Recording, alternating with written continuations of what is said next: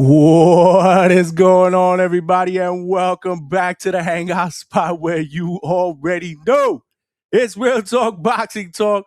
Live from my man cave. It's your boy Johnny, and I'm your host for another edition of DHS Live. This time it's the Tuesday night show. It is top of the week for us. Let's get this shit popping, y'all. Let's get ready to rumble!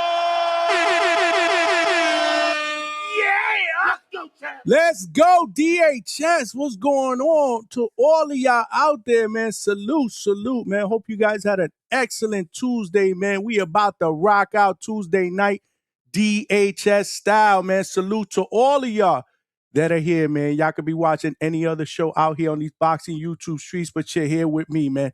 So I just want to tell you I appreciate y'all. Y'all know the deal. Y'all family up in this motherfucker, man.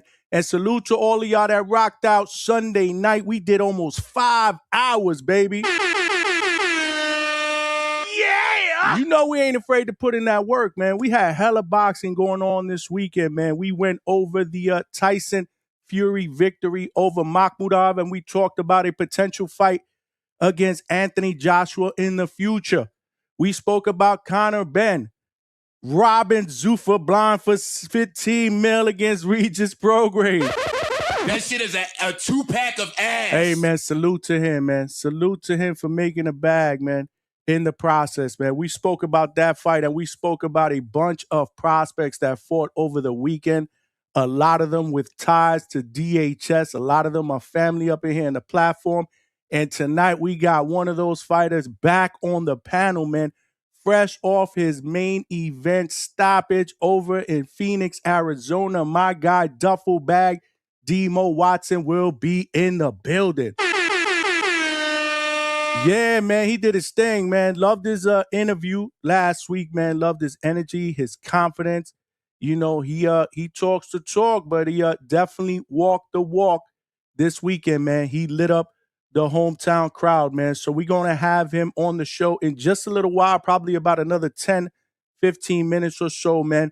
But yeah, man, we got a great show in store for you guys. Again, it's another week here at DHS. Not a lot of big name boxing going down this weekend. In fact, I believe the next big name card for us will be May 2nd. That is Cinco de Mayo weekend. We got two great fights that are headlining on different time zones. We got the all-out war in Japan against Naoya, the Monster Inoue, against Junto Nakatani.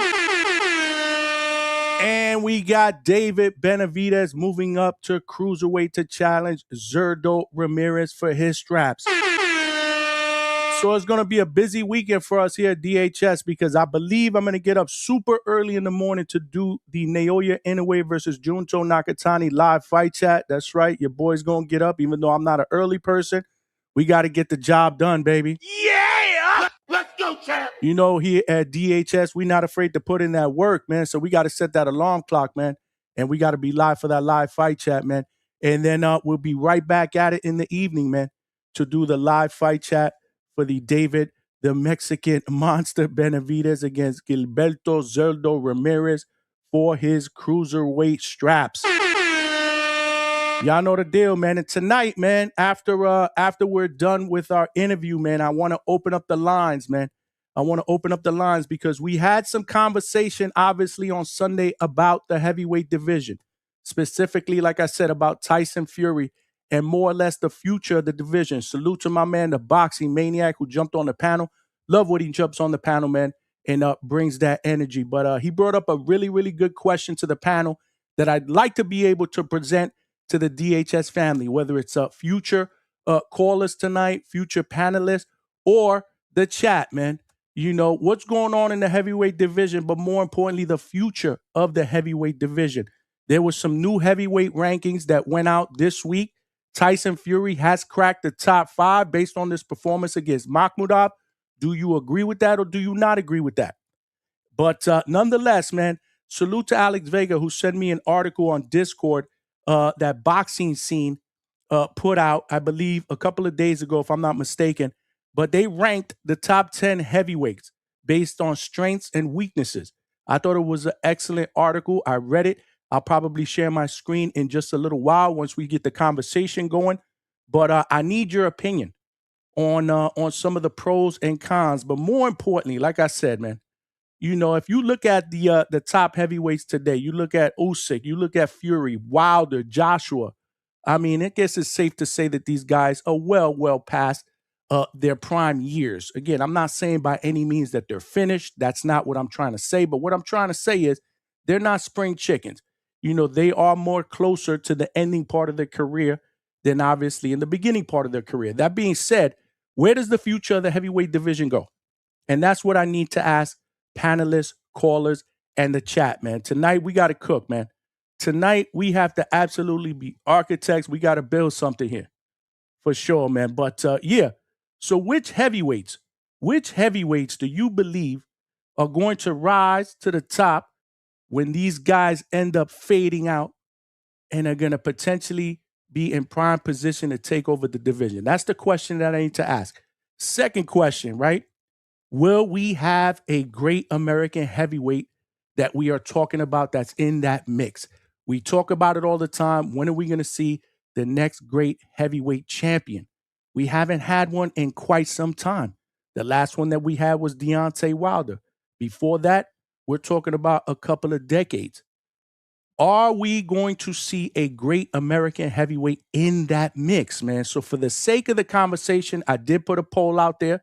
There are a few that come to mind, but the four that I wanted to put just for the sake of the poll was Jared Anderson, Richard Torres Jr., Joshua Edwards, and Ali Feliz, who is a top-ranked fighter.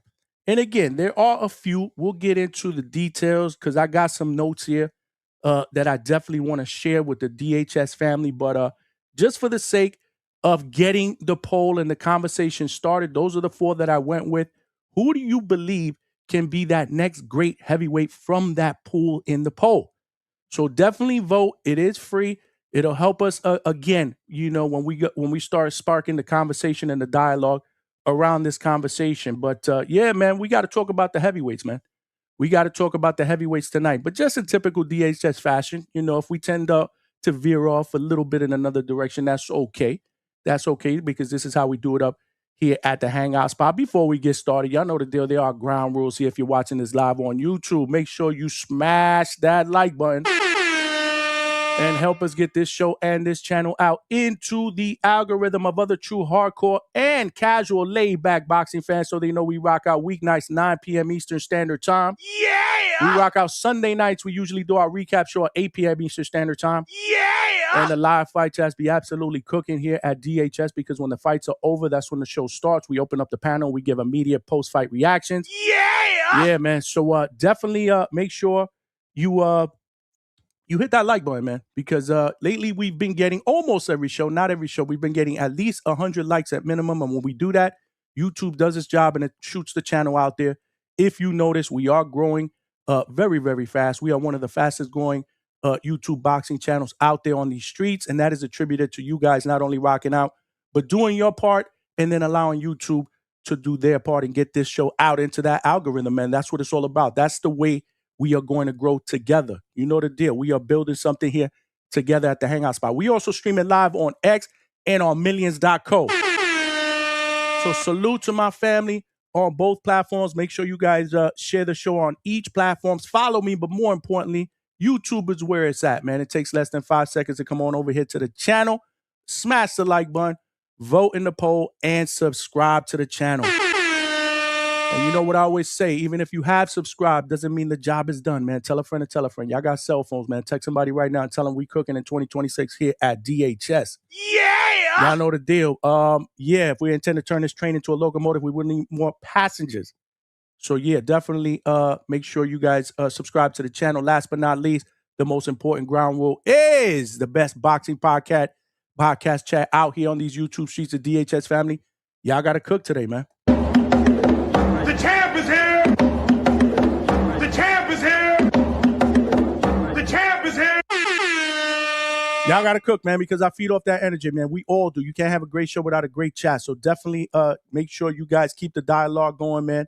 do your normal thing, man. Talk that boxing shit, troll a little bit, have a good time, man. This is what it's all about here at DHS. But if you do have a question or a comment, then you want to make sure it doesn't get missed in the chat and gets highlighted out here on these live YouTube streets, again, Super Chat is the best way to go. Yeah! Because it will come up as a starred message and I will see it and obviously show you love. It also provides your boy with a little bit of a donation, and every penny counts because we are putting in the work here for the second shift and third shift overnight workers. So whether it's Super Chat, Super Sticker, Super Thank You, or Cash App, or Zelle, the QR codes are right here on the side of the screen. Those are all ways to make a donation to the channel. All donations go right back in to continue to provide you guys with the best boxing content out here, whether it's in studio or boots to ground. Y'all know the deal. This is where it's at in DHS, baby. I'm the most brutal and vicious and most ruthless champion there's ever been. There's no one can stop me. Lynx is a conqueror. No, I'm Alexander. He's no Alexander. I'm the best ever. There's never been anybody as ruthless. I'm Sonny Liston. I'm Jack Dempsey. There's no one like me. I'm from Nairclaw. There's no one that can match me. My style is impetuous. My defense is impregnable. And I'm just ferocious. I want your heart. I want to eat his children. We tearing shit up out here on these YouTube streets, man. And not just back then, to this day, to this mother day. Yeah, let's go. My man, Deontay Wilder.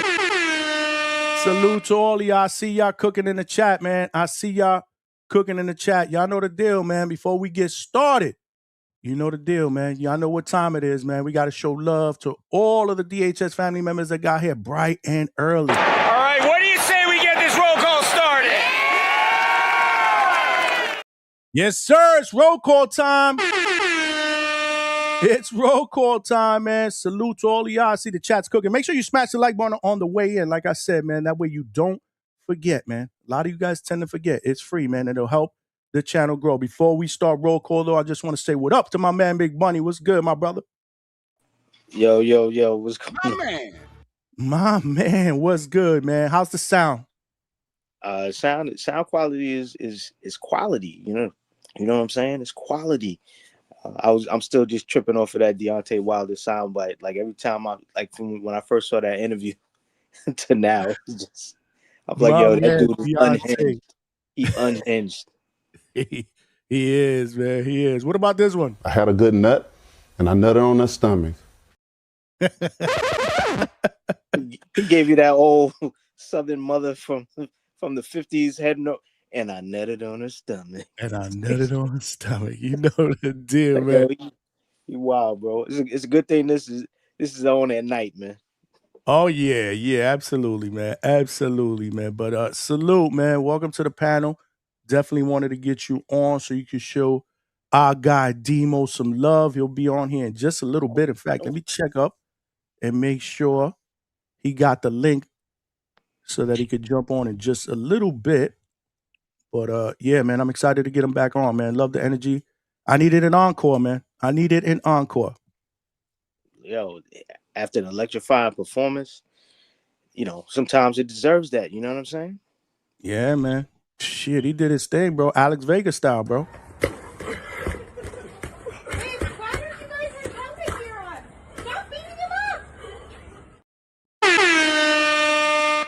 You hear Vega or somebody's wife in the background. Stop beating him up. I wonder if they were saying that at the fight on Saturday too. Stop beating them up. Salute, man. My man Vega. I had to clip that. We bringing that energy though, Tim Boski style today, y'all. Chad will jack your dog. Junkyard dog, G-Yard dog. Jack. Yeah. Yes, sir. Yeah, man. I ain't seen in a minute. I know he hasn't pulled up in a minute, man. I thought for sure after this weekend with Tyson and Conor Benn, he would have pulled up. But because I think Conor Benn is his guy, right? I think everybody from the UK is his guy, but I'm not 100% sure because most of the time, he going to bat for people because we kind of, we do him dirty over here, man. We don't really favor those UK fighters so highly. So he's normally kind of like, Tim Boski, attorney at law. You know what I'm saying? Coming to the defense. So I'm not sure. Man. Salute to the UK fans, man. They rock with their fighters through thick and thin, man. That's something that here as fans in the States, man, we got to take notes, man. We are way too quick to toss a fighter to the side because they disappoint us, because they lose a big fight.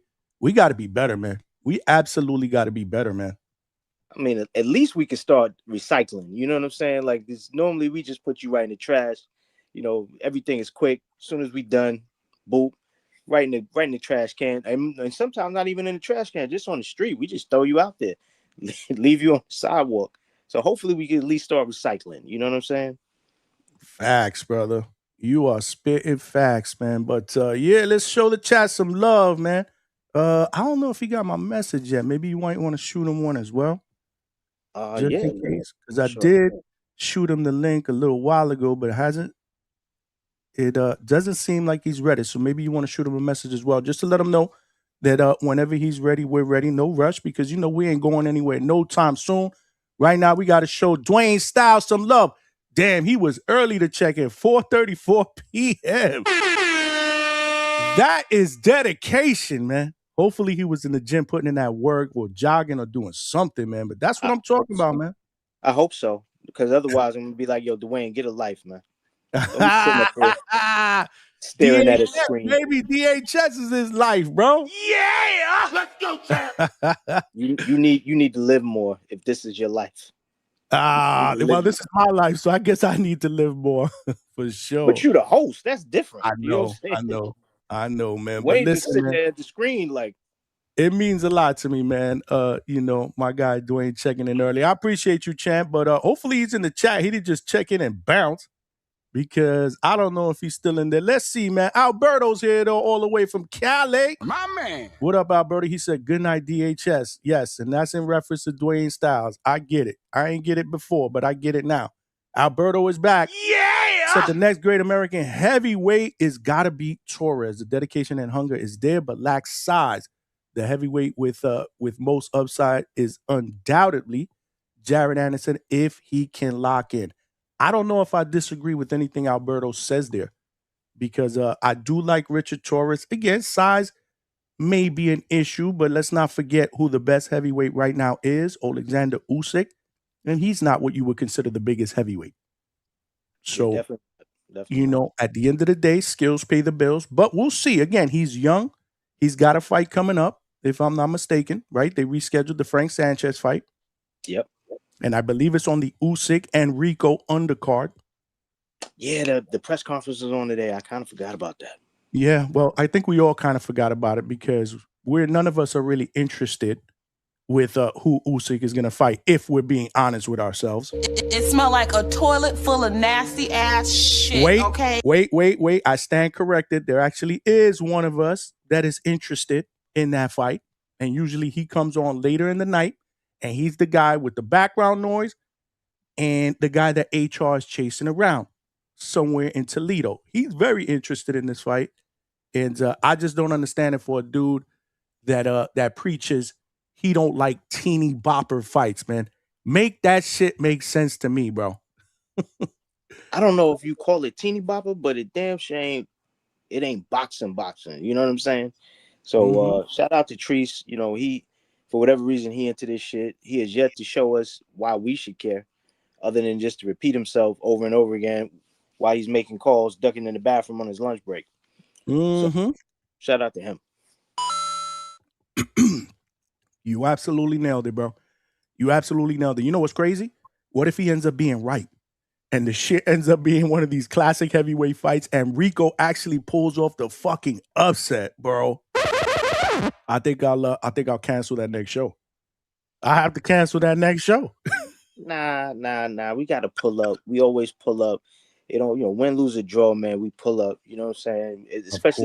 Especially when our delusion pans out, right? Like he gonna want to pull up. So we need to have the platform open so he can at least talk his shit, because he only gonna get a couple minutes in some spots.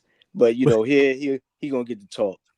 So the problem is, if it would just be to come on and talk his shit, we'd be fine. He ain't gonna talk his shit.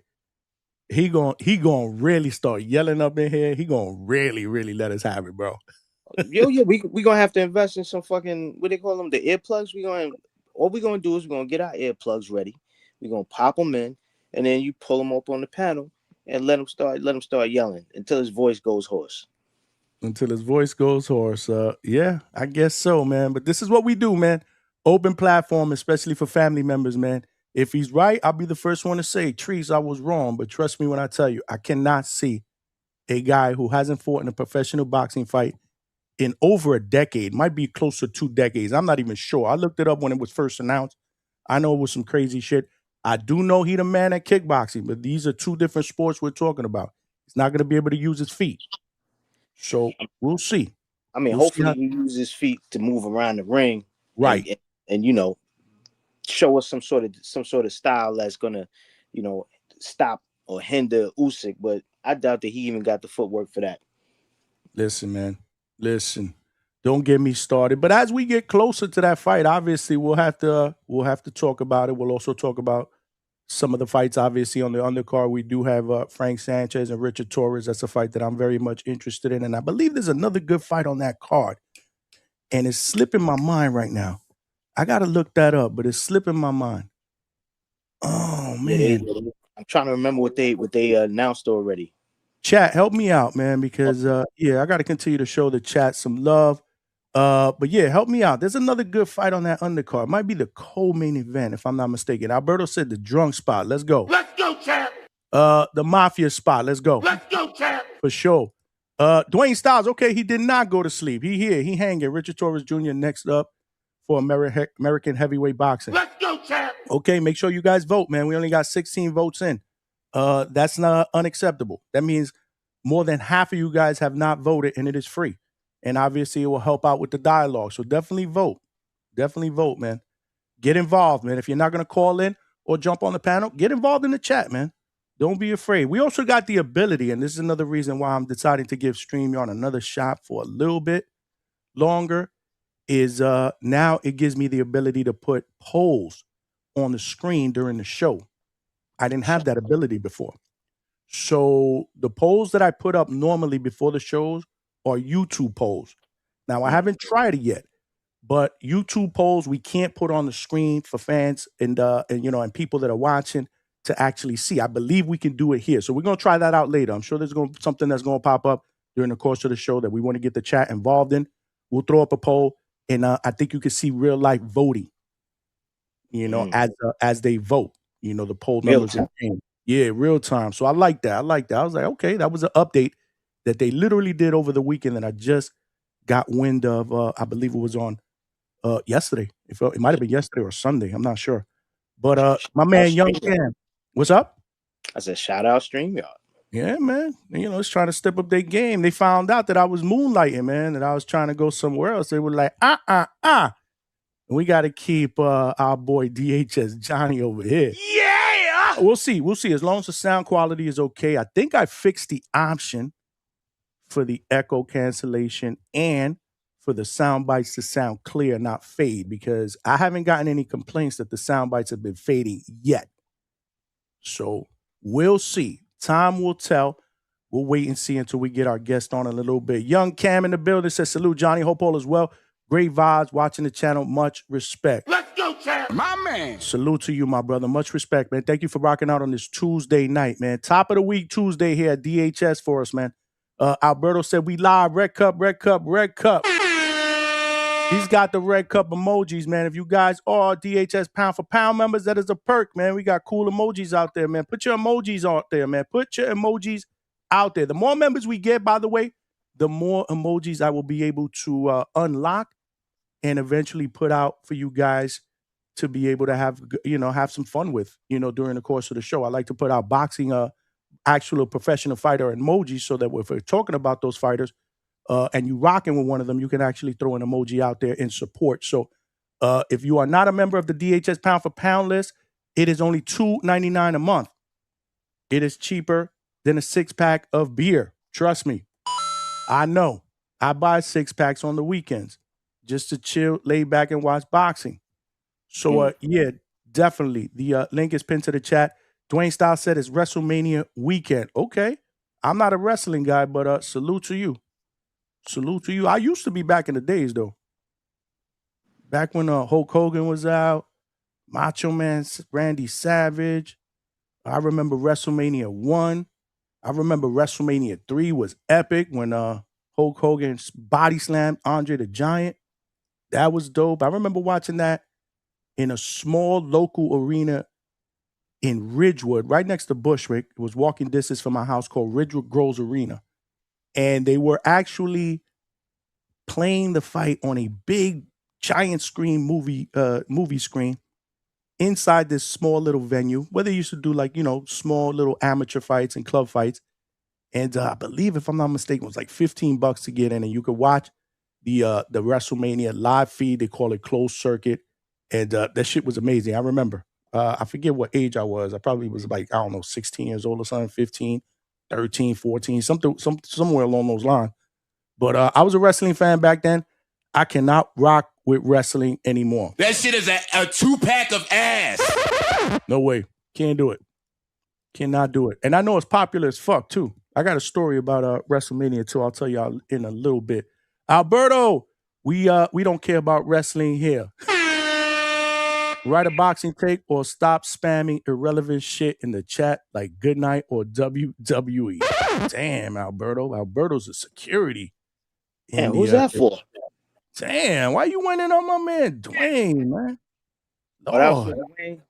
Yeah, that was for Dwayne, man, who said it's WrestleMania weekend.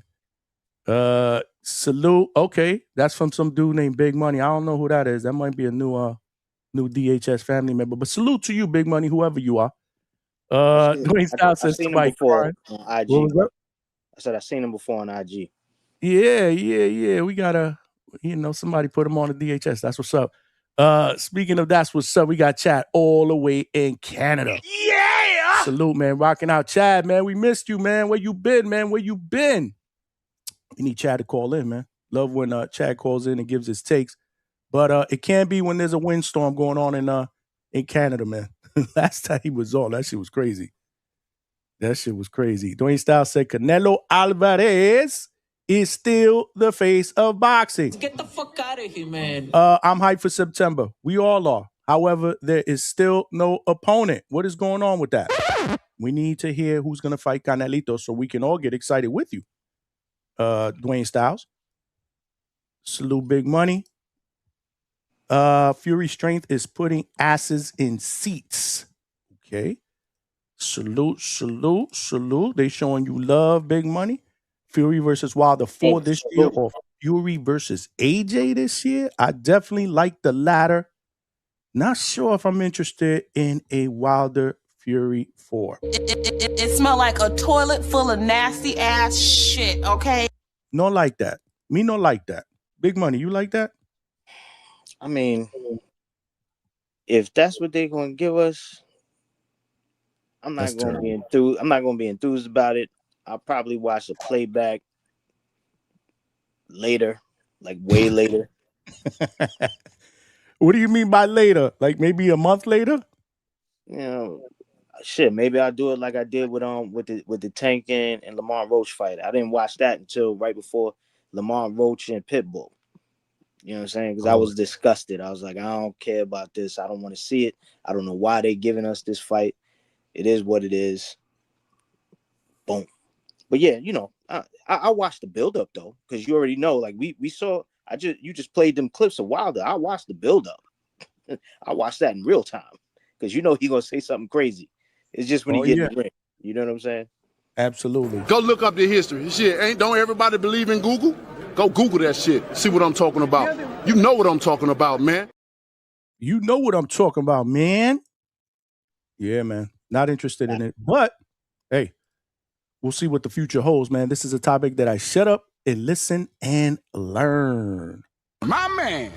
Nah, man, you could definitely take part in it, bro. We all learning from each other, brother. We all learning from each other, bro. None of us here are perfect, man. Chad said, I know who the blue chip prospects are, but I can't provide any meaningful content. Well, guess what, man? If we don't know, we look it up. If we don't know, then we'll ask somebody like Big Money or Alex or somebody else that may know. I do have a lot of notes here. And, we're going to go over that in just a bit. Looks like, I did that too. I resent, trying to get our guest up here sooner than later. Florida in the building. My man Watts. My man. What's good, man? Always showing love. Definitely always showing love at the live fights. It's always great to catch up and see Wax at the Caribbean Royale. Salute to you, Wax. Dwayne Styles says salute us from the gym. It's leg day. Okay, there you go. He's at the gym, man. Always finding time to to show love, man. So salute. This show is rated R. This ain't PG. Shout out Deontay Wilder's nut. Hey, now see, that's pause. That's some pause-worthy shit right there. How you shouting out another man nut? What's wrong with you, bro? Damn. What's wrong with you, bro? He said, get rid of him. He said, Vega gave his brother-in-law a 12-piece no biscuit. Oh, I told you. I fucking told you.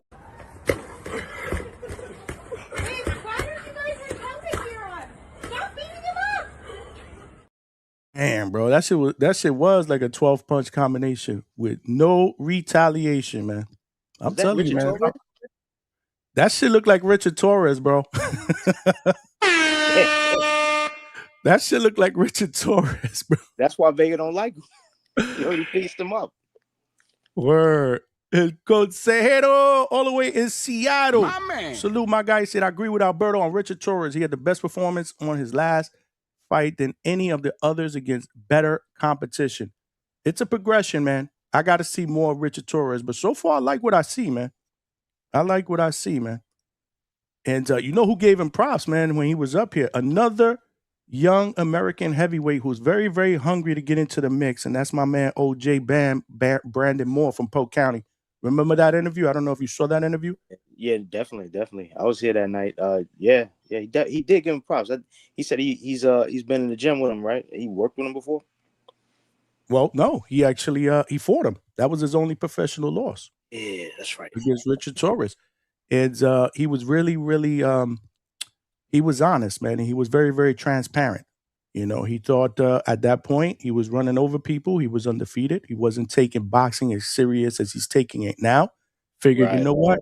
With what I'm doing to these other dudes, I'll get in there and I'll steamroll Richard Torres. But he said the Richard Torres fight, he learned a lot. He gave Torres props, but he also said he wants that get back. But in a way, he said, and again, man, I'm paraphrasing. If you guys want to hear it exactly, make sure you check out the show. It's on the YouTube channel. Great interview. It changed his whole outlook on how he takes the sport of boxing now. And he said that was the best thing that happened to him. That ass whipping was the best thing that happened to him because now he's a totally different fighter. So he's actually on my list. He's actually on my list of guys that we need to watch out for because he's still young. And he's got an excellent jab. He's got an excellent piston-like jab, man. So, yeah, man. Dwayne Styles said DHS is his life. Big money. That's what he said, bro. And I'm not arguing with him. My man. That must have been some ass whipping. Oh, shit. Good deal, man. Keep working, brother. Keep working, man. Get that work in, man. My man, the boxing maniac in the building. Let's talk about it. What's good, Maniac? Loved having you on the panel on Sunday. You know, you always welcome, my brother. Although I would probably guess in about 6 more minutes, my brother would be like this. He'd be night-night. Night-night. He an early bird, man. He an early bird. You know how many times I text him in the past? It's like 10:30. My brother don't get back to me until the morning, bro. I'm like, damn, you were sleeping that early? Remember, I'm a night owl. So, yeah, I'm thinking everybody else is a night owl. Now my man Maniac, man, he be sleeping early, man. So, salute. Anytime he jumps on the panel and spends some time with us, it's actually pretty dope because we are cutting into his sleeping time. Conditioning first and then weight. Salute to you. And who else we got up here? Speaking of the devil, Ali Felice. Dan Poole, is that shadow? No, the reason why I put him out there, Vega, is because a lot of people don't talk about this cat. But he's a highly, highly decorated amateur. Olympic trial standout, and he's undefeated, and he is signed to a major promotion company. I believe he's half Dominican and half, American. And he's only 22 years old, man. And, yeah, man, he's got some skills, man. I don't think a lot of people know about him. So this is what the platform is, man. For the people that don't know about him, let's talk a little bit more about him. Because I do think that that there's something there. But there are others There are a couple of others, but again, I try to concentrate just for the sake of the poll on American heavyweights. But you know, if you want to throw Brandon Moore up in that mix, Price Taylor, you know, isn't Price Taylor? Yes. Yeah, I mean, I like Price Taylor, man. I mean, Shout out Price to Taylor. Brooklyn and Yeah, I mean, yeah, from Cops and Kids, Price Taylor. You know, we could talk about him a bit, but there are a lot of other heavyweights that aren't Americans that again may be the future face of the division, like Moses Atama and Wardley. But I didn't know. I thought. See, I did a little bit of research today. Shame on me. I thought Wardley was a little bit younger than he is. Wardley's in his 30s, man. Yeah. I believe he's 31. I thought Wardley was like 26, 27 years old. Yeah, nah. He started late, so all of it, you know, everything's late. You know, even his age, he's getting up there. So you know, they got those fights, man. They got to get him in there, see who else he could upset. Oh shit! Guess who's in the building? Big money, Stuntman Griffin. My man. Salute, Stuntman. When you jumping on the panel, man, and to talk to us about this stoppage, man, and more importantly, man, this weekend. I'm sure this was an amazing experience for you. You can't just keep that to yourself. You got to share that with the DHS family, my brother. So, yeah, let me know if you want to jump on. I'll shoot out the link. If not, once we finish with our guests, I'll throw out the link anyway, and you could jump on whenever you like. It could be today, tomorrow, but we definitely got to get you up on here because that was an amazing performance, man. Salute. So proud of you, man. So proud of you, man. Little Zooted, my man, getting us started early with the super chats, man. Cash rules everything around me. Green, get the money. Dollar bill, yo. Yeah! Lil Zooted with the 2-piece Sitta Africa in the motherfucking building on they dog ass. Salute, man. DHS baby, man. You know, with the flag and the fire emoji. Salute to my brother, Little Zooted, man. I appreciate you rocking out all the way from Africa because, you know, we got DHS family members from all over the globe, man. Salute to you, man. Salute to you. I believe we got one more super chat, my man Casual Jerry with the 2-piece. Straight cash, homie. Johnny, what is that on your head? It's a baseball cap, Casual Jerry. It is a old Brooklyn Dodgers baseball cap. Your boy was born in Brooklyn. I am a Brooklynite. What can I say? I'm sure you asking me because you think it's fire, right? I'm sure you think it's fire. Yeah, man. I had to pull out the Brooklyn Dodgers cap, man. Salute, man. Salute to my man Casual Jerry for noticing, man.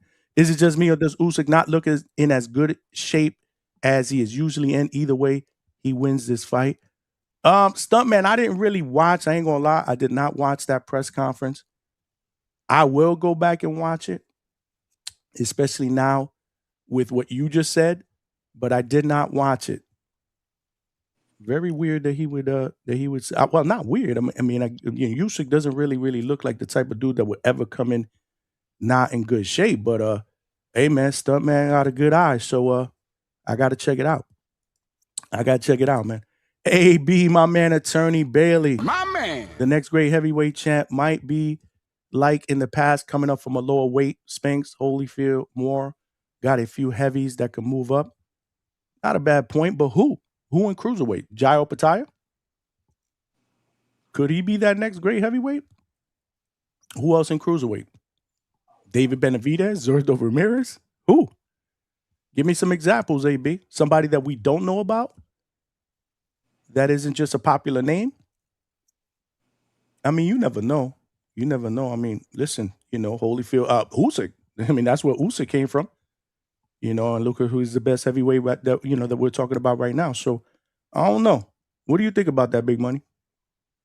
I mean, yeah, Usyk's he's the man. So, I don't know if he's the best heavyweight, but he's definitely the man right now because he's running everything for the most part. You know what I'm saying? But yeah, it's possible. Anything's possible. You know, a lot of guys move up.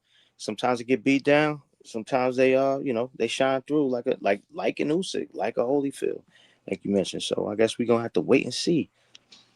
Yeah, and AB, I know reading into that comment. I appreciate you. I think he kind of the way I'm reading it. He's saying again, he may not even be in cruiserweight or somebody that we don't really know that much of, but later on down the road, maybe. At least that's the way I'm reading it. I mean, that could be possible. I mean, you got guys that move all the way up. Roy Jones did it. James Toney at one point. Guys move. You get older, you move up in weight. If your skills are there and you got some good punch resistance as time goes on, hey, you could possibly make it. It's a great point. The punch resistance. It's different in the heavyweight division, ladies and gentlemen. Yeah. One punch can put your lights out in that division, man. These guys is punching. Yeah, just because you put on weight don't mean you could take them punches from them dudes. So Yeah, it's no. impressive. It's impressive for the guys that do make that move. So maybe he'll tell us who it is that he got in mind. Yeah, yeah. Listen, I'm gonna throw the link out there and get some dialogue going around this topic, and then we'll pivot. If we get our guests to come on a little bit later on, then we'll just we'll clear the panel. We'll do what we need to do, and then we'll reopen it up. Not a big deal. True Power Media said I got Richard Torres. Okay. Heavy Chevy guys, salute. Appreciate you rocking out. My man K Banger in the building. What's good? My man. Said DHS fan, we're here. Let's cook, chat, like, and subscribe. Absolutely, man. My man K in the building. Puerto Rico. Puerto Rico. Salute, my brother. He said, oh, my bad. Oh, these guys are going back and forth. They got their own conversation going on in the W polls, Johnny. What do you mean by that stuff, man? I can't wait to see Bumgarner fight. Hope her and Dubois gets made after this. Hopefully, man. I mean, I'd like to see that fight. It doesn't seem like Alicia is interested in that fight anytime soon, but we'll have to see what happens. We'll have to see what happens. Stuntman said Dubois versus Baumgartner is the best fight in women's boxing right now with the fire emojis. Is it? What's your opinion on that, Big Money? I mean, I'd rather see Clarissa and Shadeja. You know what I'm saying? Like if we talking about fights that's big or what? No, he said best. If he's saying best, I'm still going with Clarissa and Shadeja because that's the best fight that we haven't gotten all these years. So yeah, let's cash in on that first, and then we could look at this Dubois Baumgartner situation. You know what I'm saying? I want to see how Alicia looked this weekend. I want to see how she looked. Does she do this? How does she get because that's going to be a common opponent. That chick, Bomay Reese or whatever. I don't know how to say her name. I don't want to do it dirty. But yeah, common opponent. Let's see how she do, and then we can get that conversation going, comparison style.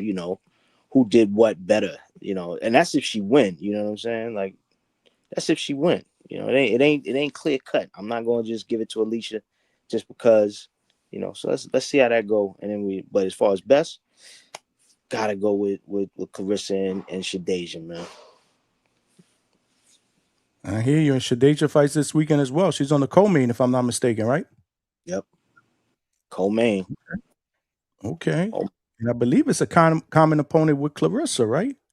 Somebody that Clarissa beat? Don't get me to start lying, man. I don't even know what's going on with that. No, absolutely. It's somebody that Lonnie Daniels, if I'm not mistaken. Is it Lonnie Daniels? Oh man, chat, y'all gotta help me out, man. I'm not in Friday is the mode fight card yet. available? Pull up the Yeah, fight let me check BoxRec, but let me know in the chat who Shadeja's fighting, man, because they'll know quicker than me. Stuntman said everybody can see Bumgarner doesn't want to fight Dubois. If they fight in the UK with a good undercard, that will sell for sure. Build-up will be absolutely insane. I think the build-up would be insane, man, because Alicia talk her shit. Dubois is talking her shit. She's all over social media talking about Alicia, vice versa. I think these two are going to have to fight eventually. It's inevitable. I just don't feel that it's going to happen next fight.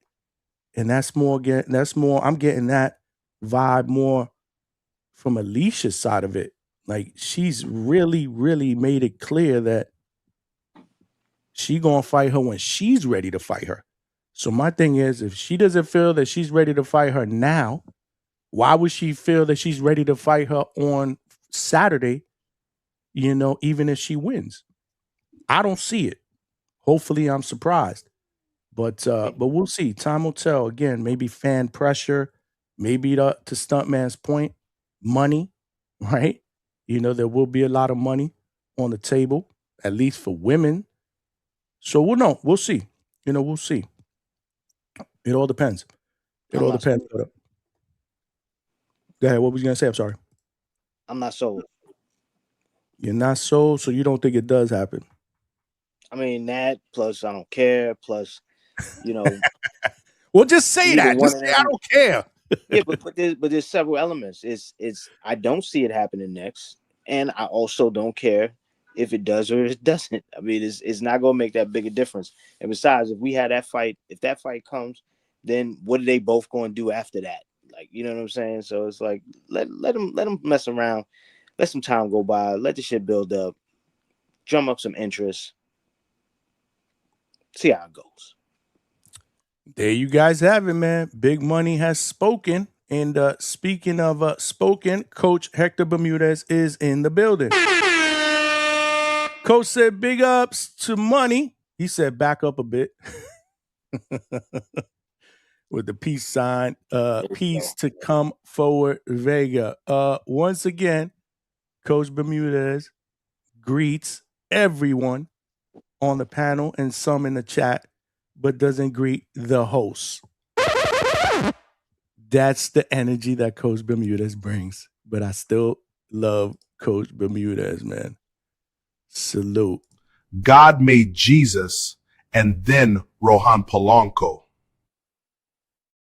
He said, my guy Stuntman must have got hit too hard for making a statement like that. Oh, shit. He going after Stuntman. Talking about that Alicia statement. Stuntman came right back at him. Said, nah, Hector, that's only young guys that get hit hard. Oh, shit.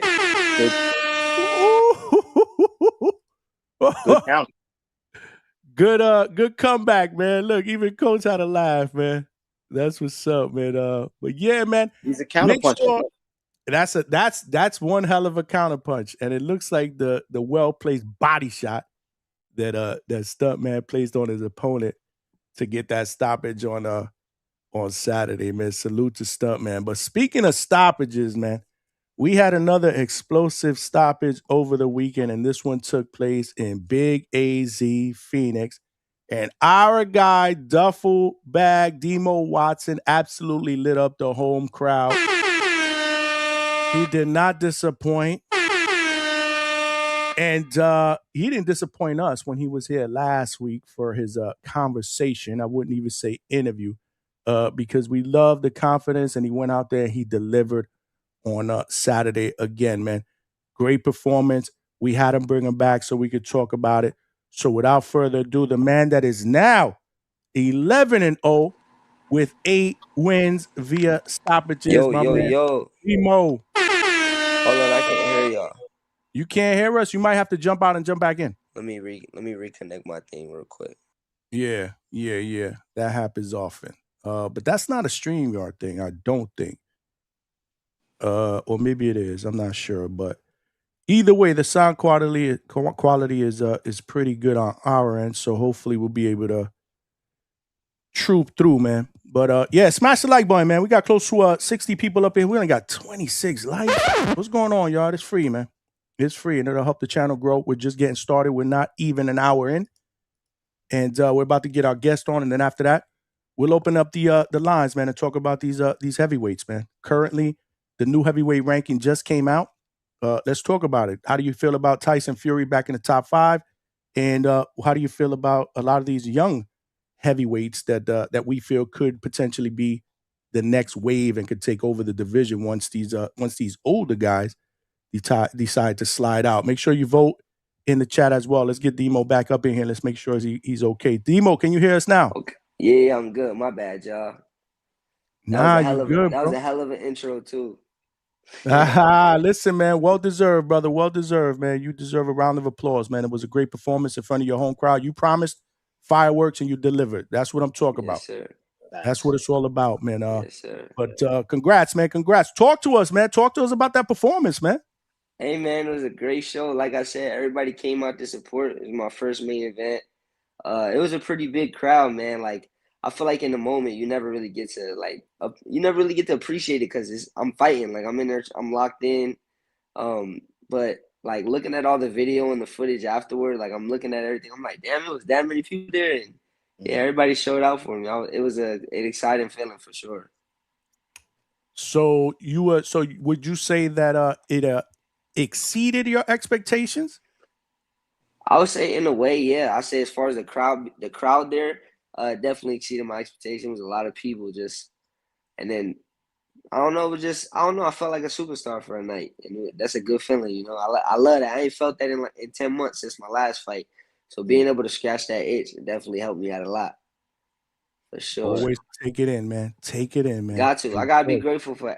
I gotta be grateful for all of these moments. You know what I'm saying? It's a true blessing to do it. To do what I do and have the support that I got. So.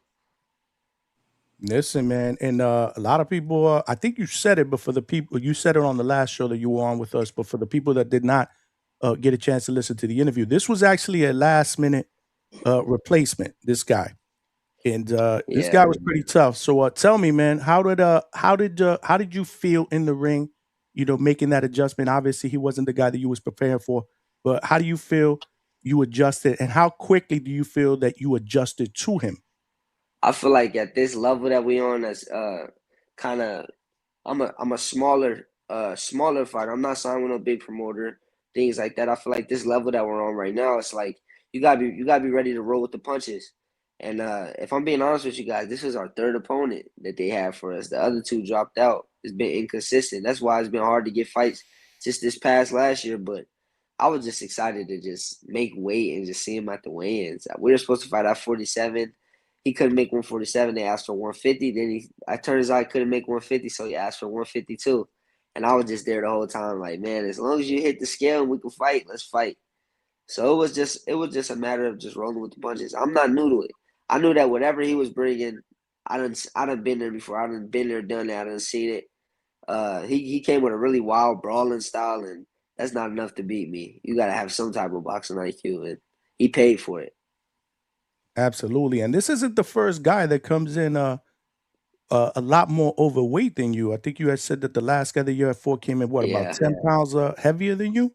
My last fight, I weighed in at I was on track to make 140. I weighed in at 145. My opponent dropped out the day before the fight. He was supposed to catch his flight out here. Nobody could get a hold of him fight week. He just went ghost fight week, and we were supposed to fight. And we had a last minute opponent change. I was on track to make 140. I weighed in at 45, and the guy weighed in at 155. But he got tore up too, so I'm not worried. Like it's one of them things where it's like shit. When you get to the weigh-ins and your opponent's not on weight, what do I say? Well, I'm just not going to fight. No, my family looking forward to the show I'm about to put on tomorrow night. So I believe in myself enough to go in there and make it happen, as I did. You know, so. This is crazy, man. This is crazy. Imagine when you fight somebody his own weight.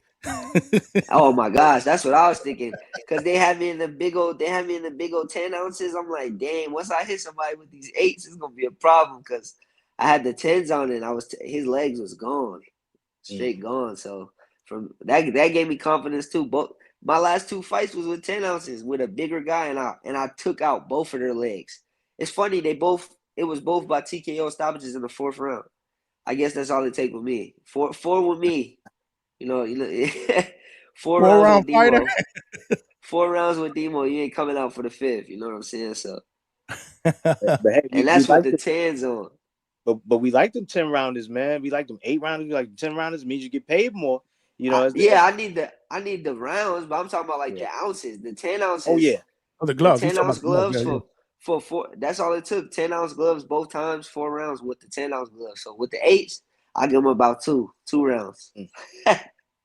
Wow. I gotta see a fight with the 8-ounce glove for sure, man, for sure. We got Demo, my man, Duffle Bag in the building. Make sure you guys show him love. Smash the like button. If you got any questions, again, Super Chat is the best way to go. I'm not paying attention to the chat. But yeah, so tell me, man, what was going through your mind, man, the moment the referee waved it off, man, and you were able to just say, yeah, I did it. What was going in front of your home crowd? Look, it was like, it wasn't a question of whether I was going to get him or not or stop him. Like, the whole fight, I knew it was coming. I really wanted the ref to let it keep going. Like, I wanted to sleep that guy, but ref did his job. He did his job. He stopped the fight, and the guy got to go home safely to his family. But I wanted a highlight. I feel like I got a highlight somewhat, but I wanted to, you know, as a fighter, we want that one-punch knockout. We want to see him on the canvas, and I feel like he got let off easy by the ref waving it off. But, you know, that's his job, so. That was really my, like, I wanted to keep fighting. Like, let's go. I was just warming up. He was just warming up. That's what's up. That was what's up. So what is the one thing that you could take away from this fight that you learned about yourself? I think the main thing I learned from this fight is stop being so nice to the ref. Like, I know. I knew you was going to make that face. Stop being so nice to the ref. Like, I understand that, like, I don't know. I be trying to be nice to the ref, be respectful, be a sportsman. But if he's not enforcing the rules, I got to kind of enforce the rules in a way. I got to force him to enforce the rules. This fight, it was a lot of grabbing. The guy was putting his head down a lot and, like, ducking, like, with his head, like, face down, like his face down on the canvas. You're not allowed to do that. You're not allowed to grab. Like, I would catch him with, like, a three-piece, hold me. And my uncle was telling me in the corner, like, next time he holds you, throw him off you. And I didn't want to do it because, like, I'm trying to be a sportsman. But as soon as I started doing it, that's when I started really, like, touching dude up. And it was just like, you know, sometimes you got to enforce the rules if the ref's not willing to. So I feel like that's what I kind of took from it. Like, don't be so forget the ref's there until the ref makes it known he's there. You know what I'm saying? Definitely. Because it's a fight at the end of the day. And if he's letting him get away with holding me, it's my job to get him off of me. The ref, you know, it is what it is. Is there anything you feel that you could have done a little bit better? Because again, you're still learning, you're still progressing. But I feel like, I don't know. I feel like I did the best with what the caliber of opponent they gave me. I feel like I don't know. Yeah, I feel like I did the best with the caliber of opponent they gave me. He was just a wild guy. I did exactly what I was supposed to do. Like I said, the best thing I feel like I could have did better was just kind of just been a little meaner in that pocket. Like, when he would grab me, I would look at the ref and be like, ref. Like, I'll try to be like, I'm trying to be cool, be calm, collect, but I really should have been like, get off me. Then when I started throwing them off me, that's when I started getting my shots off. So I didn't want to go there, but I had to. I had to listen to my corner. They were just telling me, get mean. Like, don't let him just grab onto you. For sure. Okay. Salute to your corner. Salute to Coach Allen. Where is he, man? For sure. We send him the link. Let's get him on here too, man. Where he at? That's my dog. I don't man, he woke up sick this morning. We all sick this morning. What happened? Hold on a second. What's going on? What happened over there at AZ? We all woke up this morning with the stomach bug. I don't know what it is, but we all woke up this morning with the stomach bug. We were supposed to go lift weights this morning, and he texted me at like 6:30 in the morning. He was like, I can't even go, Neff. Like, I'm sick. And I knew he was really sick because even when he's sick, he goes to the gym. So they've been bedridden all day. Damn. Well, listen, man. If you're listening, Coach, get better. We'll get you on. We'll get you on another show. Definitely want to get him on here and get his take, not just on what happened this weekend, but the journey. You know what I'm saying? Because he's been in there. He's been with you since day one, man. Yeah, and I feel like this for sure. My bad, not to cut you off. No, go ahead, man. This is your show, man. I just gonna say, man, I just feel like this fight was just, like, it's a testament to all our hard work that we put in together. He built me into this fighter that I am today, and him alongside Chewy, David, like, everybody that helped along. I don't know, just seeing. I wish I could have. I don't know why, but I feel like this fight, I wish I could have took it all in a little bit more. I feel like I was so locked in because of my first fight in so long. Like, it was like a blur. Like, it was just like warm up, got out there, fought the guy, stopped him in the fourth, and then did a bunch of interviews, took pictures with everybody, and went home. It was like quick. Like, it was just, I don't know. It just felt like business. Like, handle business, get out of there, on to the next. But it was such a blessing. And I'm just looking back at all the videos and footage, pictures. I'm like, what? Are you telling me it was that many people there? Because like in the moment, you don't really get to see, but it was a lot of people. Like, I don't know, it was a lot of people. The lights were shining hard on Demo that night, so Good it was for a you. great, it was a great experience for sure. I could hear it in your voice, man. I could see it in the smile in your face, man. The elation, man. Salute, man. You're a young dude, and you know you're headed for greatness, man. I'm happy for you, man. I'm proud of you, and you know I'm glad you decided to come back on.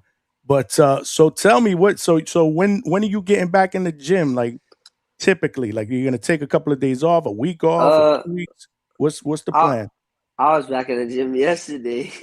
Damn. Okay. Bro, I felt like, you guys want me to be honest, I was really disappointed with the opponent that they got me. Like very, very disappointed. I You feel wanted like, somebody a little bit what of higher yeah, caliber? I'm trying for sure. Just somebody that's gonna fight back. It was a last This, minute guy, so they did the but that's best. what I'm They saying. did, It's tough. It's tough to yeah, find somebody last they minute. did the best. I know they did the best of their ability, but as a fighter, I'm waking up training like damn Rocky and all the Rocky movies, like running 10 miles, making sure my time's is right, eating right, sparring 15 rounds, and then I get to the fight and it's this dude. I'm like, bro, I just beat myself up in camp, and I don't know, it was kind of underwhelming. Like, I want to feel like I did something. It felt like I was supposed to do it. You I did like do something. remember when I told you, remember when I told you, like, my favorite part of boxing is that competition factor, like just knowing I want to feel like somebody has a chance to beat me, and then I beat them, and that's the best feeling in the world.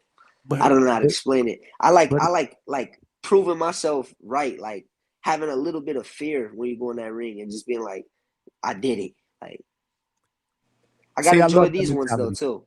I love that mentality because, in my opinion, that's what separates the good from the great. But you got to understand, you're still young. It's a progression, right? Everybody's telling me the same thing. Rome Everybody's wasn't telling me built the in same one thing. day. Your job is Yeah, to go out facts. there and continue to improve and take out the dudes that they are putting out in front of you, regardless of whether they're overweight, regardless of whether they're last minute replacements. This dude is a professional fighter, man. He's a Yeah, professional fighter. everybody's telling me the same thing. So I definitely, as a young man, I can look from the outside looking in and be like, you guys are right. You know what I'm saying? If everybody's saying the same thing, you guys are right. I'm gonna just be patient, understand that. I don't know. They're telling me things like, take advantage of these guys, because one day every fight's gonna be hard, and you're gonna be like, damn, I remember when I used to get. You know what I'm saying? So I gotta take advantage of these moments, these That's right. showcase fights. Because That's right. one day is no more showcase fights, and every fight's gonna be like, damn, I'm gonna wake up every after every fight sore, and I don't want that. So it's eventually Enjoy, gonna be that one day. enjoy the journey. Enjoy the journey. Exactly. Like I said, man. So this fight was with Fight Hard Promotions, right? Yeah. Shout out Fire Promotions. So is this are you going to be fighting with under that promotion again? I mean, you never know. They're getting back into the business. That was their first show. They're gonna start throwing a few local shows. If I'm not busy around the time they're doing local shows, I don't see why not. And the experience with them, you have no issues. It was all good No money. issues. It was one of the best. Their publicist. I don't know his job. I'm gonna just say publicist. He like runs.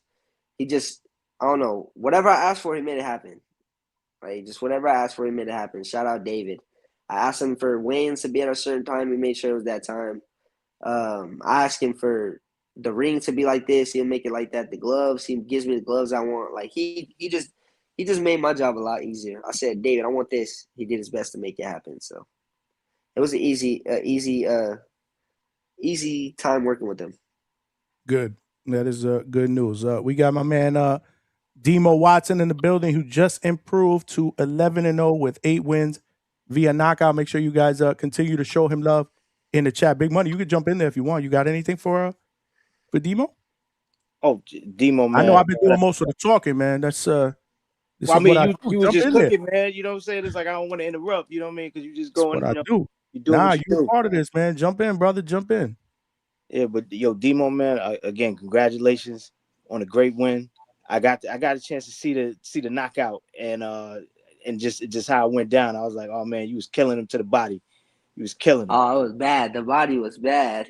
Hell yeah.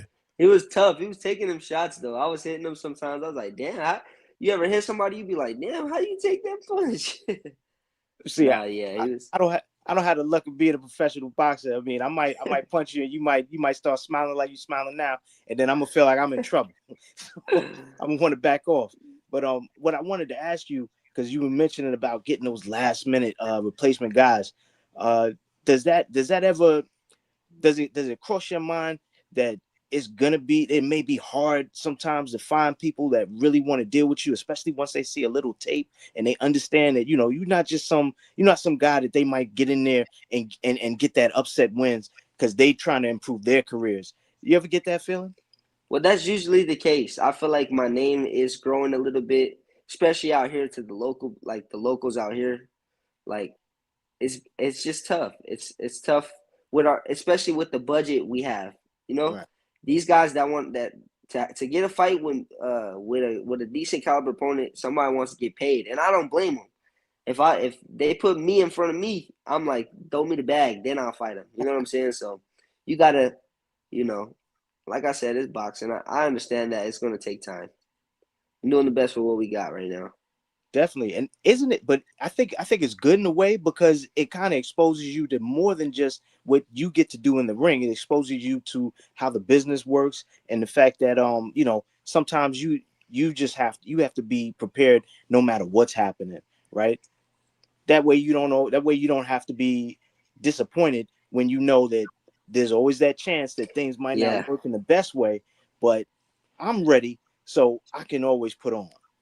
I've kind of gotten good at just like going with the flow, like right. not getting so set up on a certain thing. I used to want everything to be perfect, but now it's like I understand that that's not the way life works. So I just kind of go with the flow.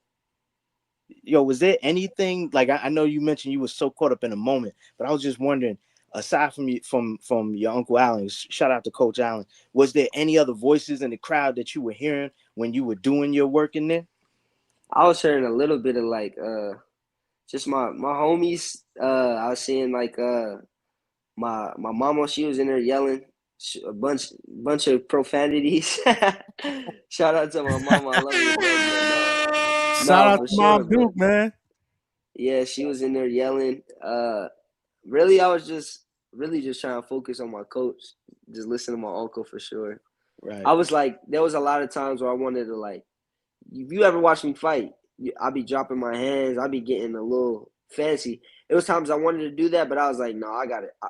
This one is business. I'll do that the next fight. So I was just kind of staying tight and just walking him down because he had a funny style. And I just wanted to make sure it didn't go the full fight. I wanted to make sure that was the stoppage on my resume.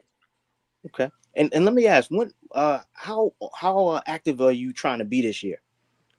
Man, my promoters is talking about 5-6 more fights before the end of the year. Nice. They're looking at a date in Mexico, May 23rd. So I'll probably be back. I'm back in the ring in like a month. So nice. Wow. I was back to work. I was back in the gym yesterday. I didn't go today because the stomach bug, but other than that, man, I did work out today though. Even with the stomach bug, I went to lift the weights this morning. Man, and he's still here tonight with a smile on his face, man. You would never tell he was love sick. it, man. It's a blessing. We love having you here, man. It's a blessing having you I here, man. I appreciate that, man. That's what's up, man. That's dope, man.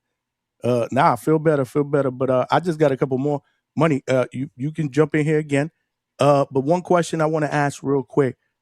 So again, 20 years old, you're 11-0. He got 8 knockouts. So far you've been, close to perfect, but what's the one thing that you're still working on in the gym that you feel that you're going to need to get better at to stay ahead of the pack? I feel like the best answer I could give you, it covers all bases. I'm just learning how to be better at like listening, placing my ego to the side and just doing what feels uncomfortable. I sometimes get caught up, I want to do what I want to do, but if I always do what I want to do and what's comfortable, I'm never going to get better. I'm never going to grow. So I just got to listen to my coaches more and work on what they want me to work on, even if it's some days we go in the gym and my uncle had me working something. I'm like, bro, it's boring. I want to hit the bag like this. But it's I just got to listen because I want to be better. I know that come fight night, it's going to transfer into the ring. He's never taught me some. It's been times where he'll teach me something and we're arguing, like I'm arguing with him about it, and then I do it in the ring and I'm like, oh, that move was nice. Like, I ain't gonna lie. So I've never had a time where he's taught me something, and in that moment it'll always feel uncomfortable, but after I get the hang of it, I'm glad I listened and learned it. So I guess that's the best thing I could say, just learning how to put my ego to the side and listen. What's Good crazy is that I heard you. I remember vividly. I'm trying to remember what fight it was, but I just remember that your uncle was like, "Do the D-man," and you was like, "I got you." So G-Man. You know who G-Man. G-Man is? You know Jeremy McKellen? Oh, yeah. okay. That's that 1, 2, 3 to the body. He yells out. Nobody. I'm only giving y'all one of our moves. The G-Man is the 1, 2 left hook to the body. He the way we communicate. He'll be like, do the inner way. That's a certain punch. He'll be like, do the G-Man. That's a certain punch. Do the Sugar Ray Leonard. That's a certain punch. No more sauce. Like, no more sauce. Don't give but I'm me saying y'all not gonna know what that kind of stuff means. You know what I'm saying? But yeah, the G-Man is the G-Man. You know what I'm saying? I just remember that you were listening though. You know what I mean? Because you was calm. You was like, you walked the dude down up to the ropes. You said, "I got you," and then you just executed. So I'm like, I'm having a hard time. But I gotta listen to you. It's good you brought it up. It's good you brought it up. I feel like in the gym, it's a lot harder to listen. I don't know why. But in fight night, I don't play it. Fight night, if he say anything, I'm gonna listen. I don't know. Right. He'll tell you too. Fight night, I'm perfect. I do stuff that he been yelling at me to do in the gym. I do a fight night, and that's all that matters. I'm an under the lights fighter. He'll be yelling at me. He'll be yelling at me to use my jab all camp. But if I go in the ring on fight night, I'm gonna use my jab. He don't even gotta tell me. I don't know why, but. Do you feel most at home? You feel most at home, like when you in the ring? Is that like? Do you feel like this is where I really want to be? Honestly, I don't understand. I can't even explain that feeling. It just feels like, bro, it's like a. I be trying to explain it to people. It's literally like you're in a movie or like a video game. You feel like you played like Fight Night, like story mode or something. Okay. Or like a video game, like that's how it actually feels. I don't know how to explain it. It feels like you're outside of your body, like you're outside of your body controlling your character, and I'm the character. That's how I be feeling. I don't know how to explain it. It's like a really weird feeling. I like it, and I'm sure Coach Allen, if he's listening, if not, I'm sure he'll watch the playback. He can appreciate what you just said about wanting to listen more. Yeah, I told him that yesterday, and he was like, "We'll see once you cut the carbs."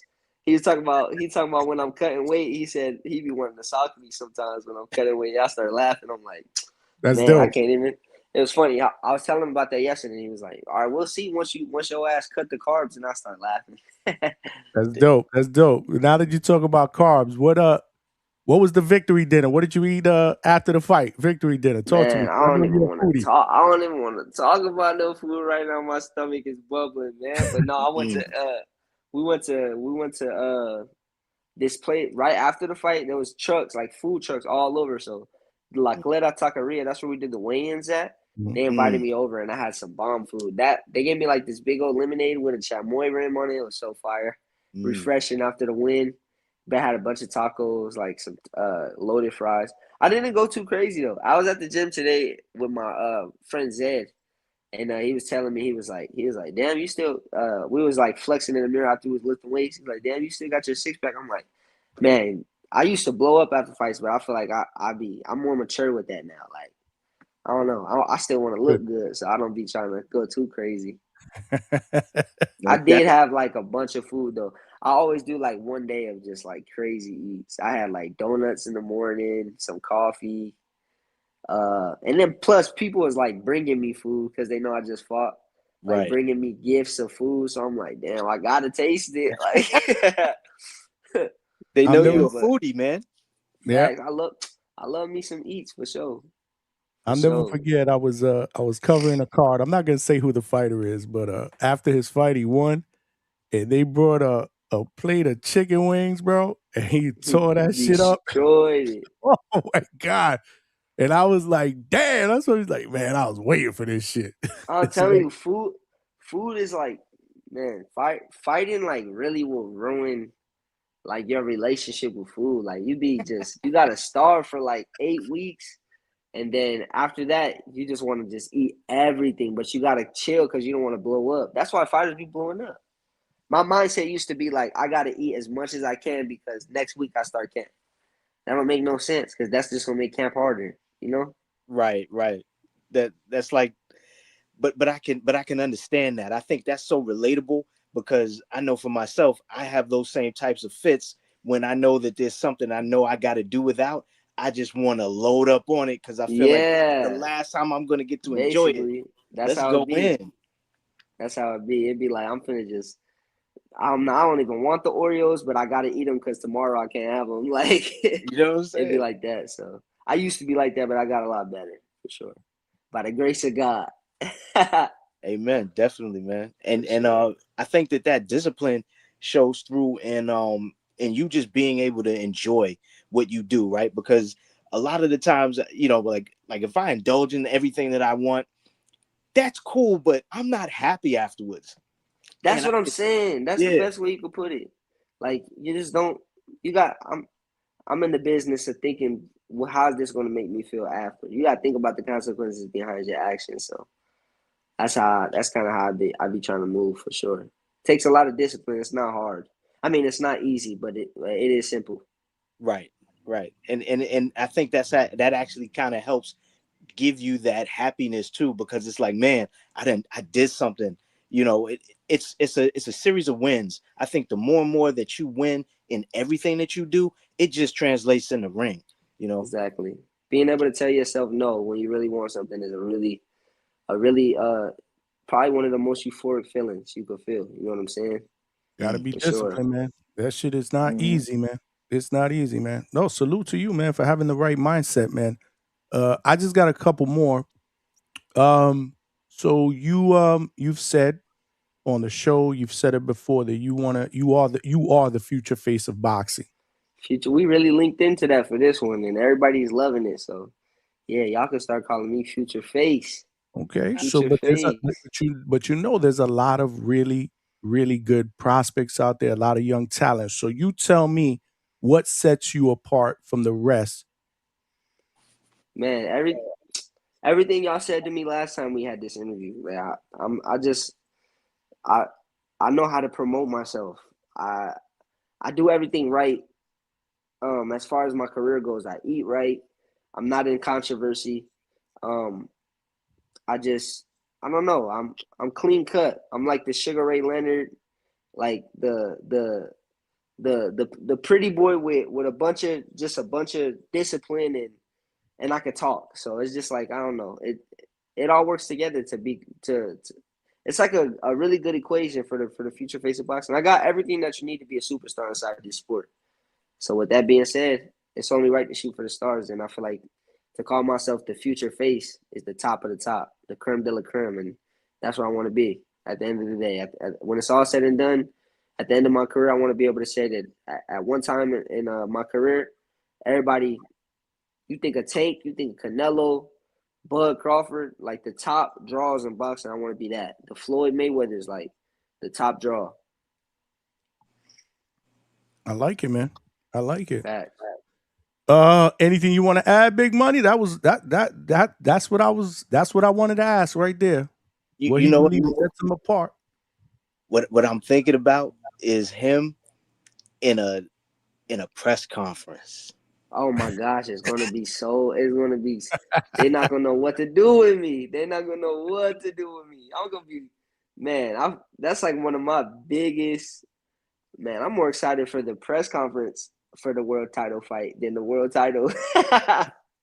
Who do you, For who do you real. think? Who do you think could give you the best, back and forth in the press conference at 147? At 147, low key, like I feel like Ryan Garcia would be fun to just like go back and forth with. I'm a fan of all these guys because I'm a young fighter in the game, but Right. hey, they is at my weight class, and he do got the belt at my weight class, but just looking at guys like Ryan or Rolly, they know how to talk some smack. So just being able to go back and forth with them, I feel like would be so fun. With whoever, I don't know. I'm real humble. I'm real cool. Like I'm gonna respect you as long as you respect me. But as soon as you get out of pocket, he just gave me the green light. Like I'm coming back tenfold. So no, that would be fun for sure. Definitely, man. That we can't wait to see you on. You know, we gonna watch the journey, and we can't wait to see you there, man. You know, like I said, I think when I first saw you after Jordan, you know, because he was bigging you up. You know what I'm saying? So it was like I gotta pay attention if he knows who you are, and he's saying that this is the next one up.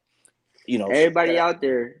Everybody out there, one day somebody gonna be watching a PBC card or the zone card, a big promotion card, and they're gonna see this kid, this handsome kid with a fly fit on, fresh braids and a slick mouth, with the confidence of like a king, and they're gonna be like, "Damn, who is that?" And I'm gonna show y'all for sure.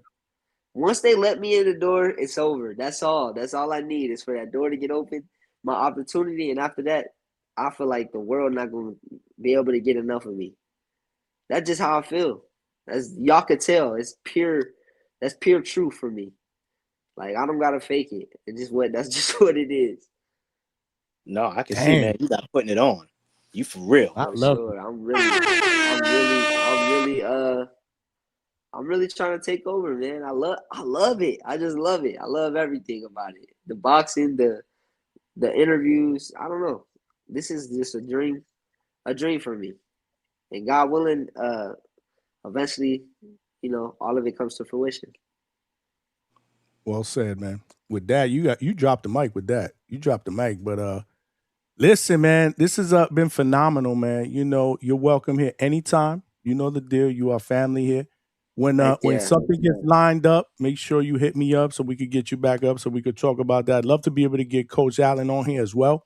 You know, yeah, when we he's got to feeling get better. him on here. So good. That's my guy. We'll get him on here so he could talk his shit too, man. I love it, man. You guys are family here at the Hangout spot. You know that, man. For sure. I appreciate you guys for always having me. It's been great these 2 times I've been on here chopping it up with you guys. I appreciate y'all. You'll be back more often. Don't worry about it. Sure. Tell everybody where they can find you on social media again. Everybody go check me out. I'm popping right now. It's probably gonna last for the rest of the week because I just fought at DMO Watson, DMO WATSON. Everybody go check me out. I'm gonna be here for a very long time. Salute future to you, face, man. future face, future face of boxing, baby. Let's go. All right, let's get it, man. Yo, yeah, so I said it. Tell him again. You said it. I said it. Future face of boxing. I don't care what you got to say. We're gonna make it happen. Salute, man. All right, champ. Yo, let's stay connected, man. I'm gonna get you back on, man. Appreciate you guys. Good night. Appreciate you, man. All right, man. Yo, there you have it, man. Never a dull moment when we got family up in the building. DMO Watson, Duffle Bag was here. I love having him on, man. Great kid. I mean, to me, it gets better and better. Like I said, I love the confidence. I mean, listen, it's just something. I like to surround myself with people like that because this is how I feel. When people talk to me about the Hangout spot, I love this shit. I love doing this shit. You know, the journey, you know. Yeah, I want everything just like him, man. You know, I want everything to happen overnight, but, you know, you got to kind of put yourself in place and realize it's a progression. You know, it's, you know, step by step, right? You can't skip no steps if you want to be great. And, you know, I just see a lot of that in him, man. You know, he wants to, he wants to be great, man. So it's going to be exciting to see, you know, how this journey goes, you know, and the fact that we're a part of it, man. It's dope. It's dope. What did you think? What did you think about that interview? You know, one of the things that I'm seeing is that we there's a lot of boxers that do pull up, man, they got great energy. You know what I'm saying? So, you know, you got your Demos, you got your Jordans, you got your stuntmans, you know, you got all of these guys and they come up here and they bring this energy that makes you interested in seeing them fight. Like, you know, I can't wait to see any of these guys fight again. You know, you tell me that they got it, that they're on a card, I'm watching that fight. I may not even care about the rest of the card, but I want to see them fight. You know what I'm saying? So yeah, great energy, great vibe. The kid got aura, man. You know, it's undeniable. Can't wait to see what you got coming up next. Yes, sir, man. If you're watching, Coach Allen, feel better. And, you know, we'll definitely link up. We'll get you on. Definitely want to hear what he got to say too, man, because he's been with Demo since day one. Salute to everybody that's watching. Salute to everybody from Fuentes Boxing Gym, man. Y'all family up in here. Jordan, if you watching, salute to you, Coach Chewy. Everybody, man. You know, nothing but love over here at DHS. You know, y'all family up in here. But and salute to all of y'all, man. The chat was cooking, but again, I'm not reading the chat like that. So yeah, there's a lot of chatter going on in the chat. Somebody said I dropped the ball. How the hell did I drop the ball? Yeah, I don't know. Johnny dropped the ball. Yeah, I'm starting to look at the chat too, because I'm seeing stuff like, yo, read the chat. Read what? Yeah. Well, hey, listen, if you guys want to get attention, I tell you guys all the time, man, super chat. I'm sorry. I'm not trying to say that to be greedy or anything like that, but super chats come up as a starred message, so I'll see those. But other than that, I'm kind of flipping back and forth. I got notes, you know, that I'm looking at, you know, on this software. So I'm not really looking at the chat like that. I try to, but if I ignore anything on purpose, I mean, if I ignore anything, it's definitely not on purpose. That's for damn sure. Yeah, I'll second that on this particular moment. You know, in the middle of an interview, it's probably not it's not the time when I'm thinking to take a look. And to your point, yeah, man. You know, when those supers pop up, they kind of. Oh, he said Coach wanted the link. Who? Coach Bermudez? Yeah, Coach wanted to invite him to the firehouse. I mean, that could still happen. You know what I'm saying? That could still happen. Damn. Yeah, but you know what? I don't trust Coach Bermudez, man. He probably wanted to jump on here and get one of his killers on here to sabotage the interview like he did one time. Yeah, because you know he fight at 147, so chances are he probably had Rohan Polanco in the background. Look, that would even that interaction would have been good if we had it, but I don't think Coach is on it. Coach wanted to get him in the firehouse, and guess what? If he showed up to the firehouse, that would have been dope. He gonna get that work. It could still happen. Yeah, that would be dope, man. If they could get him over there and get that work with at the firehouse, man. But we'll still make that happen. Yeah, I didn't see that. My bad, Coach.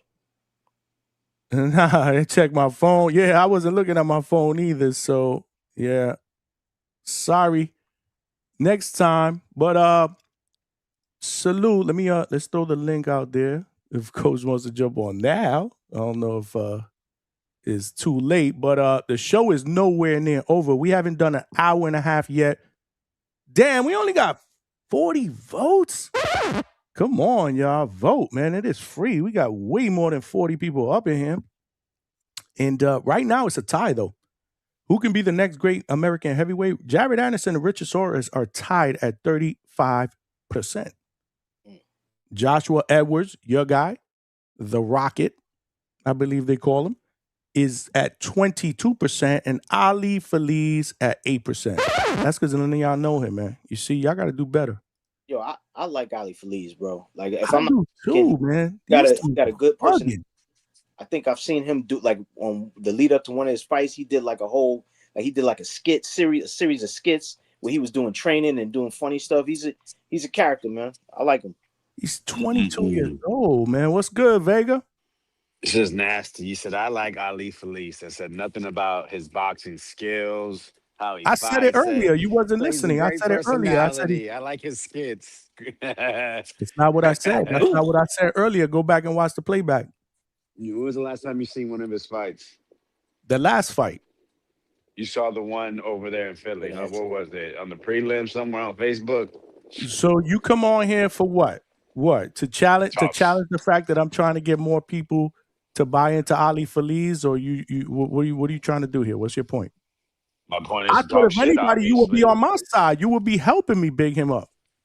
Why would I want to big that guy up? That dude was why not? He's 22 years old. He's undefeated. Reserves. I don't care if he's undefeated. Is he good? Like, why? So you don't. So you don't believe he's good. So again, you don't think he's good at all? So this is what I think. Top Rank is known to, when they sign guys of high caliber, to push them. If you get pushed to the sidelines, it's for a pretty good reason. And he got pushed to the sidelines before they went ahead and stopped working with ESPN. So that raises a lot of red flags. Why? Is it a management issue? Is it work ethic issue? Is it a skill issue? We don't know. Exactly. So I mean, hey, if you But think, hey, we I don't don't know, know. maybe if But as maybe he made a humans, good when we impression don't on you, know, we that's automatically cool. assume the worst. That's what we do as humans. No, no, What no. if What it I'm is saying management is there's issues? no one else that you could have thought of. That's I all I mean, there's a ask. lot of. I mean, listen. I got to be honest, Vega. There's really not a lot of great. Well, let me not say the word great. No, you We're said it talking is. about You're right. There American. We're isn't a lot talking of about great. Young American Yeah. heavyweights, man. Yeah, You nah, know, if man. I say Brandon Moore, Heavyweights suck, bro. listen. If It's I but that's obvious. When you but the watch them top. in the ring, it's lesser than when you watch a welterweight or a middleweight that's on top of the game. I don't Most of them disagree. are big and fat, I don't disagree, sloppy. but does that mean that we're not ever gonna talk about them, bro? You're the diehard fan here. Like, what are we fucking doing? Yo, Yeah, whoa, heavyweight whoa. boxing has I been thought you'd trash be on my for side here. I thought decades. you would be on my side here, though. That's what I'm Hell saying, no. though. Nah, it's not no fight. Heavyweight boxing is the biggest farce. It's the It's biggest farce. the reason why we're doing this topic is because of you. Oh man, what's going on? That's Yes not or because of no? me. Yes or no? You didn't make that topic suggestion. No, Oh my nope. It was not god, me. It was El Consejero. my god. Biggest farce. Biggest farce. These guys are the least skilled weight class. So Really, that's why disappointing. Usyk moved up in weight and is spanking all of them. That's why he's spanking them, laughing at them, doubling back, double tapping. Because heavyweight boxers aren't developed properly, and it's been like that for the past couple decades. I really don't like watching heavyweight boxing. I really don't. I'd rather just go to my park and watch two 8-year-olds punch each other. I'd be more entertained by that. I don't like watching guys that only You rather throw what no, hold on. 600, what You 500 rather watch punches in a this whole guy fight. throw punches. You rather watch this guy throw punches?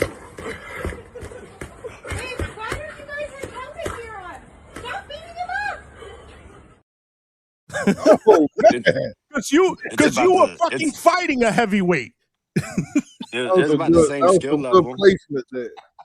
What? I The mean, guy you were fighting or you?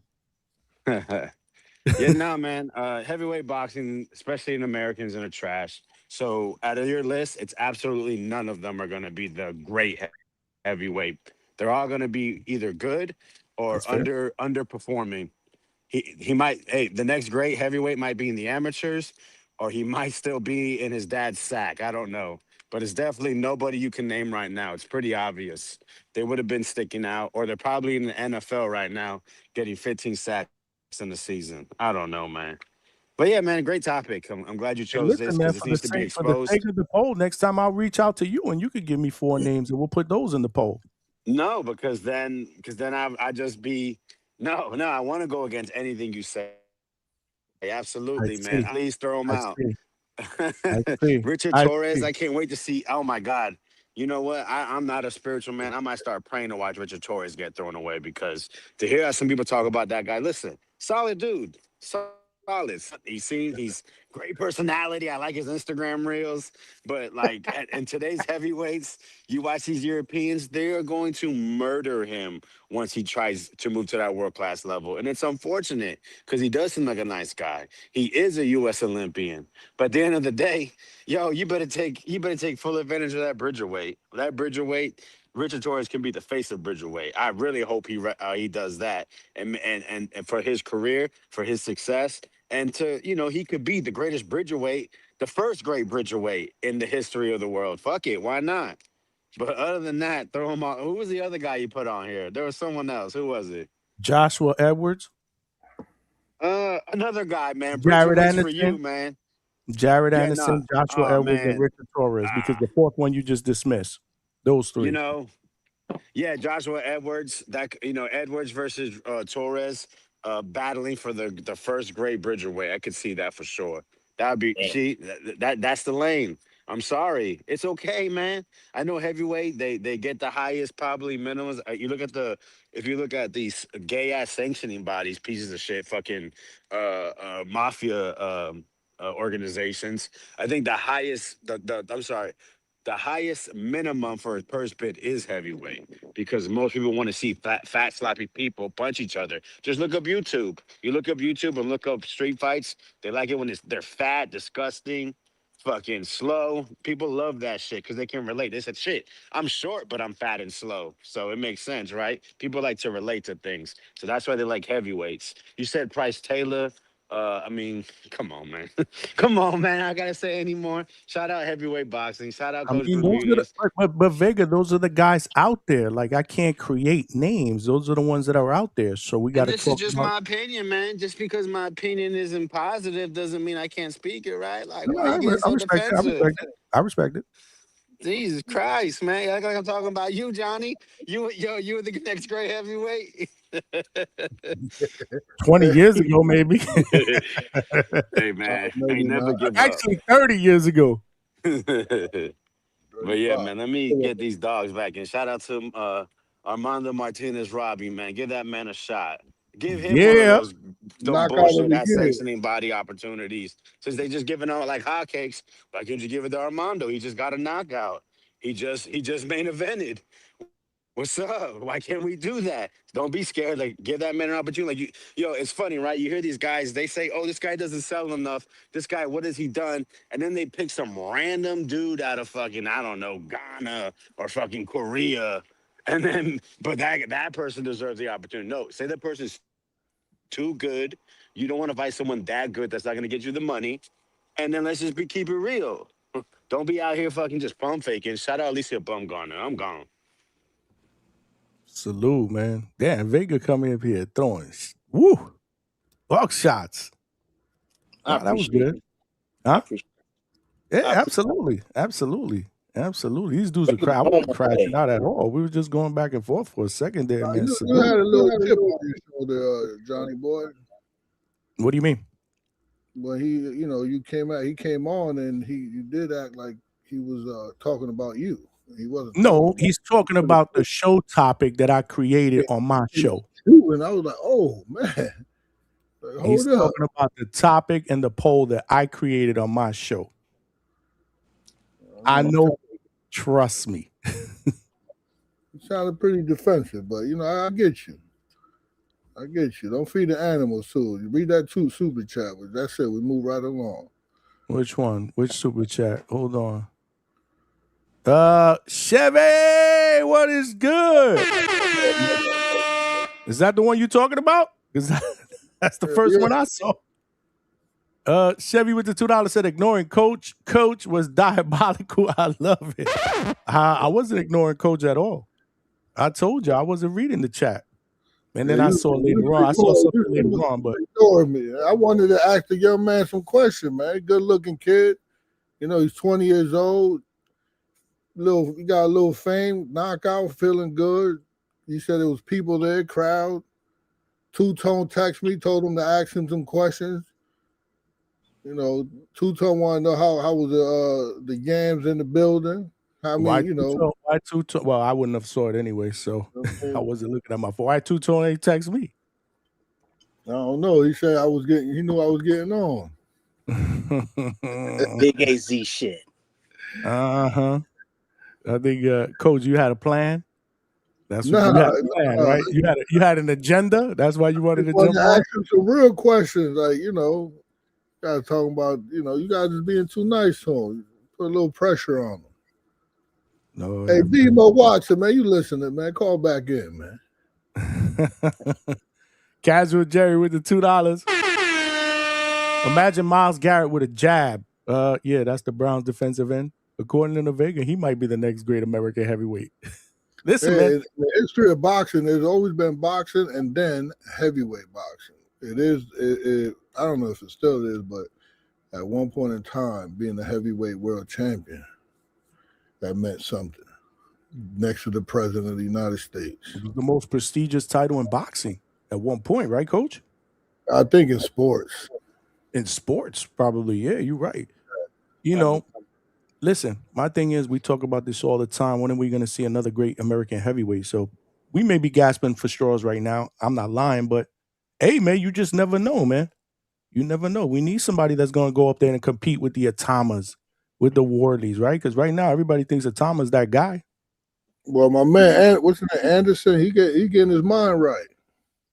He got to get his mind right. The skill set is there. The size, the skill set is there. If the desire is there, I got no doubt that he can be that guy. Hopefully, Treese ain't listening though. It's Trice, but yeah. So I think he's nice. I think he's got the skill set to do it. He just gotta get his mind right, and then he mentioned it. He mentioned that he went through some things, and he back. Let's get him back in. I think he got a fight coming up soon too. Yeah. I don't know. I think he hooked up. I think one of those. I don't know if it was the old video or not. I think he hooked up with his old trainer again. I'm not sure if that was that's the case. But we need Trice. Where is Trice? We need Trice on the case, man. Vegas said Jared Anderson is the best hope. The skill is there. The skill is there. I've always questioned the desire. The desire to want to be great. Yeah, he's making fun of himself in the sense that like he's okay with the law. He can move on from it. It's not like tearing him down. How I know how it probably fuck that was a big loss. So it might have hurt him. But now that you're able to, anytime you're able to like joke with yourself with it, or he was like, God damn, what I was doing, banging with that big boy. He's in a different mind space now. Oh, for sure. He's on that Dubois versus Wardley card against Decrease. Yeah, I don't know how to pronounce that. Yeah, I don't know if I'm chopping up the last name or what, but yeah, he's co-promoted by Queensberry and Top Rank. Again, man, I've always liked Jared Anderson. I just I question his desire to want to be great. That's all. In the ring, not outside the ring, not financially. We know where that desire is. It's in the ring. We're talking about that next American heavyweight that we can say, boom, we got one. We haven't said that in a long time, in a very, very long time. Right now, everybody's mixed right in the middle with Jared Anderson and Richard Torres in the poll. Is the poll over? And Felice, Ali, because he was named after the great Muhammad Ali. And yeah, he's a bad boy. Just because you don't know him. But he is a bad boy. He had a hell of a like I think you mentioned his amateur career, right? Mm-hmm. And not only that, but usually the fighters that are good are raised by fathers that was in the game. His father was a sparring partner for Klitschko for many years. So his father know what he's doing. His father got another son he got two heavyweights. There was two of them. And they're both nice. I think the other one should be more like a cruiserweight. And if you follow him on Instagram, he's hilarious. Like his skits. That might be who it was. That's his brother. Okay. So his father also trained. I don't know too much about the MMA, but what was the guy that he beat at an ocean? What is that? It the style bender. Israel Arizanda or whatever his name is from MMA. Adesanya, right? Who beat? So you know the guy that beat him? The guy from Brazil. What's his name? Pereira. Yeah. He trained. He trained him. Alex Pereira. Yeah, he trained him for. I guess they had like striking coaches or some shit. So the father was the striking coach, and they sparred a lot. The sons with him and what else? There was another guy. I don't know his name, but he had a heavyweight champ. So the father's in. He's all in. Good guy, good family, boxing family. Both his kids box. So usually, kids like that rise up. They rise up in the boxing ranks. He could fight. He's a baby too, man. He's super young. And I think I don't know how true I don't know about this. I think that Prince, James Prince, managed him. I think that he does. That I don't know. If I remember correctly, I remember Tony, the dude he's really the promoter. I think he was in his corner. Yeah, I think it is. I think he is managed by him. Hey, Johnny, can you hear me clear? Whoa. Yeah, you're a little loud though. What's good, AB? Yeah, he is managed by James Prince. You're right, Coach. Yeah, Coach Bermudez, what's going on? The keeper of the demons. You sound good now. Keeper of the demons, that's what I call you. Don't, hey Johnny, be careful about letting that new talent go up there to the demon end. Because he gonna feed them, to the demons. Coach gonna feed them to the demons. Don't let him fool you. Rohan, yeah, he one of them dudes. Yeah, I wasn't definitely gonna invite him. I was not gonna invite him to the firehouse. Coach, I won't come out there and see you one day, but congrats on the publicity you getting. I respect you, man. You're an old school trainer. You get a lot of respect from me. Big Money, what's going on? You're one of the scholars of the boxing community. Of course, as always, Johnny, I got an opinion about. I've been following boxing for a long time, and you in the United States, there's ebbs and flows. But what's unique today is, and it came down from a ruling from the law about 5 or 6 years ago. And I'm gonna land this plane. The big man, the big heavyweight, there was an incentive about money. And Coach, tell me if I'm wrong about this. The big man today, the big heavyweight, if you got a kid that's big, why would you want to go into boxing when you can make $1 million through NIL in college? So a lot of the people in the United States, because of the Supreme Court, ironically, a conservative Supreme Court said the university was pimping people, so they had to pay them. You can make $1 million and be in college. You can make more money in college than you would make on a pro team. You might not even make the pro team.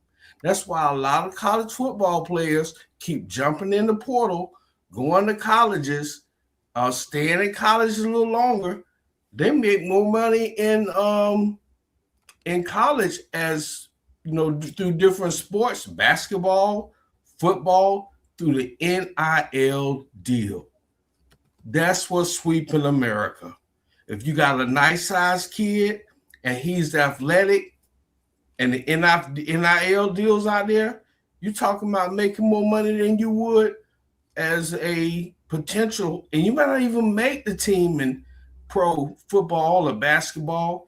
Those guys are making more money than people that actually make the team and sit the bench. So why would the American heavyweight, if you got a child, and he's a big guy and a nice sized guy, why would you steer him toward being a fighter? Now, that's just the ebb and flow of today's society. And I still think it's that smallish heavyweight with that hand speed that can conquer those big guys. Now, Johnny, I alluded to the heavyweight champion might be in the smaller weights, because you got to remember, Holyfield started at light heavyweight, Spink started at light heavyweight, Michael Moore started at light heavyweight, and they all moved up and they won heavyweight championship. Speed, hand speed always kill. My old school boxing trainers, they would always say it's that smaller heavyweight with that lightning quick jab. That's going to be the guy that you got to worry about. Like the Joe Lewis's, excellent power puncher, in tight, can throw any punch. That Ezra Charles, that hand speed with that lightning 6'1", 6'2", that is just with that hand speed and fast speed kills. That's just my opinion. The NIL is taking the American fighter away.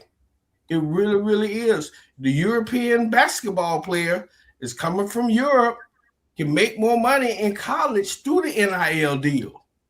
Those big guys, you train them, they'll move from boxing. That's what the ebb and flow is. That's just my opinion. Coach, I want to hear you out on that one. Oh yeah, I was lost. I don't know about I was somewhere else. What are you talking about? Football and boxing and well, this is my point. Big money is the only one paying attention. I know what he's. We were all paying attention.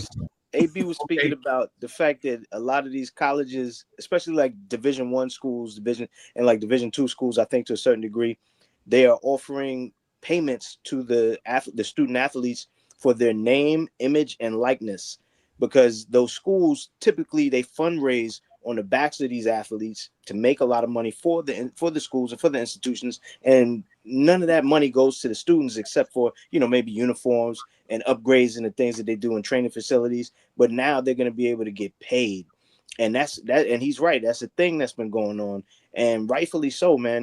There are guys that are very elite in college that eventually they move on to pros, and sometimes those guys get paid a lot. But to his point, what about those guys who don't move on? Like I remember when I was in I think this was years ago, thinking about like Temple University, guys like Eddie Jones, guys like Aaron McKee, those guys moved on. But Dwight Johnson, I believe is his name. He was the center. He was like maybe 6'7", 6'8", great guy, big guy, and he used to do his thing too, playing for the Temple Owls. But yet he didn't move on to the league. He didn't get in the NBA. Guys like him would have been able to benefit from name, image, and likeness payments when he was in school. So that's kind of what he was touching on, and saying that you can make a lot of money, much more than you would as a heavyweight fighter, and you could suck in the pros. But if you in college and it's an NIL deal, why would you go that route? Coach, if you listening, the guy asked you, how much money does it take to build a fighter? Remember when he asked you that? How much money does it take to build a fighter? Well, over time. Well, if you take the same size champion in America today in the heavyweights, that money that you say it'll take to build a fighter, that heavyweight could make that money just by playing college football or basketball. You won't have to put that much money in it. You won't have to build a career. So there is a lot of fighters out there. There is someone is not gonna go to the college route. These motherfuckers ain't that bright. But so we're still gonna have boxers, right? But where are they, Coach? To your point, where are they? Ali Felice, the sons of other fighters, or that used to be fighters, people like Ali Felice. But I mean, I appreciate. First of all, I appreciate you being on here. I rather ask you questions about the correlation of law and boxing. Like is like when you go to trial, and I don't mean to change the subject, but I don't know. Are we? No, that's Coach. I'm gonna tell you this, Coach. It's a lot. It's a lot. I prefer to know. Like, what would you say your courtroom battle or the pressure? Is it like, because you say you also watch boxing, so boxing, right? I've been watching boxing since 7th grade. I've been in the gyms. That's what I wanted. I prefer to know that from you. That's more interesting to me than it's a hell of a story. It's an American story. One day I'll get into it, but and I'm telling you, if I told you my background, I don't care if you guys think it's just corny. All it takes is for one to hear it and believe. But for it being boxing, Coach, everything you just said, and you come on this channel, you and Big Money say, I learned so much from boxing. And you take boxing and the discipline from boxing. The dedication you get. You gonna get knocked down. It's a no quit attitude. And as a fighter, you learn, an old school fighter, you learn you gonna die getting what you want. You got to have that desire, that discipline, and that fire. That's what I learned from boxing. If you want this, your ass better be up 4 o'clock in the morning. Because your opponent, guess what? He getting up 4 o'clock in the morning running too. So now when you say you learn that from boxing, you saying that you learned that to be a lawyer, you learned it from boxing? I learned, well, there was a lot of things that started in my home, just to be honest with you. But I've been boxing since I was in 6th, 7th grade.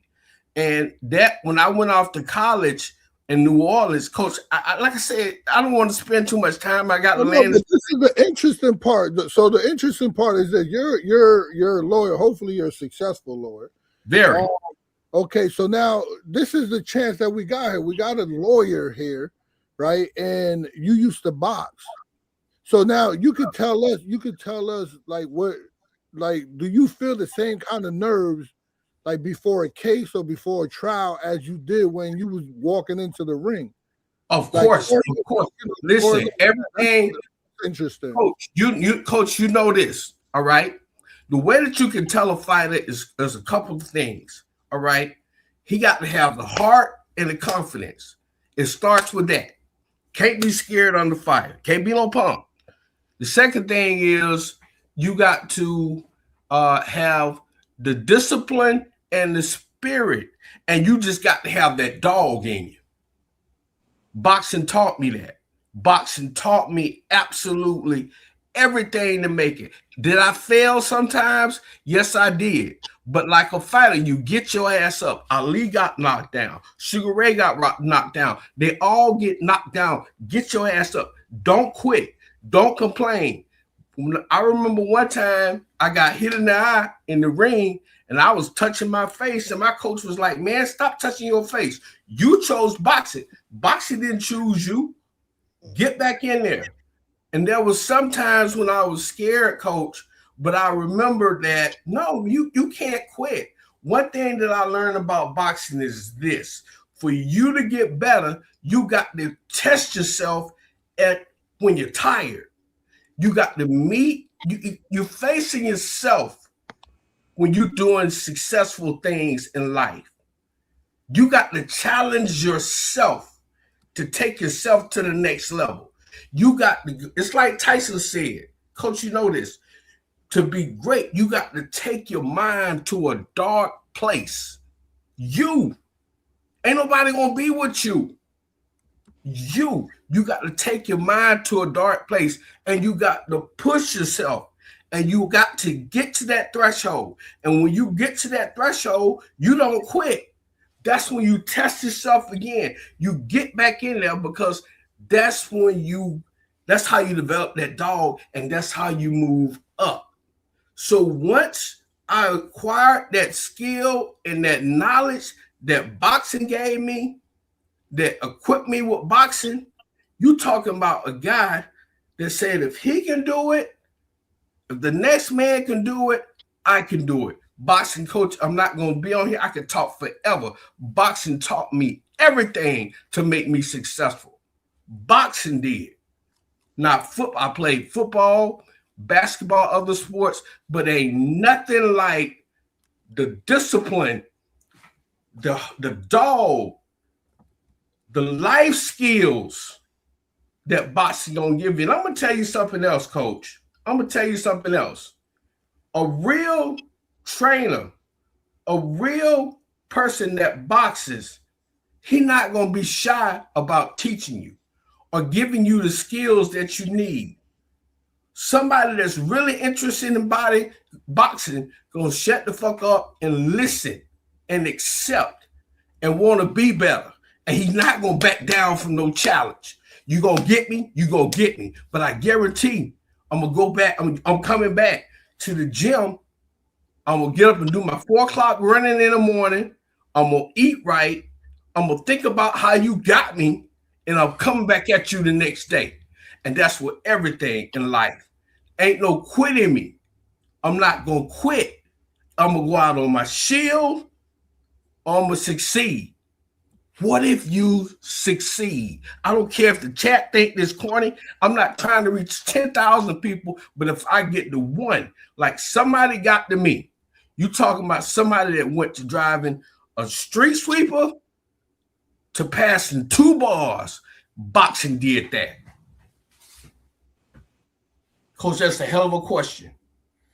Hey, that's why we here, man. That's why we love boxing, man. It's life's lessons, man. Every other sport always end up referencing boxing. Always go back to something. You know, when they're in the locker room and like, yo, they got us against the rope. Let's bite down. You know, they always referencing the sports that we love, the sport that we talking here. Shout out to Johnny, boy. You got us in here. You know, talking about our passion, man. Late night too, man. You're the only one that's doing it. Yeah, for real. Let's go. That's when you come in, Johnny. Hey, Johnny, that's when you hit the horns and all that. My bad. Hey, thanks for giving me the time. I didn't want to talk about me, Coach, because when you start talking, man, listen, talk about you, man. Yeah, because there's a lot of people that come up here that's not qualified. Johnny get a lot of people, you know, Johnny, this is the show. Johnny got to get them up here, and people come on here that don't have a clue. And we get a professional person like you on here. You got to talk about you know, what you went through in your life, and that'll motivate somebody to become a lawyer or a liar. Well, one thing that I realized, Coach, is I'm gonna give back. I'm gonna give back because it was through the gym that got me over the hump. Even when I was in law school in Houston, I went to I've been to Savannah Boxing Gym. You know, I went to there. I could go on and on, but I'm gonna give back to this community. I'm never too big to give back. Period. That's what we need. Yeah. I'm out, guys. Thanks for my time. We appreciate you, man. My guy. AB in the building. My man. My man. Salute AB. Man. Coach got him to open up, Coach. Yeah, we need that from him because he's important and he's always in the chat. He's always supporting, man. Behind the scenes, man, he big time, man. I appreciate him, man, for real. Yeah, Great. Yeah, he was cooking. We appreciate that. And you know that's what boxing's about. Look, he's saying that boxing that he did all other sports, right? Mm-hmm. Right. He did football and I don't know what else he said. I wasn't probably tuned out there, but he you know, boxing is a sport that built his confidence and made him to be you know, without boxing, he probably would have been in the corner selling drugs or something. Right? You never know. Without boxing, he probably been a pimp or something. Selling tea. Yeah, you know, without boxing, he probably had Isla Sips or something. Chevy, big time, boy. You know doing thing. Chevy, you got more inventory or what, man? I need some inventory, man. I need some check tea, your man. email, Johnny. But yeah, shout out to Chevy. You know, I'm just playing. You know, but Coach is right. He has a point. You know, boxing provides that kind of discipline that hell is giving us discipline. We all here instead of being out with stock chasers, you know, stealing hubcaps and shit. We over talking about boxing. You know? Actually, he's in the chat. He's in the chat. He ain't stealing hubcaps tonight. Nah, he moonlighting in the chat. He ain't here. There's a guy that I was supposed to meet up with today. He's he makes boxing outfits, and he's a bouncer at a club. And he was like, "Hey, come through. They got food here. You know, I could design the fighters." And I was like, "I'm gonna come through." And he's a bouncer at a strip club. I was like, "Oh man, I ain't going to no strip club, man.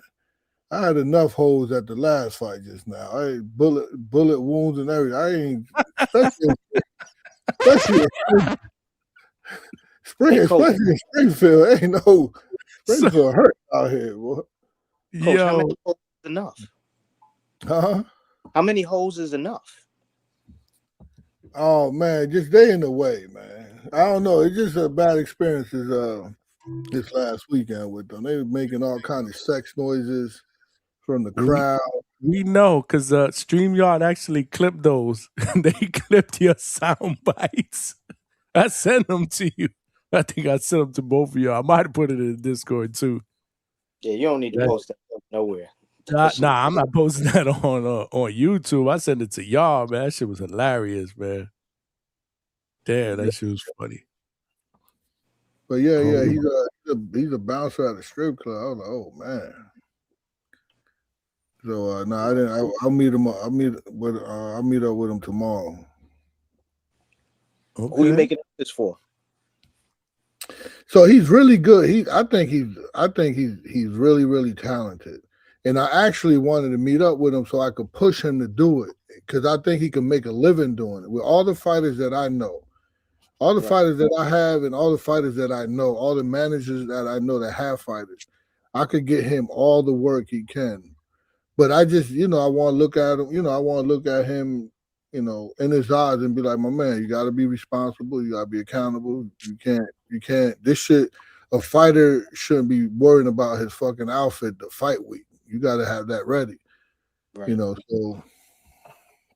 No, I appreciate that you said you actually want to have that kind of conversation face to face, eye to eye, because that shit is missing now, and I think it would send a message to him that he needs to hear if you think he that good. You know what I'm saying? He's really, really good. He's made some outfits in the past that I was like, man, the details that went into this, and it like he crossed his T's and dotted his I's. He's really, really good.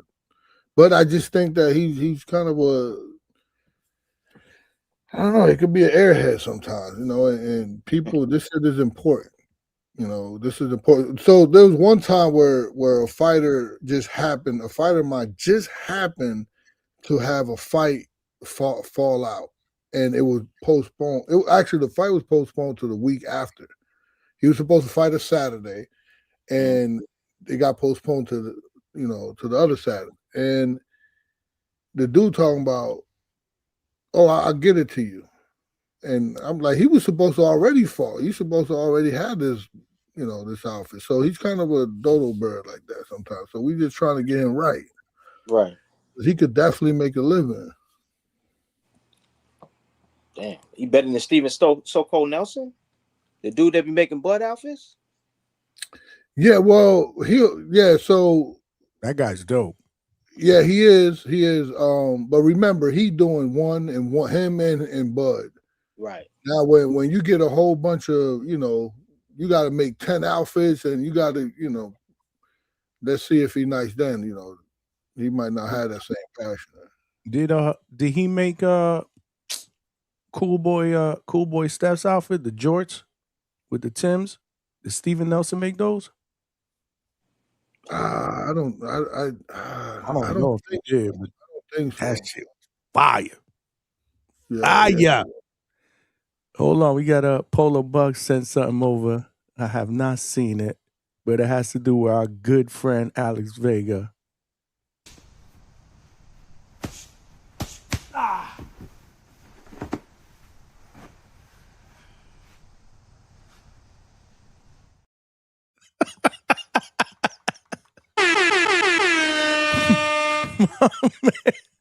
My man knocked his brother-in-law out and had a White Claw? What the fuck? Damn.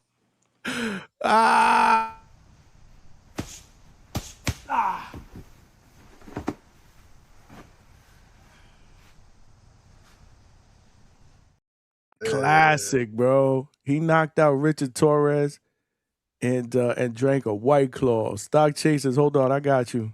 Stock Chasers wants to jump on for a bit. I told y'all he wasn't out committing crimes tonight. He literally said in the chat he's outside. He said, I'm out here. Yeah, but I don't know if he's committing crimes if he wants to jump on the panel. You act like he can't multitask. Stock, the link is in the chat. I threw it in the chat, man. Shout out.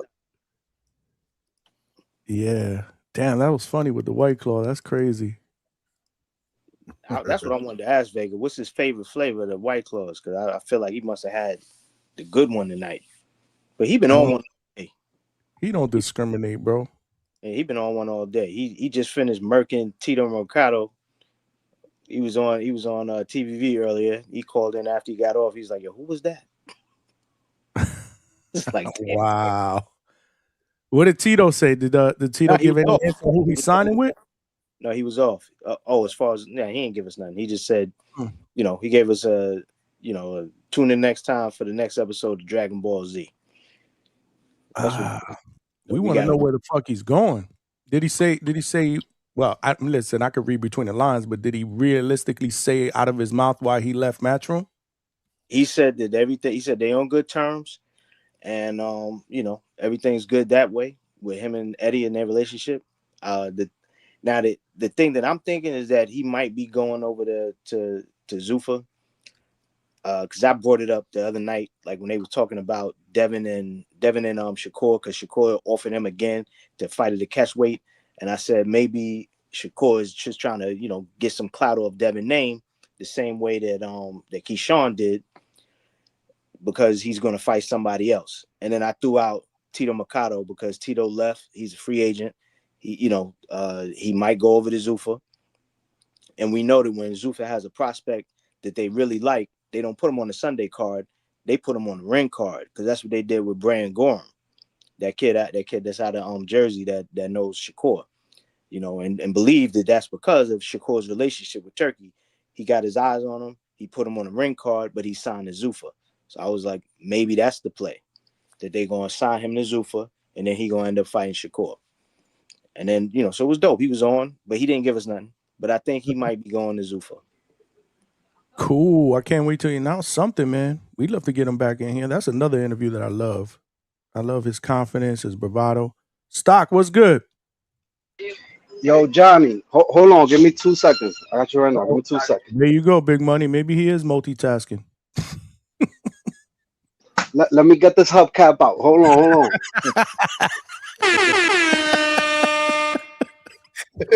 Big Money was right, bro. I didn't think Stock had it in him, man.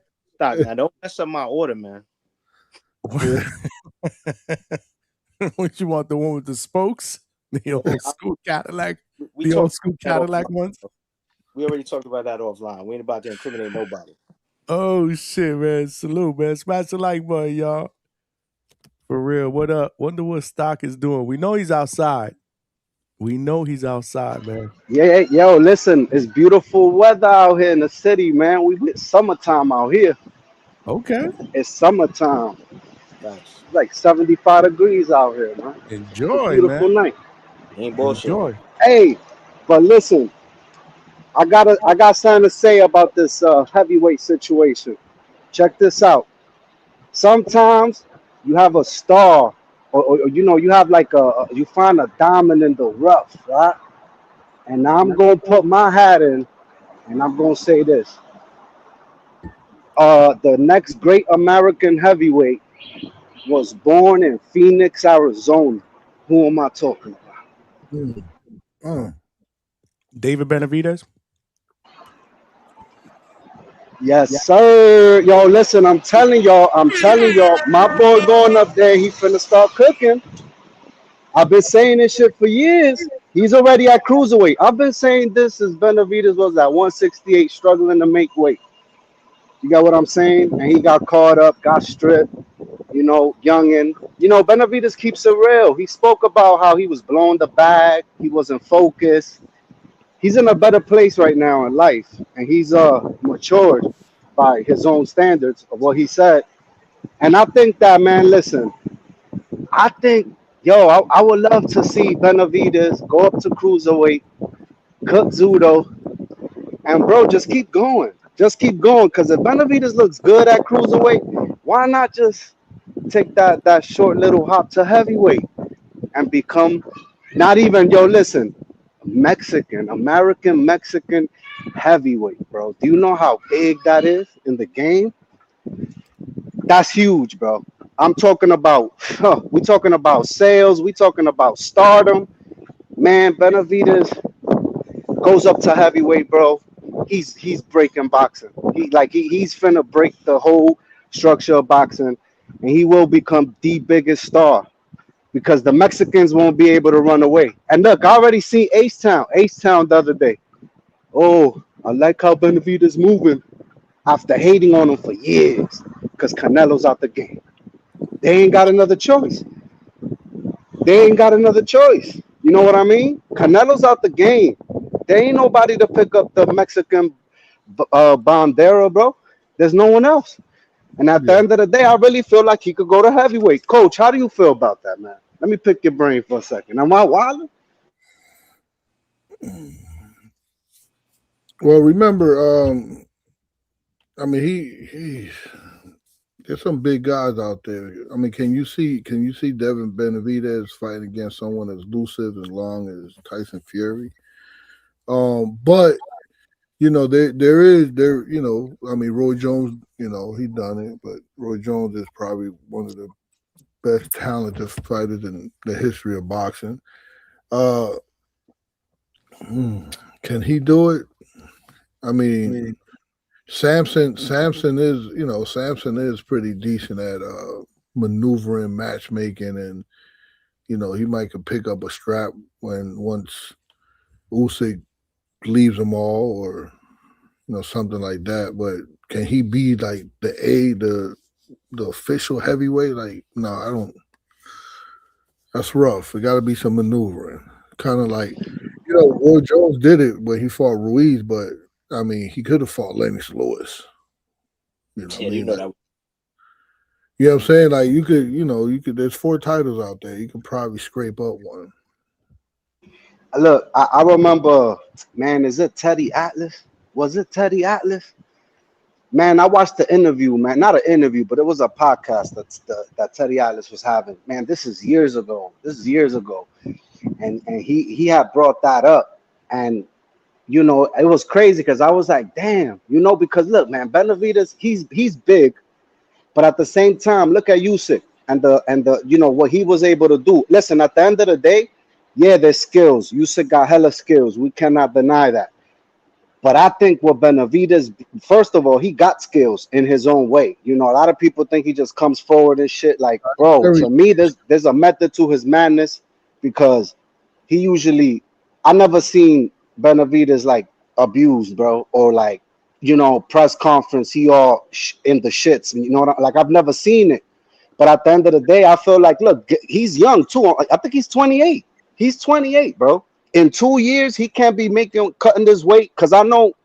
Look, I cannot wait because I'm gonna jump off. I just wanted to open your minds to this because when it happens, I'm gonna be like, look, I told y'all, and this is why. I really think he's gonna cook Zudo bad. I think he's gonna come in the most powerful.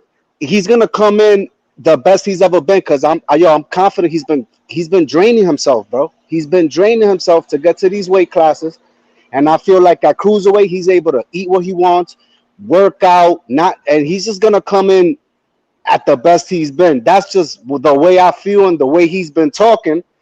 And I just look forward to that fight. So May 2nd, everybody tap in. David, Bandera Roja, the Mexican monster Benavidez will, in my opinion, stop Zudo on May 2nd and lay claim to the Mexican Independence Day. Talk to me. So like Benavidez fights more like he's more of a pressure fighter, right? You would say that, right? Volume, for sure. He's breaking you down type of fighter, right? Hell yeah. And you got him doing that against you would have him doing that in the heavyweight division. So this is the thing. This is why. Look, I'm saying what I'm saying. But obviously, I'm not sitting here saying, oh, I could see the future. I want to see his speed against, because look, if he goes to cruiserweight and he's twice as fast as Zudo's big ass, yeah, we're going to have to revisit this conversation because I think Benavidez is fast. He's just fast. He got fast hands. And at the end of the day, I'm curious to see how that translates to cruiserweight. Yeah, I think this is a big deal. You got good defense. Yeah, bro, Benavidez, listen, man. Yo, low nose boxing, man. Before you start talking about the 8th king, let me finish. No. It's a piggyback. It's a piggyback Nah, of what you're saying. But go ahead, Cook. yo, listen, I'm gonna charge my phone and I'm gonna tap back in with y'all. But I just wanted to tell y'all that, in my opinion, that's the great next heavyweight. Because everyone on that poll you got, Johnny, I don't believe in not one of them dudes. Just respectfully, that's just my opinion. But especially not the dude signed the Golden Boy, Edwards. The Edwards dude, bro, he's gonna get exposed in relatively soon. They're gonna have to protect him and feed him the lowest quality of opponents for a long time, because what I saw the last fight he had, he just looked like how you couldn't pack up the Italian dude, bro, that looks like he works at the pizzeria on weekends, like, and he couldn't pack him up, bro. That shit to me looked crazy. He looked really bad to me, and I just feel like, nah, man, we got one. Benavidez, the Mexican monster, yo, he's coming. I'ma holla at y'all, man. Yo, hold on, Stock. Don't get off. I just want to piggyback. Go ahead. Stock got shit he got to do. All right, yeah. At the end of the day, you gotta survive. Nah, yo, Polo Buck is diabolical as shit. How that shit really look like me though, bro? Because it is you, bro. No. At the end of the day, you gotta survive. Yo, I'm on 145th and St. Nicholas stealing hubcaps, man. God damn. Yo, I'm out of here, man. I'm out of you. Yeah, but yo, first of all, shout out to everybody on the panel. Oh man, I agree. Hold on. That's not me. That's not me. I'm in my crib, bro. That's wind. That's not me. Yeah, I agree with Coach. You know what I mean? Even though Benavidez does have fast hands, he doesn't have fast movement. You dig what I'm saying? Roy Jones and James Toney were successful moving up to heavyweight because Roy Jones was super athletic. He was faster than everybody. James Toney had the best defense, slick boxer. When you move up multiple weight classes, you have to adjust your style. Roberto Duran was very aggressive when he was a lightweight. When he moved up to welterweight, junior middleweight, and middleweight, he adjusted his style more and became more defensive and more patient. David Benavidez, not that I'm saying his defense isn't good, but he's not the biggest puncher where he's at now. He got to hit you a million times to stop you. So how you going to do against a bigger guy? Like, remember, the heavyweight division, there's no weight limit. You're going to come forward on these guys and push these guys back, throwing a million punches on them? He got fast hands, but he's not the slickest guy. I don't think David Benavidez will be successful in the heavyweight division. And you know how I feel about the heavyweight division, Johnny. I think this is we had a weak era since after the Lewis era. The heavyweight division is trash. And I still don't think David Benavidez can beat the top heavyweights up there. What you gonna do with Usyk? What you gonna do with Fury? What you gonna do with Moses Atama and all them other guys? You're gonna be walking into a brick wall throwing 1,000 punches. Nah, man. I think Benavidez should focus on 175 and focus on cruiserweight. Heavyweight for me, I don't think that's a good move, man. And as far as this weekend goes, you know, it's a good weekend of women's boxing. I'm not sure if I'm gonna go. You know what I mean? But the tickets are only $40 online. So at Ticketmaster, it'll probably be about $35. But yeah, the city's gonna be nice for sure. The weather's beautiful. It was 80 degrees today outside, you know. I'm not sure if Tone is coming to the city. If Tone pops out to the city, I don't think I'm going to the fight, but I'll meet up with him before that to show him around the town, whatever. Take him to a little spot to pregame. What's going on, Johnny? What's going on, Coach? Congratulations on your man's win the other day. Your fighter, bro. He did good, man. Appreciate you. Knockout of the year, man. Yeah, I seen you was working the drill with him too, because a lot of people, you know, they coach their fighters, they show them stuff, but they don't actually have them do the things that they working on in the gym. And I seen that move he was doing, how you was, you know, cutting the distance with the lead arm, like the forearm, and then coming over the top, and that's exactly what he was doing too. Good shit, man. I don't know what you're talking about, though. I saw the clip, man. The clip there was a move you was doing with him in the gym, and he did it in the fight. You talking about the same fighter, Robbie? Or you talking about Rohan? Yeah, that was Rohan. Rohan. I just shared it.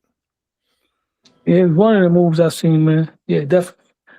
But yeah, you talking about Rohan? Yeah. I want to talk about this I want to talk about Shakur Stevenson momentarily. I'm gonna be quick because I gotta go to bed. Shakur Stevenson, man, little macho Stevenson, disappointing me right now, bro. You just beat the top guy at 140, and now you're going back down to 135 to fight guys that are not on your level. That's a division that you should allow Abdullah Mason and Schofield and Andy Cruz and those guys to clean that division up. Bro, 140, whoever becomes undisputed in 140, for me, will be the best undisputed champion in boxing, probably 154, because those are the two best divisions in boxing with all the smoke. It's like, what's going on? Nobody wants to unify 140. You're leaving a lot of work on the table. It's too many friends, bro. You don't want to fight Keyshawn Davis. I understand that. It's all good. We give you a pass. Fight Richardson Hitchens then. Fight the winner of Puello and Dalton Smith. Or fight Gary Antoine Russell. Like, come on with this, man. It's like nobody want to, even when Teo was the man there, he wasn't even unifying either. This is the best division in boxing. Anybody that cleans up 140 right now has the chance to probably go down as one of the greatest 140 pounders of all time, and nobody's doing it, bro. That was the worst thing that happened with Shakur winning that fight, because he's holding that division up, man. I hear you, man. But he won. And the Richardson Hitchens fight, that's not, well, I don't know. That's not happening no more. That's what I'm saying, Johnny. Like, and then he's talking about fighting Devin Haney on a catch weight or rehydration clause. Like, bro, Bud Crawford is your old head, following his footsteps. Bud Crawford wasn't looking for catch weights. He wasn't looking for rehydration clauses. You know what I mean? Following the steps of the greats, man. Floyd Mayweather, all them guys was doing these things, man. Sugar Ray Leonard, bro. I think y'all are wrong on that. No, Richardson Hitchens and Shakur is possible because they're both over there with Turkey. But they're friends though. If Richardson is with Zuffa and Shakur's a Turkey boy, that fight could definitely happen. But I don't think that happens because they're friends also. I mean, I'm just saying in the realm of possibility, because you said it's not going to happen. It's possible, and the fact that they made that move was made makes it even more possible. Because before, remember, Richardson Hitchens didn't have a home. Now he's got a home, and he's making money. It's a possibility he could be put out there. Turkey could be like, "Look, we need you now. We need you to fight." Shit, based on Conor Benn's performance, they'd have to give Shakur at least 20 mil for him to even listen. Bro, does it happen? And Hitchens would be a good fight, bro. Sit down at the table. Does it happen? Especially with what Eddie Hearn just said recently on that interview with Najee, that Turkey's not interested in spending that type of money no more. Well, I mean, aside from money, you got to realize that there's obviously a relationship there that's being developed with Shakur and Turkey. Again, he just put his young boy on the card. You know what I'm saying? Brand Gorham. So it's something more than money that's just going on. Like it's the opportunities that he's providing to him, people that he brings on. The fact that he's able to do these things. You know what I'm saying? He's opening doors too. So there's something there.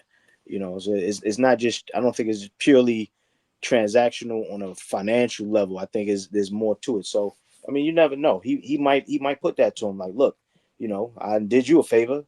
Fight. Now I need you to fight your mans. That's what I'm talking about. Hitchens don't got nobody lined up right now. Sounds good. And stylistically, has a purse bid with Lindolfo, his mandatory. So that's unbelievable, man. That's happening. Unbelievable. Like I said, man. Right, but we're talking about Shakur and Richardson. No, he just said that Richardson Hitchens doesn't have anything happening, and I'm just saying no, he actually does. But if they offer a Shakur fight, whatever, then maybe we can switch that to a unification. And that would be a good fight because, once again, like Tone said, bro. Tone said something that I've been saying, that Hamza said all the time. Slick fighters don't fight slick fighters, bro. You don't see that. Because when you see that, you're running the risk of one of them looking bad. Because nowadays, a lot of fighters don't know how to do two things. You got guys that can come forward, but they can't fight off the back foot. You got guys that fight off the back foot, but can't cut a ring off it. You know what I mean? So if Hitchens fights Shakur and Hitchens on the back foot, we're going to have to see Shakur do something we never seen before, or vice versa. Stylistically, that's a tough fight because Hitchens could box. Gary Antoine Russell, another tough fight. because he's gonna put crazy pressure. But once again, we're not gonna see that. We're gonna see him fight a guy that I personally feel Andy Cruz should have gotten the victory over in Raymond Muay because I had Andy Cruz winning that fight, 115, 113. If he was able to do that, imagine what Shakur gonna do to him, bro. Anyway, man, I'm just, what do I know, right? I'm just somebody over here, not on the Red Cup, talking my shit, man. But I'm gonna get off because I gotta, wrap it up. I got things to do, man. For sure, man. Appreciate you, Stay Lo. safe. God bless. All right, Lo. All right, Lo. Lo knows boxing. What's good, Link? What's happening? Salute to the panel. Salute Coach Hector Bermudez, Big Money, Johnny. Salute. Benavidez doing shit at heavyweight is crazy. Absolutely fucking crazy. Like this era of heavyweight isn't too good, but the way I see it is getting a guy who basically, like, a lot of Benavidez's style is utilizing his attributes. He's used to being the bigger guy, the taller guy, the longer guy, the quicker guy, and I think it's a big assumption to make to think that he's going to go in there against bigger guys and be able to do the same shit. So, like, I got to see him at cruiserweight first, and then going up to heavyweight. Like, natural cruiserweights going up to heavyweights don't often have success, let alone guys from lower weight classes. There's been exactly one guy at 168 without the help of PEDs that's gone up and had success at heavyweight, and that was Roy, who, as was brought up before, waited until Lennox was out of the division to do it, because he knew when to time his run. He knew when to go up and do it. He knew that John Ruiz was going to be a much easier task than Lennox Lewis. So if Benavidez is going to go up, he'd need to prey on a vacant title matchup against, like, I don't know, maybe an F.A. Ajagba or someone like that. But against, like, the top tiers, against, like, a Kabayel or an Usyk or someone who's really going to take his attributes away, I don't see it. I don't see him doing that well at all. And as far as the next great American heavyweight goes, not in this generation. This generation isn't going to produce one. I'm sorry. Like, there's some good heavyweights going around, but if I had to, off the top of my head, rank the top 3 current heavyweight prospects, I don't know if one of them would be an American. Like, if you got all the heavyweights with under 20 fights at the moment, I reckon I could probably name 3 non-Americans that I'd rate as the top 3. That's just me, though. It's fair. It is absolutely fair. So who would be your top 3 non-American? You got, well, obviously, like, who's going to be at number 1? Like, Moses Atalma, he's the number 1 guy. I would say I've had Justice Hooney at number 2 for a little while. And then at number 3, it'd either be Bakodir Jalilov or Lenny Apero, I'd say. And then after them, you've got like your Richard Torreses and Jared Andersons. Jared Anderson, I would rate a little higher if he wasn't so inconsistent. Like, I was high on him for a little while. Like, he destroyed Jerry Forrest in a way that a lot of guys weren't able to do. Like, Jerry Forrest is a guy that took Michael Hunter to a draw when Michael Hunter was good. He took Zhang to a draw in a really good fight, and then Anderson blew him away. But then in the recent years, like, he didn't look that great against Charles Martin. He didn't look good at all against Bacoli. He didn't look good against Riyad Murhi. So it's like, I don't know where to rate him anymore, because I thought he was a lot better than he's ended up being. And Torres, I'm not going to lie to you, 2020's Tommy Morrison. Tommy Morrison without the punching power. I can't lie to you. I'm not high on him like a lot of people have said. More disciplined than Tommy Morrison by a mile, but I don't think he's got the talent. That's just me, though. Wow. Okay. All right. First time I've ever heard that comparison. That's dope. That's dope. You were talking about the Perro brothers. You talking about Danier or the other guy? You said Lenier, right? I've followed Lenny Pero a little closer. And I don't think he looks too bad. He had a really good fight a couple years back. I can't remember who it was against. Is he the one that's fighting Big Baby? I think so, yeah. Lenny is fighting Big Baby. I like Donier, man. I really like Donier a lot. The other one, the Fear. Yeah, that was the one. Lenny Pero, he stopped Victor Vickhurst, who was a good Ukrainian amateur. Coming Bob up, so like, Santos trains both of them. pardon? Bob Santos trains both of those, the Pedo brothers, the Cubans. Yeah, they're both nice with it. So I hope to see a lot more out of them. But the way I see it is it's Halma, then it's a massive gap, and then it's like Hooney and the Pero brothers and Jalov, and then there's like a small gap, and then you've got like the Andersons, the Torreses, and the like Fraser. Oh, actually, they'd be a bit above of Fraser Clark. But yeah, like there's levels to the prospects, and I don't think Anderson and Torres, from what I've seen, are on that level, so to speak. It's funny how nobody has brought up, and again, I'm gonna just throw this name out there: Terra Moana. No one high on him. I gotta see more because he's like at the real beginning stage where like you're just crushing cans, getting your name out there. So he hasn't had any of the step ups yet. So I'm gonna give him a minute, give him 12 months or so. Matchroom will probably step him up near the end of the year or the beginning of next year. So we'll wait and see. Agreed. That's fair. That's fair. No Jurgen. Fuck off. I like Jurgen. Why you don't like Jurgen?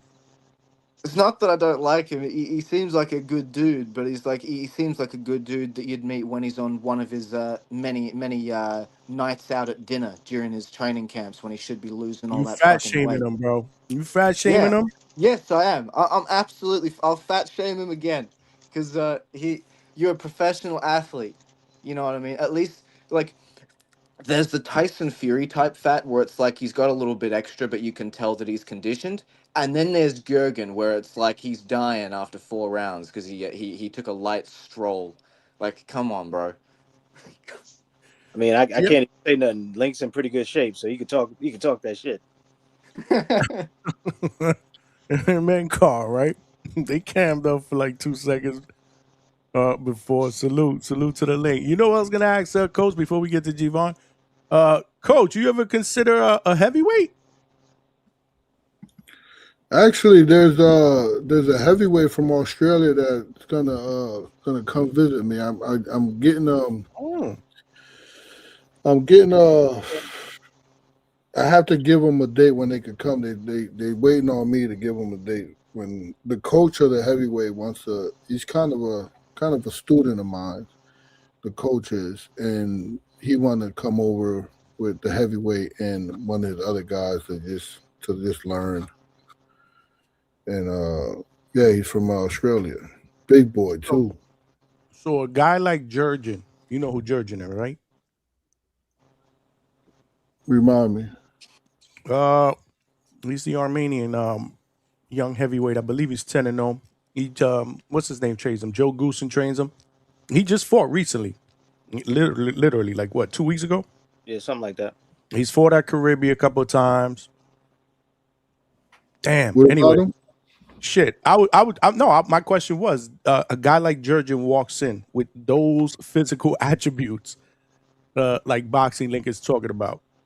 What would be your first reaction? Would you care how he looks physically? Would you challenge his physicality? Would you put all of that to the side if he can fight? I walk in like that. Well, personally, I that's a really good question that I would love to get into. But personally, I won't accept them because I will only accept them if the managers would set up sparring because I'm not trying to. That's not a good weight class to be here, to be in a firehouse, right? There's a particular weight classes that you will strive here, you know. But to be a heavyweight and then everybody else is, super middleweight, middleweight, junior, you know what I mean, and welterweight stuff like that. Is now I gotta hit up Ali Felice's dad and be like, yo, I need sparring. We gotta travel over here. So I will only take on a job like that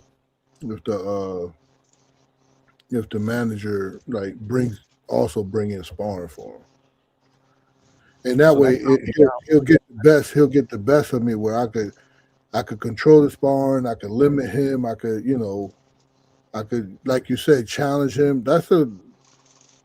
Hey Johnny, shout out to you. That was a good question. You don't usually ask questions like that. Was a profound question.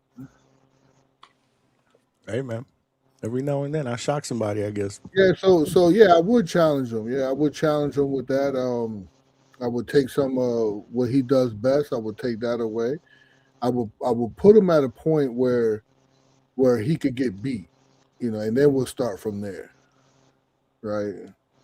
A lot of guys, they're good boxers on the back foot, and it's hard to beat them when they're on the back foot. But what is their opponent going to do? They're going to try to come on the inside. So I will make the bigger guy put pressure on him so he could know what that feels like. So in the fight, then when he's boxing and they finally corner him, he feels at home. He knows what to do. All right. That's what's up. Javon, what's good, man? Jump in. Hey man, hopefully my signal is decent, but hey look man, I gotta give a shout out to Stock because he always starts some bullshit. I knew that's what brought you here. I knew it. You know I've been in the back since Stock started with that bullshit. Like, don't get me wrong, look, I'm liking a lot of shit that David's doing. I mean, I'm backing David, I'm supporting him and all that shit. But bro, David at heavyweight, like look man, even Andy Ruiz, a guy who a lot of people argue he's just a fat dude at heavyweight, it took an Anthony Joshua to land a perfect left hook to finally floor him. Before that, he fought a bunch of other big dudes who were also punching, and none of them put him down. And look, David's already been down at 68, been down at 75. You get what I'm saying? So we got to see what he looks at cruiserweight. Like, if he's not able to take the punches at cruiserweight, if he's getting floored there too, like, I don't see him going up to heavyweight for what? You get what I'm saying? Like, his frame is just not built for it. A lot of people think just because, he's 6'2", 6'3", whatever the case might be, and long arms, that he could go to heavyweight. But that's not the case. Like a Fundora, people try to say he weight bullies. How? Like, Fundora would tell you, out of camp, he's 160-some pounds. You get what I'm saying? Like, people's frame and genetic makeup are just different. David does not have the frame for heavyweight, and in my opinion, he's not punching hard enough to go to heavyweight. It would be different if he was boxing like a Usyk and using all these skills like moving around, pivoting, and using angles and doing all this shit with less power. Right? But no, David is a come forward volume puncher who is there to overwhelm you, doesn't really switch it up much. Like, he's just kind of like cut, like how would you say? It's just cut and dry the way he fights. You know what you're gonna get. It's what you've been getting with everybody. I haven't seen him switch it up much. There might be a little, variations in the defense and a little difference on the offense as far as speed, combinations and maybe, picking shots on as far as like not throwing everything power, shit like that. But other than that, David is just who David is. He's not boxing that type of way to say, well, he could go up to heavyweight and outbox these guys. Like, if he fights those guys at heavyweight the way he's fighting these other guys, he's gonna get fucking floored. You get what I'm saying? He's already been floored at 68, at 75. Let him go up there with heavyweights and dudes that are really fucking punching, that are naturally bigger than David. And David is big as far as height, reach, all that shit, but he's not a big guy. Like, if he's at heavyweight, he's fat. You get what I'm saying? The only reason why he would be a heavyweight is because he's fat. People talk about how, he's not draining himself as much because out of camp he's walking around at this, that. No, that just means he has low metabolism. You get what I'm saying? His genetics aren't that good where he's gaining all this weight if he's not in the gym constantly training, if he's not constantly draining his body of what he naturally would eat.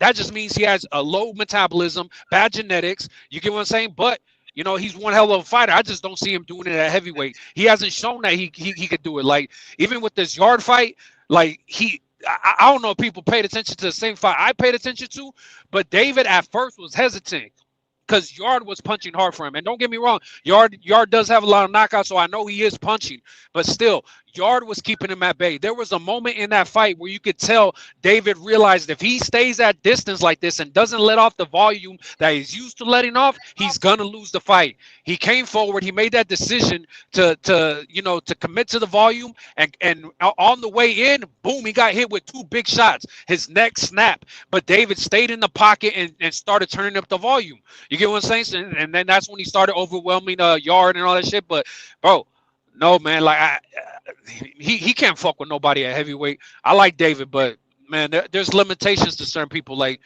just because of Fedor is big as shit, don't mean you throw him up there at heavyweight. Like he won't make it up there. You get what I'm saying? So shout out to Stock for that shit. But bro, I motherfuckers just be saying shit. I don't know, Johnny, man. It's crazy. Now, listen, you cooked right there.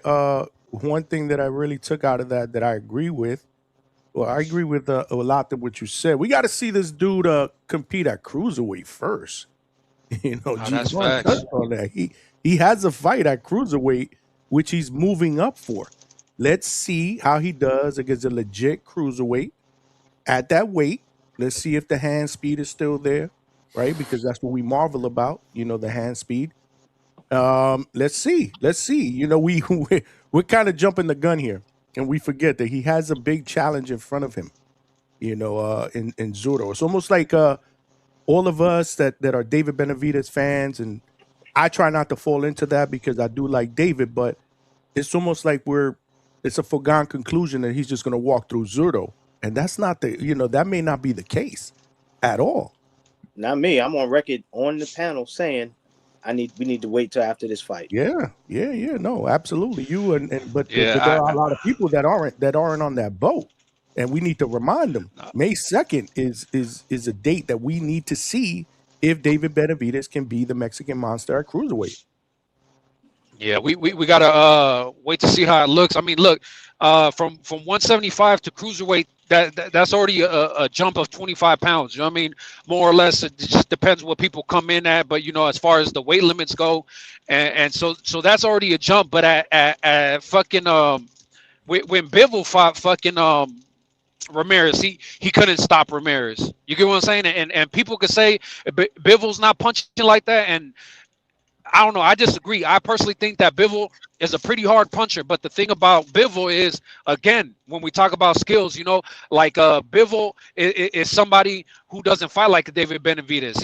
He is like to a point a volume puncher, but at the same time, it's more about his rhythm. It's his pendulum swing, the way he's able to get in and out the pocket, just get in the perfect distance to land those shots, and at the same time pull away. So he has great defense. Some shit that David is not able to do because David doesn't have the same type of feet that a Bivol does. But Bivol, if he plants his feet and lets his hands go like he did with, remember that dude who headbutted him, he planted his feet against him, and what did he do? He got him out of there because that dude was able to get Bivol pissed off, like, what the fuck, like who the fuck is this dude headbutting me like this? And he pushed him with his head, and then Bivol was like, all right, and then next round, what the fuck did he do? He fucking stopped the dude. You know what I mean? And because Bivol, I think if he plants his feet and actually goes for power shots, he's actually punching, but he's realized that he's better as far as just winning fights with his movement. You get what I'm saying? With his boxing, and so I don't know. David's not doing none of that. So I'm waiting to see what he's able to do that Bivol wasn't able to do. Because Bivol beat him, but people will say, well, he didn't stop him. I don't see David stopping him either. Like Ramirez is a big dude. Like I don't know, man. Durable, and he's gotten better. So we'll see, man. Hey, man. What do you guys want to chime in, Coach Link? Look, I've talked about the Benavidez thing. Yeah. Look, it's the cruiserweight to heavyweight is the biggest jump in boxing, and especially like with just the massive increase in frame and size of your opponents. and Benavidez is a big guy who fights like a big guy, and he won't be able to do that in higher weight classes. So I gotta see more. Like I gotta see him at cruiserweight, and then he's got to go to heavyweight and fight some lesser guys, so then I can see him then. Like I'm a good fucking five fights away from saying that he can do shit at heavyweight. You know what I mean? Yeah,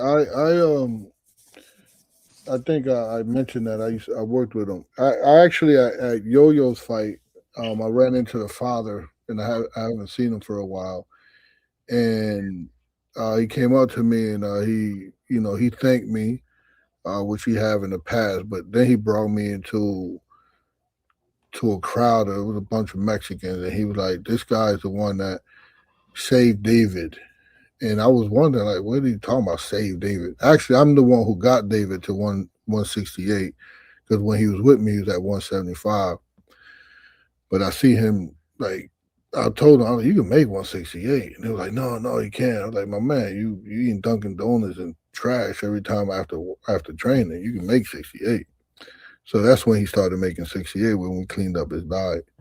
So, but his father, which I didn't know, his father was like, save me. I was having bad problems. I was having problems with David at the time on his focus in boxing. And I brought him up to Hector, and Hector helped me, get them together. And I didn't know that was like the case at the time. But David always been an awesome kid. Nevertheless, I see what he do in the gym. He works hard. He's a bad boy. He's definitely a bad boy. But I can't get out of what's the guy's name? Gossett? Vosdick. I can't get that out of my mind where even Vosdick backed him up a little bit, right? And that was at like heavyweight, and he couldn't stop him. So that's still in my mind. So for him not to be able to do that, then to go to cruiserweight, and I don't even. Why are we talking about this heavyweight? We talking about stock chasers is a nut. Why he got us talking about David Benavidez competing at heavyweight?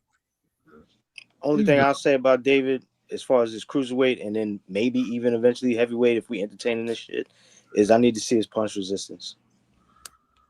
No, but he got good defense. If you see, he very twitchy on defense. He gives his hands back, he leans back. But now you're fighting bigger guys that could, take advantage of you, putting yourself off balance by leaning back. So we got to see it. I mean, the Zur, even if he beats Zurdo, which I think he will, that still doesn't mean, he's beat. He got to be Opataya. But does it matter how he beats him? Yeah, because look, that's in my mind. The light heavyweight fight is in my mind, and he beat him. But that performance, I don't see that performance being good with someone against Opataya or going into a heavyweight division. Because remember, heavyweight, that shit, it's just not size, right? We're talking about size. That's not it's not just size. It's power. Right, dudes got big legs, big shoulders, big neck. So now you're talking about heavier, stronger guys. That's not too easy, man. I think that, Coach, you hit it right on the button. I think that's probably above skill is the one thing that those guys at heavyweight respect the most. Power. Now I think my guy here, I forgot his name. They want to start with a G. His name is Matt. Is really Chivon. Yeah, so he mentioned like his fighting style. Like that's his fighting style. You coming forward, wearing people down. Man, who you doing that with in a heavyweight division?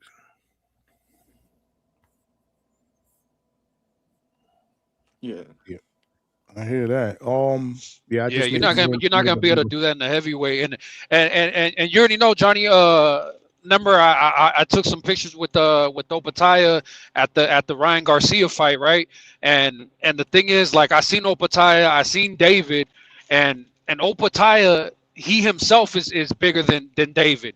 Not just by height, because when it comes to height, he's maybe an inch taller or whatever. So it's not like a huge difference, but it's just the frame alone. You know, like there's just certain guys that can naturally fill into that heavyweight.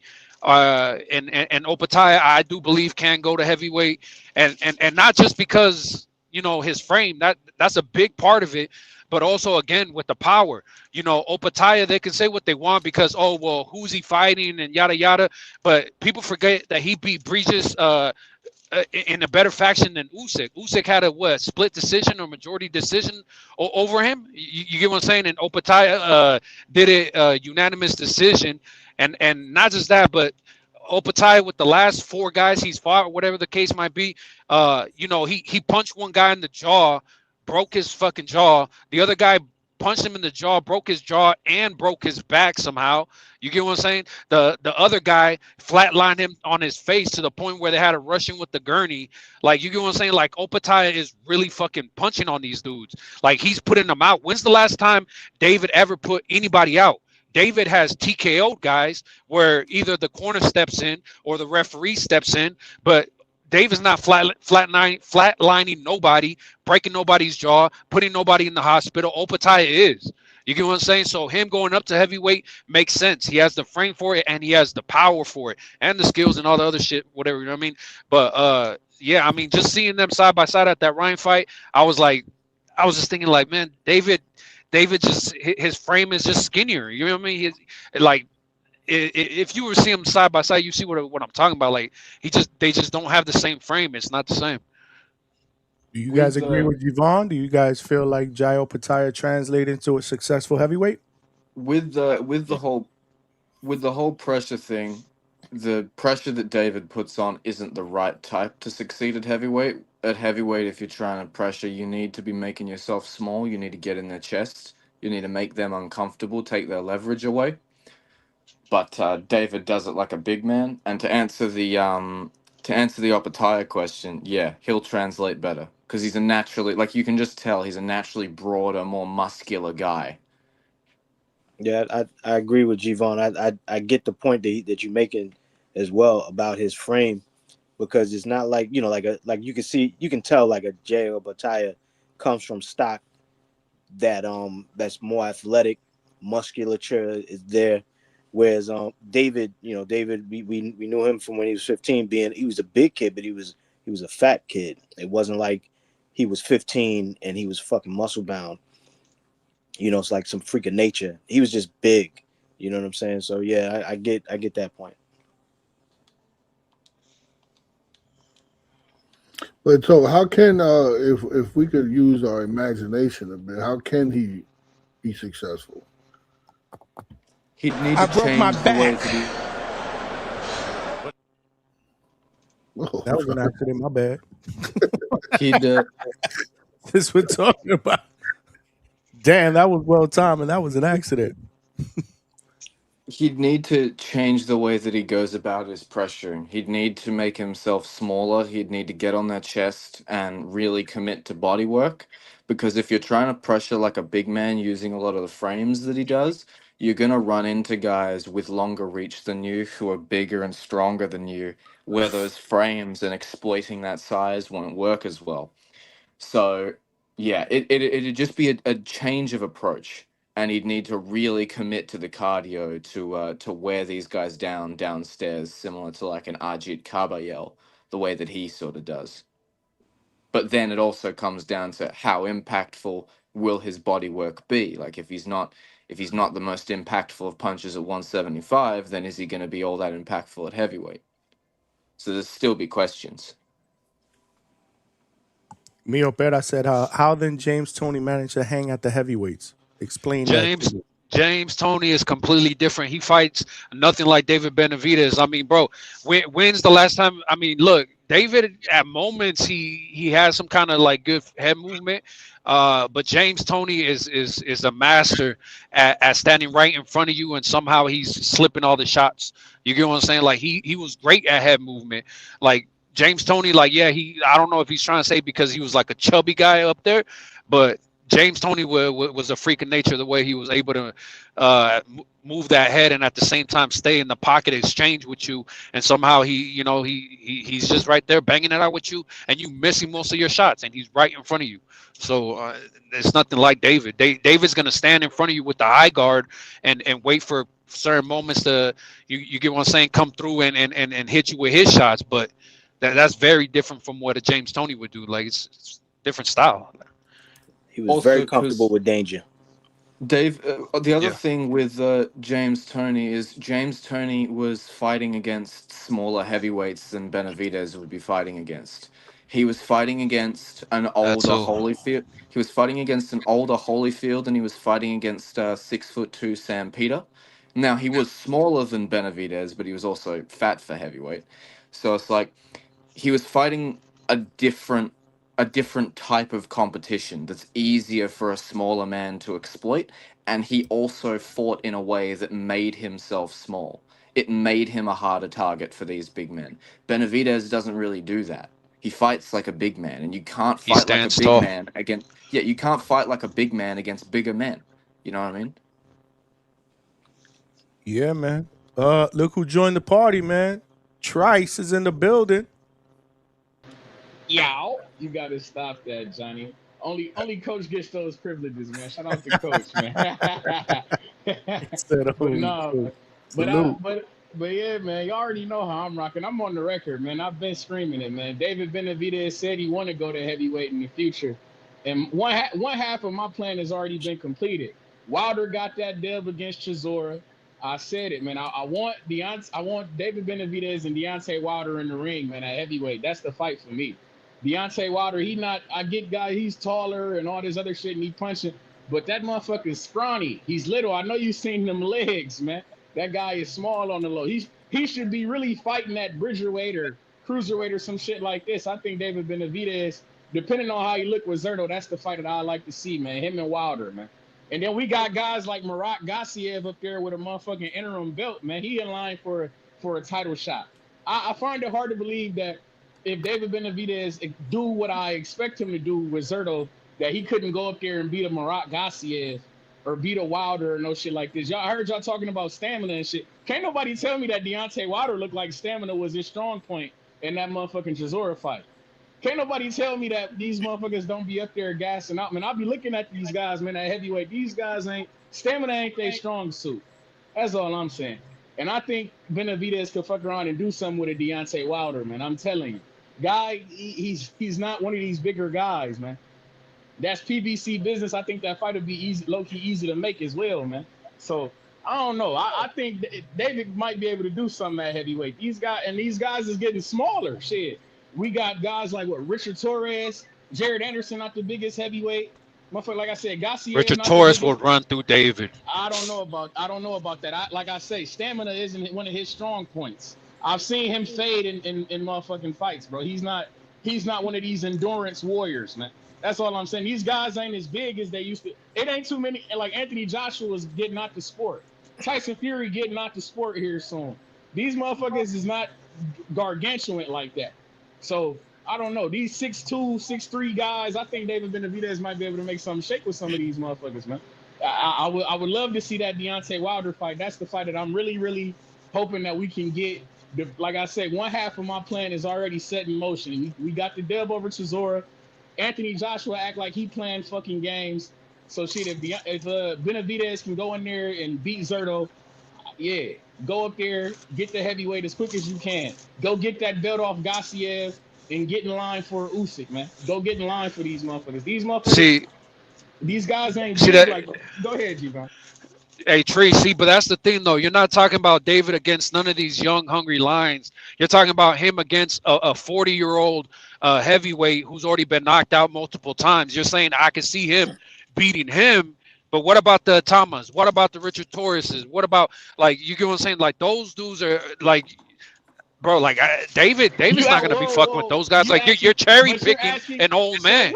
I don't give a fuck. You said he can't do shit at heavyweight. Them guys is in the heavyweight division. I don't give a fuck who he beats. Wait. So does Wilder have any type of belt or any type of real leverage at heavyweight for him. I wouldn't give a fuck. That's a see. No, I don't give a fuck. no, Some but guys what are I'm bigger than saying the belts, is, bro. what I'm saying is, then yeah, David could technically go up there, but if you're just beating those types of guys, you're not gonna be doing anything in the heavyweight division. You might as well stay at light heavyweight or cruiserweight. I just told you, Marat Gassiev, who has an interim belt. If you beat Gassiev, you get a title. You get in line for Usyk. I think David Benavidez could beat that motherfucker. So you're telling me that the guys that he can beat in the heavyweight division are a 40-year-old and a cruiserweight? Gassiev ain't for, but my nigga, you talking about cruiserweights? You talking about cruiserweights going up to heavyweight? Jordan Thompson. You don't think? I think David Benavidez could beat a Jordan Thompson. It's motherfucking. I think he could they beat would never these let Carol David get motherfuckers. away with this. They would Why never. the fuck not? Because they would criticize the shit out of him. You went up there to fight Wilder. Nigga, he's the most legit. He's one of the more legitimate champions. He's one of the guys at heavyweight. Oh my he's one of the three fucking guys. I don't give a fuck about Itama and motherfucking Jared Anderson and Richard Torres and all this other shit. I don't give a fuck. If David Benavidez decided to go up to heavyweight and you tell me he beat the guy who had the most heavyweight title defenses, my nigga, I think that's a good feather in your cap. You niggas be on your bullshit. Y'all Ain't nobody on that Encyclopedia Brown bullshit when they watching him in the ring. See, they gonna be like, what is he doing fighting him? Nigga, he's doing it. What you mean? He's doing it. Y'all tell me Wilder is a devastating puncher and all this other shit. Bro, he wasn't devastating last weekend. No, I don't want to hear that shit because he put hands on Wilder hasn't been a devastating puncher for fucking 5 years. What the fuck are we talking about? Hey man, I don't give a fuck about none of that shit. If he go up there and he beat Wilder, I'm here for it. If he go up there and beat motherfucking Gassiev, I'm here for it. Or he gets a valid counterpoint put against him and it's like, I don't give a fuck about that shit. Fantastic I'm not here to argue with you. I'm here to tell you what I want to see. My nigga, I want to see Benavidez fight Wilder. I don't give a fuck about nothing you talking about. You feel me? I think that's a fight that I would love to see. You feel me? Him and Wilder, to me, that's violence personified. I'm with the shit. You go in there, you beat Gassiev, you take that motherfucking strap, nigga, and you put yourself in line for a title shot or not. I don't give a fuck. I just want to see my guy beat on motherfuckers. See, that's the problem with you niggas. Y'all want to be overly sophisticated with this boxing shit when we all just watch the punches be thrown. I don't give a fuck. Hey, Montrese, you got a point, Montrese. Yeah, but when we got to listen to you talking all this shit, it's like gun, mouth. Hey, Montrese, man, you got a hell of a point, man.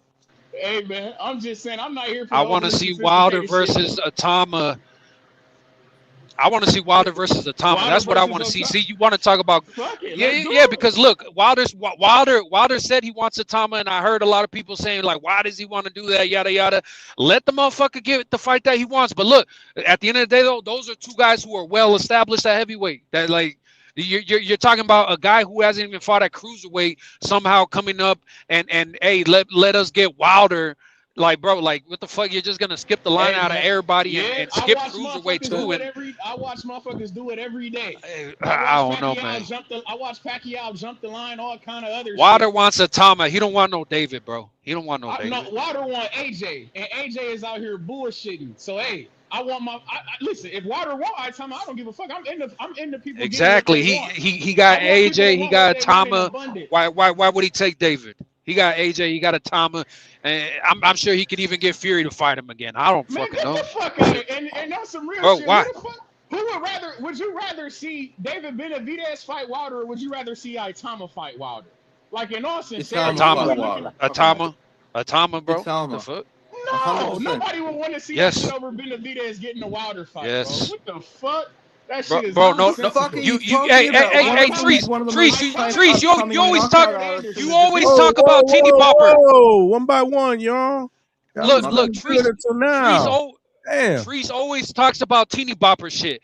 Nobody's gonna believe that David is gonna go up and fucking dominate a Wilder, bro. People will believe that Atama can beat a Wilder. Like people believe that right now. That's my fucking point. Nobody wants to watch a foregone conclusion. But you talk about Teeny Bopper shit. That's Teeny Bopper shit. That's not Teeny Bopper shit, my guy. If motherfuckers is talking about, oh, we think Itama's gonna beat the fuck out of Wilder, why would I want to see that? I don't want to see nobody get beat the fuck out of. I want to see a competitive fight. I think Benavidez provide a more competitive fight with Wilder.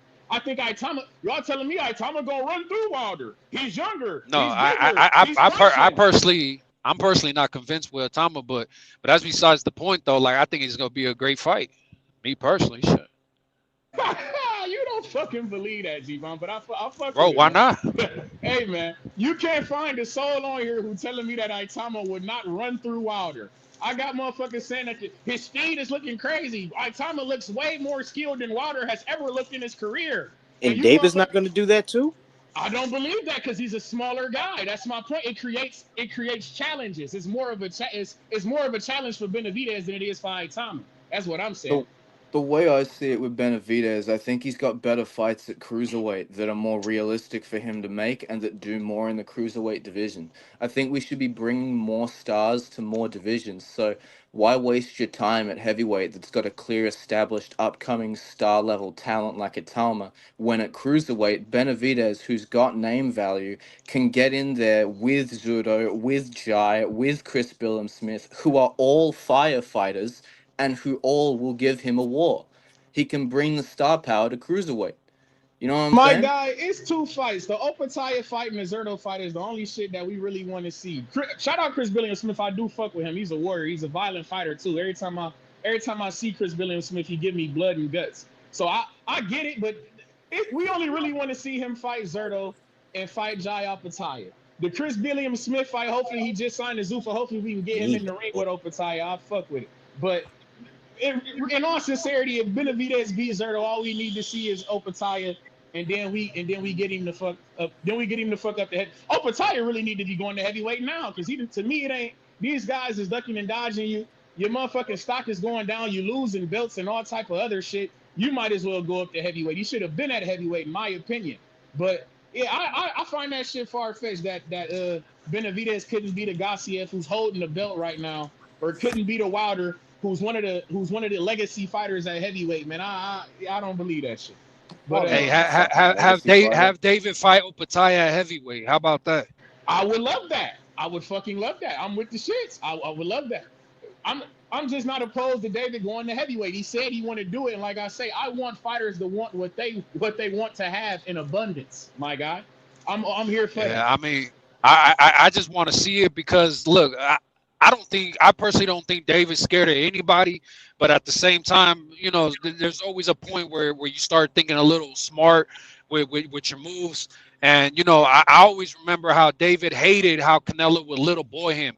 Canelo would say, David is nobody. He doesn't bring nothing to me. He's not a name, yada, yada. And they would hate that shit. Say, man, fuck that shit. We just want to fight. But now look at what they're doing to Opataya. You get what I'm saying? Opataya's right in front of you. Opataya's saying, look, I already wanted the Ramirez fight. You took my fight. Okay, cool. That's fine. Let me just get the winner. If you win, will you fight me? Oh, no, you know, Opataya don't sell tickets. Opataya's not a name. You know, he needs to build more, doing the same shit that was done to him. So, like, to me, that looks like when is the last time David left somebody flatline? You know what I mean? Opataya is doing that shit damn near every fucking fight. Like, he didn't do it in his last fight, so all of a sudden it was a poor showing, but yet he dominated for fucking damn near 12 rounds. So I don't know. He doing that shit to motherfuckers like Naika and Squayo and these motherfuckers. It don't matter. Hey, look, Treese, I hear you. I hear you, but I always hear the case about, oh, he's doing it against this guy and that guy. But if it's so easy, why doesn't everybody do it? That's like Berlanga. Look, Berlanga, I still give him credit for all those first round knockouts because everybody says, oh, but who was it against? Yeah, if it was that easy, why doesn't everybody have all those first round knockouts? Listen, man, I hear you, but when this motherfuckers like Naika and Squay, shout out to him, I get it, but these motherfuckers, Naikos and Squayas and motherfucking, didn't he beat Jordan Thompson? No, did he beat Jordan Thompson? I can't even fucking remember. These guys aren't, we haven't seen these motherfuckers since. That's all I'm saying, man. Like, these motherfuckers, they ain't even been in scraps since fighting motherfucking Opataya. They ain't been near the top since fighting Opataya. Exactly. Opataya's flatlining them. You understand? Flatlining shit. But bro, the last guy, he broke his neck by breaking his jaw at the same time. Like, how does that happen? He broke his fucking vertebrae. But my God, who the fuck had that guy fought before? That's my point. He was in there to get his fucking neck broken. He was in there to get his back broken. That Hey, motherfucker nobody ain't else never. did it to him. Nobody Man, else did it to listen, him. man. That motherfucker would listen, man. Like I say, I know we can't call guys bums, but I can call him a hobo, goddammit. And that guy was these guys weren't intriguing, man. When the moment that they get in the ring with Opataya, we know that he was in there to beat the fuck out these guys. That shit, no, bro. Benavidez at least is beating the fuck out of guys who we thought might have had a chance. Motherfucking Anthony Yarde, we thought might have been able to do something with Benavidez, and he got his ass hit with a barrage of uppercuts. Got his ass Oh, you demolished. thought Yard had a chance? Man, Oh, you no, thought Yard had a nah. chance? He gave No. Better Shit. Diaz a good fight. Well, until he didn't. Oh That's my yeah. point. Motherfuckers Didn't was he get picking. knocked out? Hey man, Oh, listen. he got knocked out by Better B, right? No, hey, Everybody gets listen, knocked out by listen. Better If I'm B. being That's the real point, with you, man. let me just make this case on Yard. Yard is no more impressive than like a David Naika because with Yard, in his career, he got a title shot when he was unranked against a fading Sergey Kovalev and he got stopped on a jab. Then he got beat by Lyndon Arthur and Lyndon Arthur got ranked off of the back of that. Then he beat Lyndon Arthur and got himself ranked. Then he got stopped by Beterbiev, and then he got stopped by David Benavidez. So this is a man who had only ever got rated as a top 10 contender because he beat a guy that got ranked off of beating him. Anthony Yard is the most fraudulent contender of the last 15 years. So I don't want to hear shit about calling him above like a David Naika or anything. Because what the fuck has he done to prove himself more than them? And what the fuck Because did David Naika do? That's my he, point, hey, man. look, David Naika was able to hurt and wobble Opataya the same way that fucking Yard was able to wobble and hurt Kovalev. You know what I'm saying? Like they're proven to the same relative level because neither guy has beaten fuck else outside of their losing efforts where they hurt a guy and then got stopped. It's like how are we going to say that he's any better? You know what I'm saying?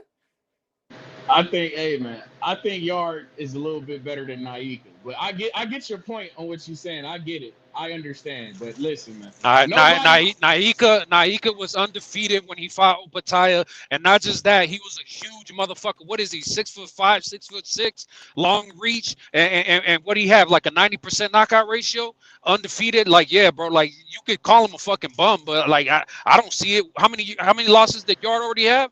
Was he undefeated? I didn't call him a bum. I called him a hobo. It's a difference. Nah, bro. I don't know what to tell you, man. But hey, man, where the fuck is David Naika being since, if you don't mind me asking? His wife got brain cancer, so he's been a bit inactive whilst that's that still unfortunate. happened. Yeah, That's unfortunate. he's Shout been out to his inactive. wife. Hopefully she gets better. Damn it, man. Shout out to his wife. But yeah, man, listen, man. I don't know, man. I think Benavidez can do some shit, man. I like Benavidez, man. And like I say, I don't think that nobody expected Benavidez to do what the fuck he did to Yard. That's all. I get Coach when he was saying the Vosdick win didn't look it wasn't our best it wasn't our best sample, but he got the dub over Vosdick. Vosdick was a violent motherfucker at one. Coach, you muted, Coach, if you're trying to talk, Coach.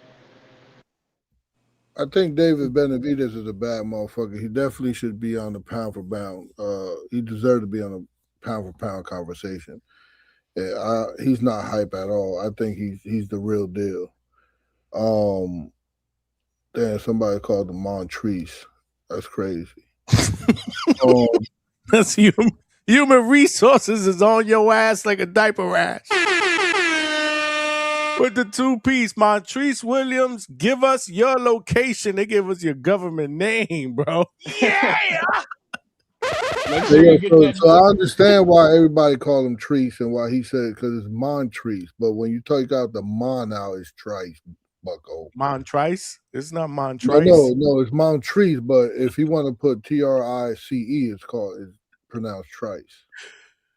Oh, but yeah, so I just think his activity. I think his pressure and just the way he's consistently breaking guys down. I think he did an awesome job with Caleb Plant. He did an awesome job. Nobody wanted to fight Boo Boo Andre, and he made Boo Boo quit. He's not the man. Ain't just winning. He fucking motherfuckers up. He's controlling the fight from start to finish. And I think that's what matters. I think he, I don't want to get misconstrued because I don't think he should go to heavyweight, but he's still a bad motherfucker. Coach, I'm curious. 100%. Do you think that out of curiosity, like, do you think David Benavidez? I know everybody want to say depending on how he look with Zerto, and I'm weak, so we going say he win the fight. We just gonna throw that in there as a caveat. He win the fight. Do you think David Benavidez can go up there and beat like a Wilder or like one of these Gassiev type guys? I mean, in the history, you could cherry pick, and yeah, he could beat heavyweights. Like fucking, there's probably a welterweight out there that could beat a heavyweight if you cherry picking. Yeah, it just gotta be smart management, smart promote. The promoters gotta be smart about it. I think Boxing Link mentioned Roy Jones being strategic and fighting Ruiz, right? Ruiz. Yeah, John Ruiz. John Ruiz, right? He wasn't going to fight the big dogs, but I think Benavidez could be successful in cherry picking. Do you think he could He'd need to fight Gassiev? You think the Gassiev is that's what I'm saying. That's the guy you go get. Like I said, and he got a belt, so it puts you in line. So yeah, I think that's a guy that. So Trice, do you really think he could beat fucking Usyk, or can he beat even I mean, a Tyson Fury, Usyk, those big, I'm not gonna lie, these guys getting Usyk, he not no spring chicken. And if David bring pressure, bring violence like nobody else has brought, I'm not saying that he would beat Usyk. I think that it would make a more. Wait. The question tried. I forgot. You can't argue with doubles. Captain Casual is on here talking about. And shout out to you, Trice. Shout out to you. I forget who I'm talking to. Hey, listen. Hey, that Benavidez will beat Usyk. He has a chance to beat every heavyweight out there. Yeah, that's the conversation we should be having. I'm just saying, I think it's a possibility that he could probably beat Usyk, man. Usyk is not young, man. That's all I'm saying. If I watch Daniel Dubois, motherfuckers say that Daniel Dubois beat Usyk. I got motherfuckers who say now go home and smoke some more crack. That body shot was legitimate. Dubois got stopped. Dubois got stopped twice by Usyk. Don't forget that. Twice. Hey, Shut your damn mouth. I'm here with you, but I got guys who say that body shot should have counted on Usyk. That he put him down with that. So you telling me that David Benavidez, who be going to motherfuckers' body, who be ripping the body, who be punching in volume, punching with violence, he might be able to do something with Usyk. That's all I'm saying. We have yet to see. We have yet to see how he's able to take a punch at heavyweight, because even a Usyk is similar to a Bivol. You get what I'm saying? Because these guys can actually punch. If they sit down on their punches, they can actually punch. But they rely a lot on their boxing ability, their in and out, their feet movement. You get what I'm saying? But Usyk can fucking spark a David. If David is able to get dropped at 68 and 75. I don't see why the fuck Usyk couldn't fucking do the same. So it's easier said than done. Oh yeah, David's gonna attack Usyk's body. Like, don't you think other people have thought about that after seeing the Dubois shit? But at the same time, it's hard to do when Usyk is great at his feints, great at moving around. Nobody's able to fucking grab onto Usyk like that. Like, Usyk is an all-around great boxer too. You're not just talking about a heavyweight slugger. So I don't see David being able to go in there and just attack Usyk's body like that. Nobody else has.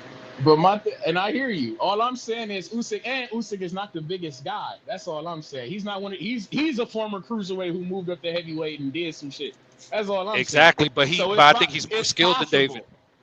He's more skilled. You might be on to something with that. But all I'm saying, sometimes I'm not here for all the skills and the cute shit. Sometimes violence outweighs some of that shit. Sometimes you just take a motherfucker to get in there, get forehead to forehead with a motherfucker and start putting hands on you.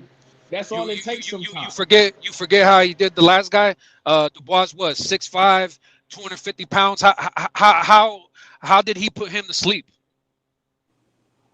Night. Hey man, I get you. But Dubois, he put something on him too, man. The first fight, he was in the mix in that fight, man. That's all I'm saying. I hear you, man. I hear you. But I don't, even though we're calling Usyk old, I really haven't seen Usyk show his age yet. And that's what makes him dangerous, right? His movement is still there. His conditioning is elite. You don't see him getting tired. You don't see him wearing down, as the fight goes on. You actually see him getting better, right? And mentally, I think he's sharper than ever. He goes into training camp. He leaves his family. Every time I ask him a question after the fight, he was like, I haven't seen my family and blah, blah, blah. He's looking forward to that. Right.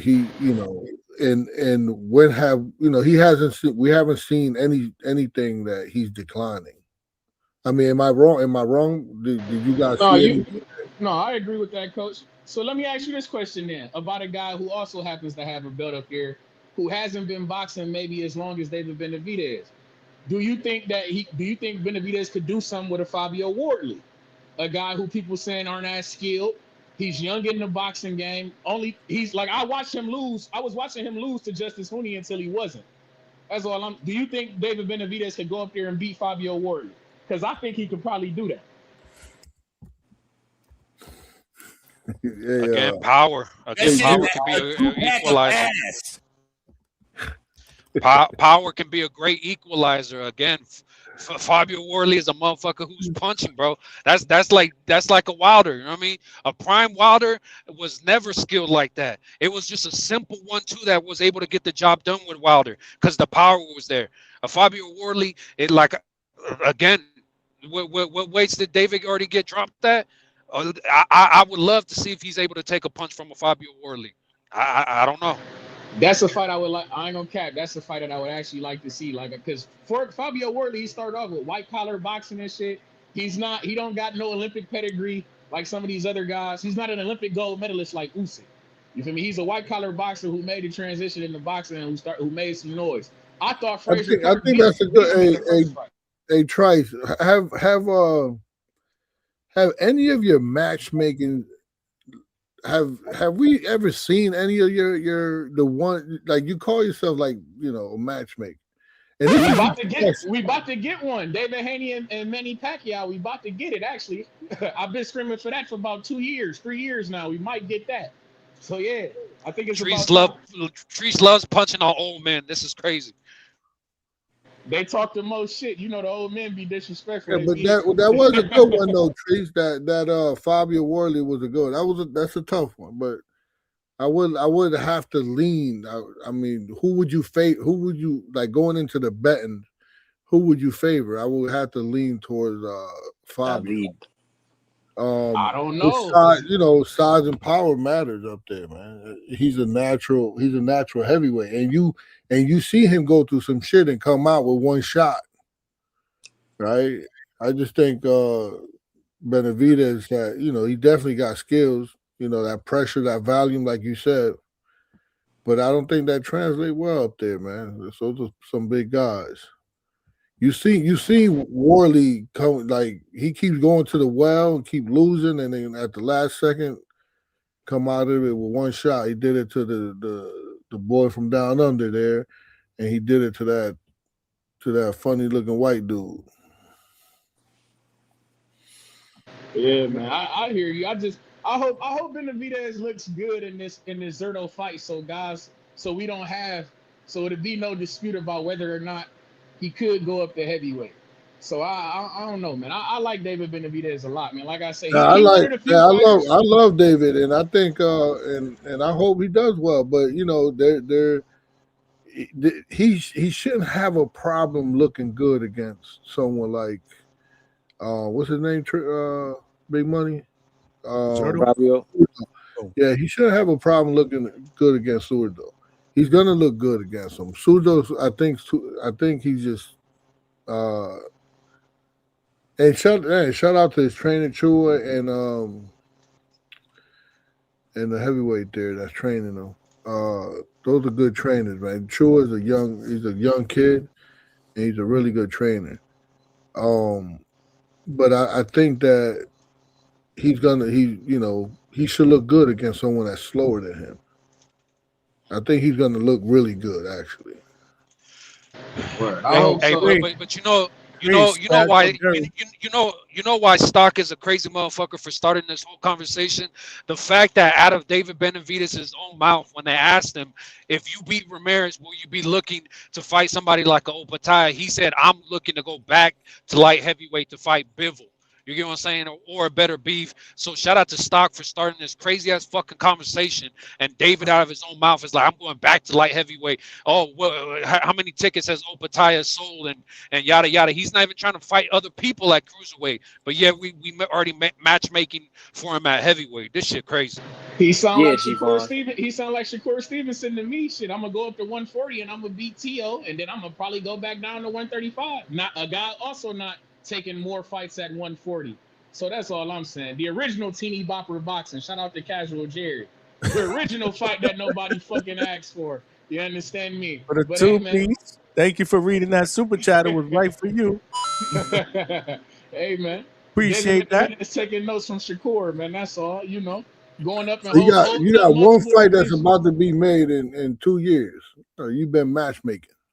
Hey man, I've been matchmaking, coach. What can I say? These guys don't listen. That was Turkey Al-Sheikh who been giving us fights that nobody fucking asked for except Bivol and Better BF. That's the only Yo, he fight that he gives us gave. he gets the fights that we don't want to see right. Like didn't you matchmake Manny Pacquiao and Mario Barrios?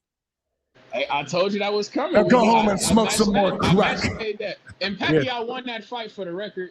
They robbed my guy. They robbed my Wiley vet, man. Shout out to Pacquiao, man. Why? Okay. Why do we gotta be subjected to this shit? Hey man, that's boxing for you, man. Boxing don't ever give you I what you blame want stock when you chasers want for it, this man. shit. Where are you, Stock? He need This to is pull twice. up. Malcolm, This jump is in here. twice. Oh, Stock is here. Stock is here. Hold on. Malcolm, what's good? We gotta let Malcolm go because he's been My waiting, audio man. probably gonna sound ass. It's gonna be quick. I don't know how the fuck this conversation came up with Wilder and David, but that shit is disgusting. I don't want to see that. I'd rather he stay at cruiserweight.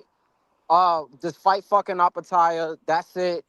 Fight Zudo. Just get that shit out the way. But that Wilder shit is disgusting, man.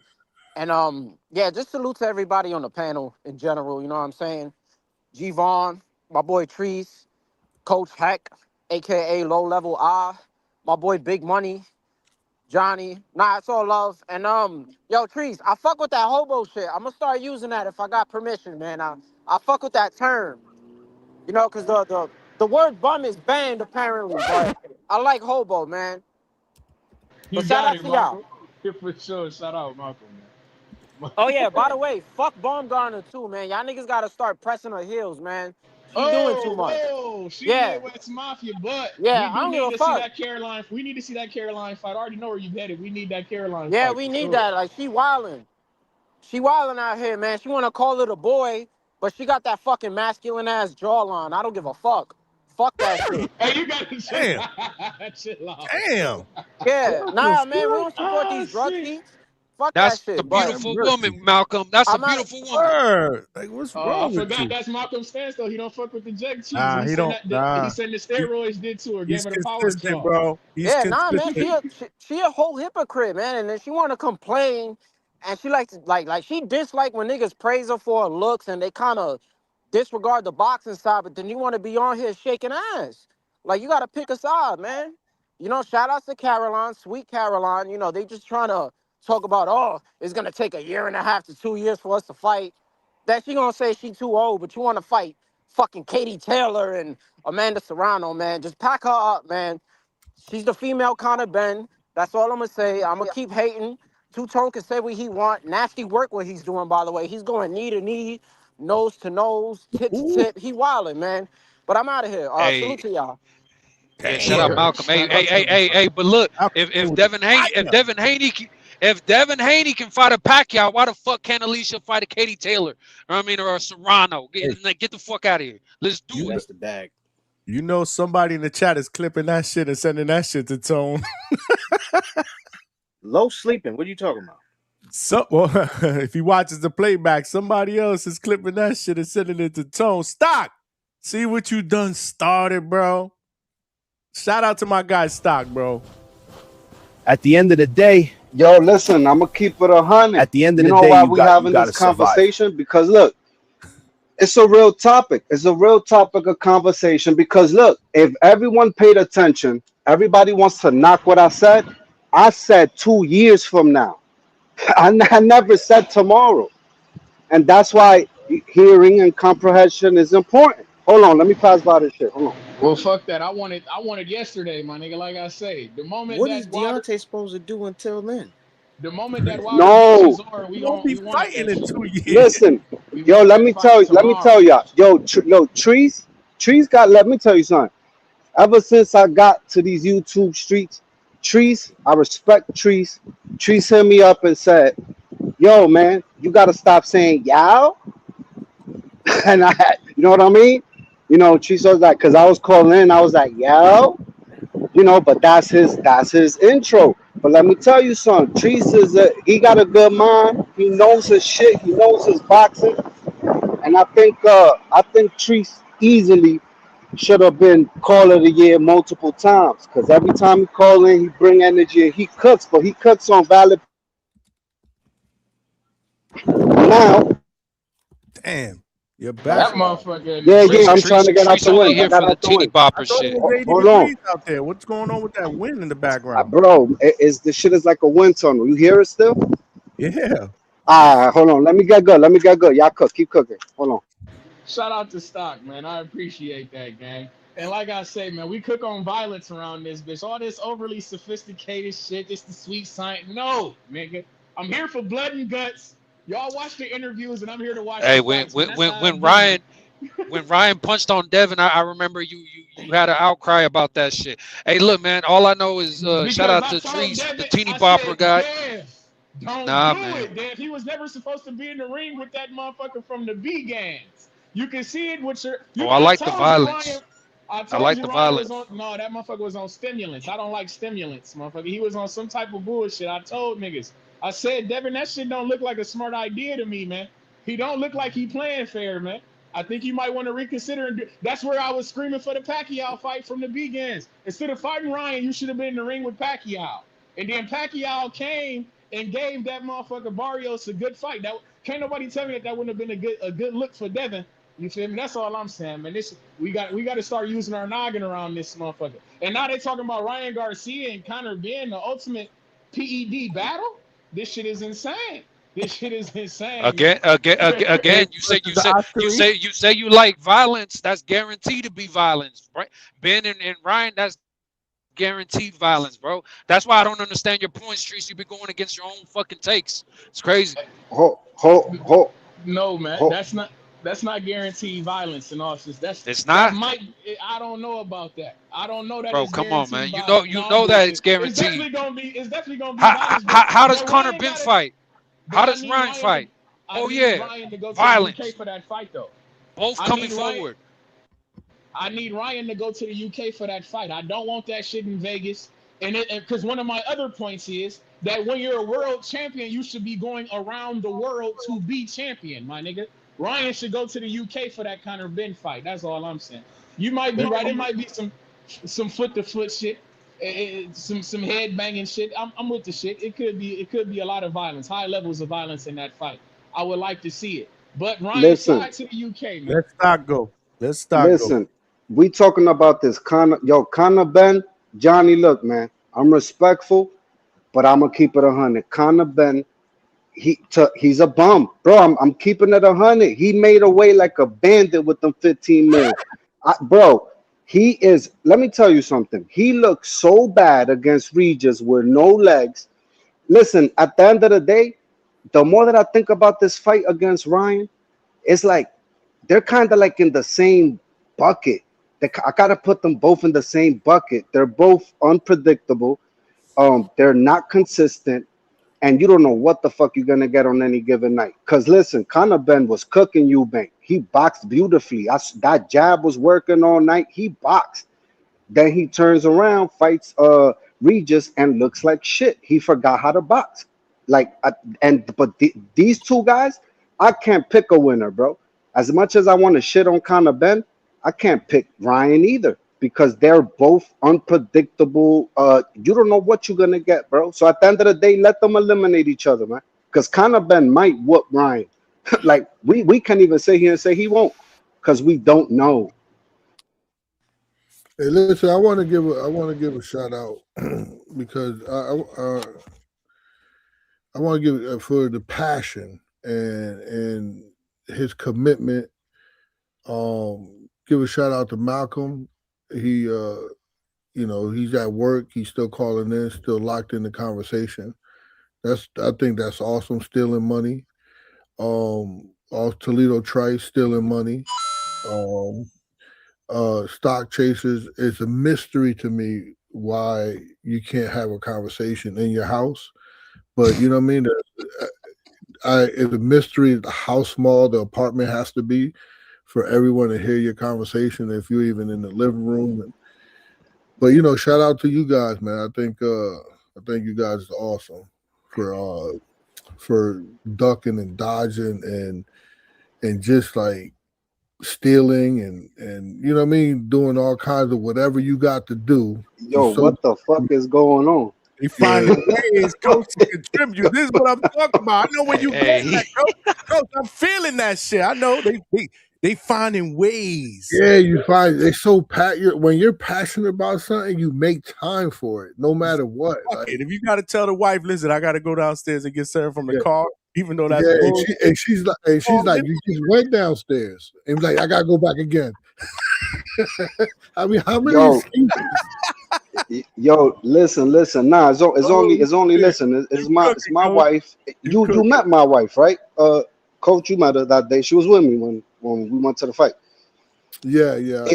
I listen. I do it out of respect, cause you know what? I be getting too turned up there, bro, and I don't want to wake up. You got me? Cause she up there sleeping. But listen, I was real passionate about Rohan Polanco. They were saying, yo, but why you crying? Yo, why you crying? And I was like, yo, listen, are we gonna have to go to Zuffa and start busting ass? Like, cause at the end of the day, I don't like that answer that we got from Braggerman the other day. I felt like he tried to I don't know, bro. That rubbed me the wrong way. He tried to, oh yeah, look, he's out of weight. Go to 154. And I'm like, brother, you got a top 10. You got a top 10. Yeah, go ahead, bro. Go ahead, bro. Let me say this, right? That's going to even give you more mad. That 150 wasn't even for us. That 150, that dude couldn't make. There was a particular guy that I find out who they wanted us to fight, even after I said no. And I know him. I worked with him in the past, and he can't make 147. Rohan never said we can't. We'll fight at 150. Listen, Rohan sparred today, and today was kind of big for me, and seeing the things that I put him behind the 8-ball.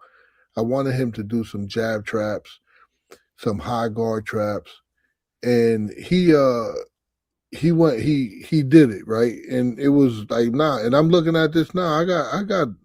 This motherfucker's the goods, man. Now I'm not just gonna throw him in there in 5 weeks. Like him, doing this thing in DR, have to get his son and bring him here, and then you just want me to just fight him in 5 weeks? Nah, we good. We don't have to fight. You still got to give us the fights, because the 5 weeks is so. You sometimes this. Let me just educate people that don't know on contracts. Like, let's say, for instance, the promoter gives you 3 to 4 fights a year, right? And sometimes when they say, yo, listen, you have a fight on this date, and if you don't take that date, that's a fight that they can take off, right? But now, by us saying no, they really can't take the fight off, because it have to be a certain time limit that if we say no to, then you can take it off. But that time limit is around 8 weeks, because you deserve a real training camp. So you can't be under 8 weeks, want us to basically do you a favor, because that's what it comes down to. Hey, we need an exciting fight on the card, because that bullshit main event with Keyshawn Davis and my man, awesome for him to get that fight. Albright? But what the singing guy? Albright. I hear Albright. Yeah, he, shout out to him. Awesome that he getting that fight. But now, that's not an exciting fight. But you put Rohan on there, yeah, people would like Rohan being Dominican, he don't sell a lot of tickets. But Rohan, when he fights on television, people tune in. Right? He is exciting. So I want Rohan needs a whole training camp. No matter, and then I didn't know who we fight. We could be fighting what Tri said, a hobo. We could have been fighting anybody. But I need him to, I don't care if it's a hobo, bum, whoever, motherfucker's nice, whoever, he need to be in the ring, respect his craft, respect boxing, and he need to be in there at his best. Right? We can't afford no hiccups. Right? And you know what's crazy? Hey, Stock, check this out, right? It was supposed to be the 16th. And guess what we're gonna do anyways? What I told them to do, listen, you don't have a date right now. On the 16th, where they want you to fight, I want you to make 147. Just to make it. So I'll send you the video, Stock. I'll send you the picture of him making 147 on the 16th. There's a lot of people I know that are fighting on the 16th. Norman Jr. is fighting on the 16th. Who he's fighting? He didn't say that. We'll announce it next week. Now listen, I'm waiting for Brian Norman Jr. We know it ain't gonna be Polanco. Yeah, because Stock, you on mute. First of all, you on mute, Stock. Nah, listen, what I was gonna say. No, hey, Stock, what did they say about what did Brad say about Tiger Johnson and Norman? Oh, they on the protection plan. Them fights is dead, which I find crazy, bro. Like, yo, that shit was nasty, bro. That was horrible. Everything he had to say was nasty. But they going to court with him, so it makes sense. But I get why he's saying he's not trying to. You know what I'm saying? Wait, going to court with who, bro? What that got to do with what that got to do with this Rohan shit with Tiger Johnson? I'm talking about Don't Rohan get him Polanco started. getting Don't these get fights. him started.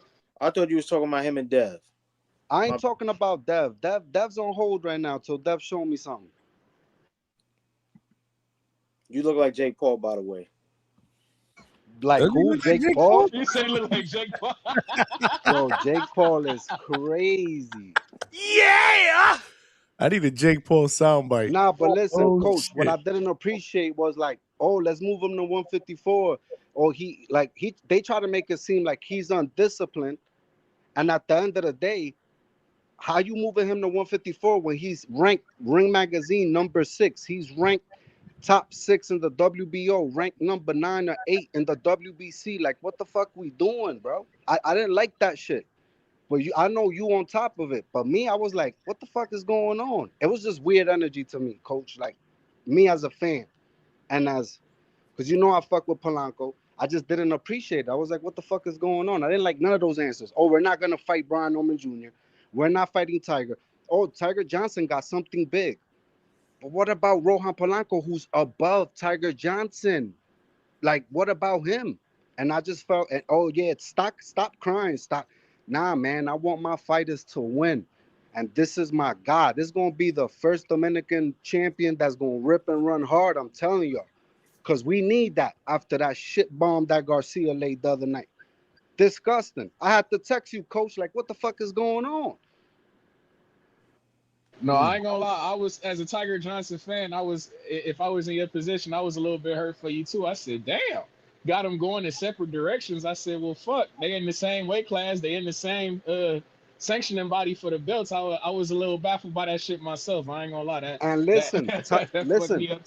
And Tiger Johnson is number 10 on the Ring Magazine. Rohan Polanco is number 6, and he was number 4, but he's had to drop down because Ryan Garcia jumped up there, Rolly jumped up there, and I know Rohan Polanco smokes Rolly. And listen, put him in the ring with Garcia too. Yo, G-Von, Rohan Polanco smokes Garcia, bro. I think he stops him. Shit, man. But shout out to the Hangout spot. I'm about to go out here and continue to steal this money, man.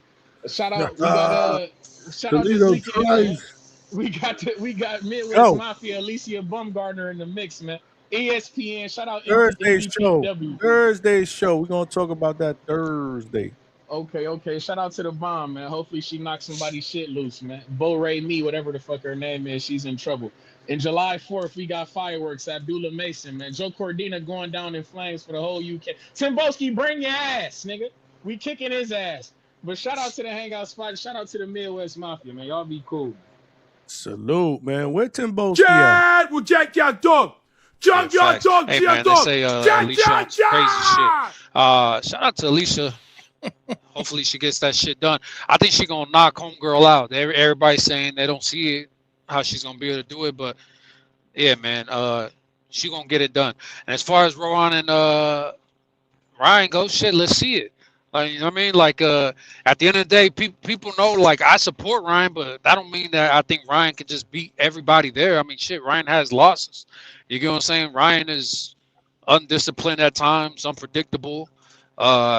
I think he's just physically gifted, and if he were to take the shit more serious and not throw away talent, he could be fucking better than what he is. But he's unpredictable, man. One night he'll be on, the next night he's off. But fuck it, man. Let's see it. Like Tree said, we're here for the violence, man. For the real violence. Like, you know what I mean? Tree's here for the teeny bopper shit. I don't know what the fuck he talking about. It's crazy. Oh shit, man. I used to have a Tree's Teeny Bopper soundbite. I don't know what the hell I did with it, man. Fuck! But as always, he brings that energy, man. He brings that energy. You good, Big Money? What happened? I think Jake Paul kicked me off. Stock Paul? Yo, they were going in on him, bro. I can't unsee that shit now. What, you can't see the chat? No, I can't unsee that. Talking about stock. Stock. Looking like fucking, they called him Don Juan Paul. Yo, that's crazy. Yo, what's wrong with y'all? Y'all tweaking? Not me. What's going on, man? You better go take that up with the chat, bro. They going in on your ass. Oh shit, man. Hey, Stock, like I was saying a little bit ago though, you nasty for this shit because, bro, like I said, you heard it. This shit's on fucking wax. Like Johnny could play this shit right now. They told David, so you know, hey, after this, can we see you fighting an Opataya? Oh no, I'm gonna go fight. I'm gonna go back down and fight Bivol or Better Beef or anybody but Opataya. I mean, motherfucker knocking people out. He killing people. You want like me you to see tell this you shit? why? You want me to tell you why? Listen, Opataya just got stripped, right? He signed to Zuffa. And bro, let me tell you something. Nobody knows Opataya, bro. They ain't one casual that knows Opataya right now, bro. Like respectfully, Hey, but honest, respectfully though, what happened? Wasn't that one of the biggest things that David and his dad used to get on Canelo for? Like what you mean we're not a name? What you mean there's that like we're the mandatory? We're this, we're that, we're the next guy in line. We're the guy that you're avoiding, and it's not looking the same way that they're doing him. They're not doing Opataya the same way Canelo did them. G-Von, let me ask you a question. No. Answer the question. Wait. I'll answer your question, but don't pull a Bill Haney on me. I'm asking you a question, bro. Does it not look like they're doing the same shit to Opataya that what Canelo did to them? Not at all. I think you want the fight now, and I think the fight will happen. The fight will happen. You know Benavidez is gonna crush Jay Opataya at some point. Like, just let it happen. But he's coming for his neck. But you do know that Opataya filed and petitioned for the Ramirez fight, and David just swooped in and took the fight. So Opataya, his response was, cool, whatever, I get it. It's the politics, big money behind fucking David and Ramirez, cool. But at the same time, let me get the winner because I was already in line to fight Ramirez. I already wanted to fight him. You get what I'm saying? So don't take my fight from me. Tell Dana White to drop the bag, right? And I could guarantee you Benavidez will go to the apex and he will beat on Jay Opataya, bro. We all know this here. We all know that we not gonna act like Benavidez is ducking JL Pataya, bro. Like none of us believe that shit. G1, stop. Hey man, it's looking funny, bro. I'm gonna tell you that much. The fight, I believe that fight is gonna happen. But I think, yo, listen, after the Zurdo fight, man, I just know that I'm here on record. Benavidez is gonna look the best he's ever looked. He's gonna hurt Zurdo, and I'm gonna sit here and I'm gonna be like, I told you so. Why? Do you predict that he's gonna stop him? That I'm actually, bro. I'm putting money on that. And you know how I roll, G-Von. You know how I roll. I'm putting money on the stoppage. It's plus 230. Okay, but are you doing it just because the odds are good, or do you truly believe that David could stop Ramirez? Ben, look, Benavidez said it himself. He said, "Yo, on May 2nd, I'm going to show up." He already made it clear out of his own mouth that he is going to, bro. He's not here to play games, and like he said it himself. He said, "Yo, I'm going to show out. I want this date, May 2nd, to be mine." He's taking that shit from Canelo, bro. Yeah, I mean, I respect all that. Like I said, I like the way David is moving overall. I just don't like the way he's moving with the Opataya situation. And, you know what I mean? Like, let's wait and see what happens, because plenty of other fighters, you know what I mean? I'm not going to name any, but shit, there's guys who haven't had a knockout or a stoppage since 2019, and they continuously say how they about to stop the next guy they fight. Look, You know what I mean? look, So, look. Let me make a point. Let me make a point with Dana White. Dana White sat there and shot Who are you on the. talking about? hey, man, you know who he is. Listen, 2019, let that sink in. who he talking about? I don't even know what's going on. But listen, Just go ahead. Keep going. Listen. At the end of the day, Dana White sat there, shitted on the whole boxing world, and his man's got stripped, bro. Why? Because Opataya signed to Zuffa because he couldn't get no fights. I don't think it's because of Because people everybody was ducking ducking him. him. Nah, that is why. Bro, who's ducking him at cruiserweight? Everybody. Bro, cruiserweight, they dying. Ramirez was supposed to fight him. Yo, He went to go fight David instead, because he's like, listen, oh, this guy's gonna come up and wait and fight me. Fuck it. G-Von, we're not gonna act like the cruiserweights ain't dying for a check, bro. Them guys is sitting up there with no fights, bro, no money. There's nothing going on up there, bro. Like Benavidez is about to come and shed light on that division. No one cares about cruiserweight right now, and we all know this. Hey man. But listen, I don't want to take away from Joe Pataya. Joe Pataya got skills. You know what? I like Joe Pataya. I do. But at the end of the day, like, what Dana White fucked him by talking all that shit. He got him stripped. He's talking about he wants to undispute. But this dude is running around talking crazy. And at the end of the day, these are the repercussions. So now look, Opataya's he's stuck right now. I know Opataya is hurting because he got the Zuffa belt. But in reality, I fuck with Zuffa too. But no one cares about that fucking belt, bro. That shit don't mean nothing to us. Let's be honest, bro. Yeah, that shit looks hard as fuck though. You like the Zuffa belt? Hell yeah. Yeah. all the diamonds and whatnot. Shit. You know, I went out there to the Opataya fight, and they had the belt in a glass case, all kinds of lights on that shit, looking shiny and whatnot. Shit. Well, that's right. You went to the Apex, right? That's the Apex. Yes, sir.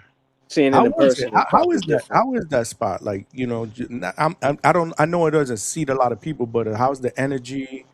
Do they sell food? Is it expensive? Like, how does that? How does it? I mean, it wasn't expensive. It was $500 for front row. Like, you know what I mean? So it was cheap, and yeah, I mean they do sell like you know, shit to eat, drink, and whatnot, but it's definitely not like any other stadium arena shit you go to.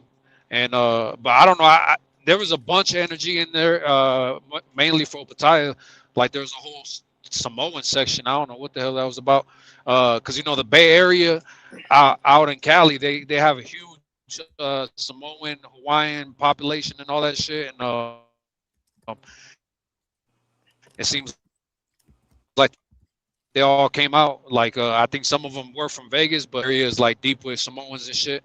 And they all came out to support Jai. So he had a whole section. That's why after the fight, he was singing a song with them and shit. When I don't know if you remember at the end, he was singing a song that the crowd started singing. It was some Samoan song. So yeah, hey, man, there's a lot of energy there. Nah, it looked like he had a good turnout. You know, I remember we were watching that. I'm just saying the experience there. So that's dope. That's dope. I mean, it wasn't like a fucking Allegiant Stadium. You know what I mean? When I went to the Crawford Canelo shit for That was next level, right? 75,000 people, whatever the fuck That it was was in next there. level. Hell yeah. But Hell yeah. yo, but listen real quick. I support Zuffa, but Dana White, the way he's going about it, bro, it is detrimental.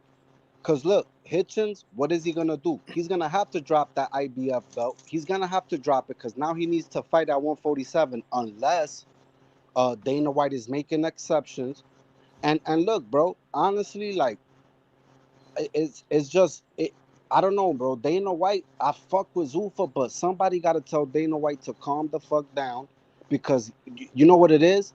He's not going to win. He's going against the entire boxing world. That's not how you do it. You're shitting. You're being disrespectful, and we're seeing now tidbits of people fighting back. You're getting stripped.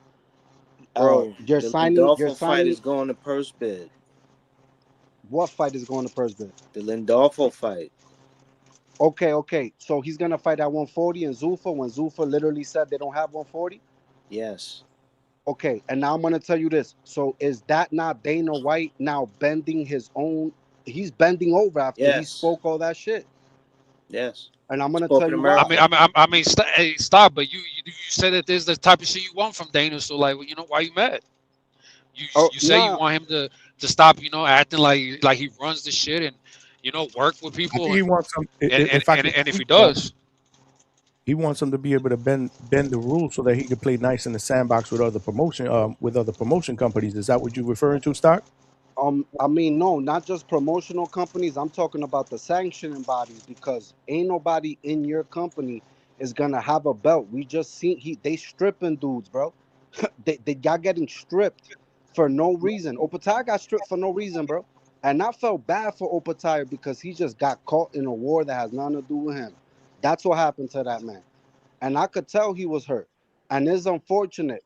But at the end of the day, so now Hitchens, I don't like Hitchens. Hitchens is from New York, bro. I don't even want to talk about Hitchens. I can't stand that, bro. I cannot stand that dude, bro.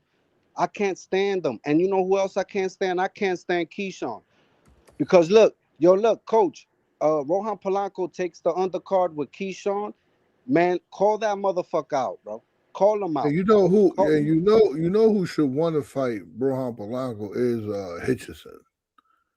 Hitchison should have it in his heart to be like, I want to fight that dude for what he did to me in sparring. Bro, what did he do to him in sparring?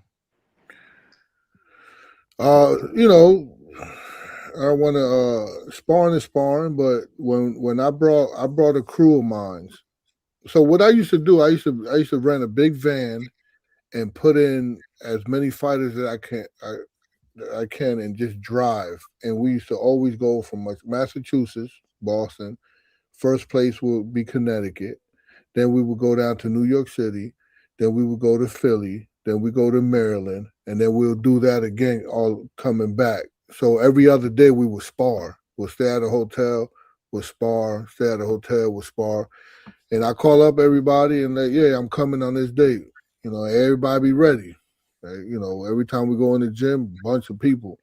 And one time we went to Brooklyn, and my guy Rozier, right, Andre Rozier, called him up. Hey, I'm bringing a crew down. Got everything from heavyweights, you know. He's like, yeah, I got some people, which he did. We go in there, and once we came in, Hitchison was there.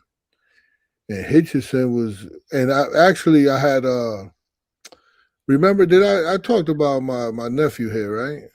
Yes, sir. I asked you about him. Yeah, Ray J. Bermudez. No. Ray J, right? Yeah. Yeah, I asked you about him. Yeah. Like So Ray J. Bermudez in the amateurs, he beat Hitchison. On So the he show, was- you asked him about him? Yes. This is a long time. So I have a nephew. Well, I don't know. He's really my cousin. My first cousin is his son. I call him my nephew because it's weird calling him my cousin. You called him your cousin that first time, but whatever. Yeah. So he was with me and he beat Hitchison in the amateurs. And so I brought him there. I had Rohan. Rohan was like, he was he was young there. I mean, he ain't had too many fights. So it was the funny thing. He was the loudest one. Once we walked in, like it was a group of us walking in, and Hitchison was the loudest one. He was like, "Oh, I want rounds with everybody. I want rounds with everybody."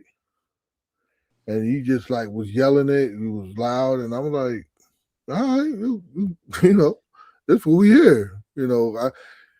I think it was kind of an intimidation tactic. I don't know what that was about. I don't know, whatever it was, but he was loud and, but so I say, hey, you'll go with Polanco, suit up, you're going to go with him.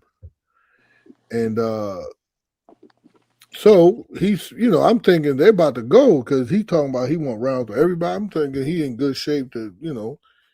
So first round was close. Rohan edged him a little bit. Second round, he kind of threw more jabs, and it looked like it bothered Rohan. The third round, it was close again, and then they said last round, and I was like, last round. This is the fourth round coming up, and he was like, yeah, that's it. I'm like, huh? You yelled out you want rounds with everybody, and you only got 4 in you. So I say, Rohan, I got serious, Rohan. Fuck him up. This is the last round. Listen, fuck him up.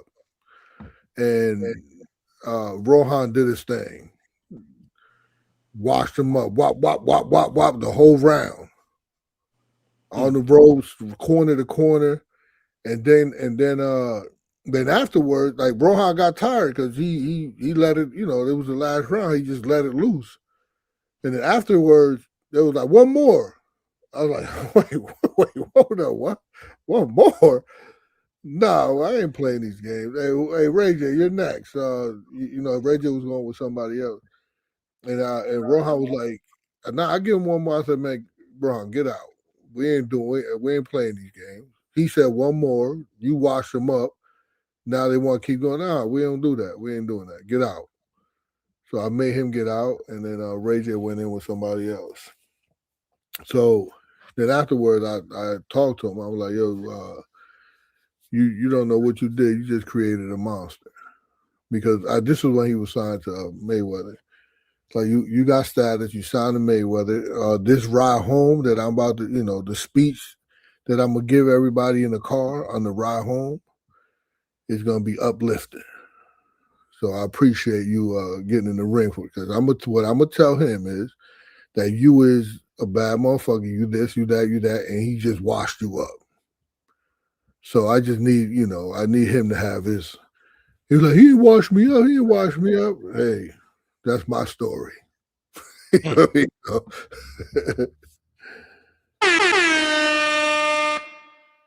That's great material right there. That's what I'm talking about. Shout out to Ray J. He opened a gym, right?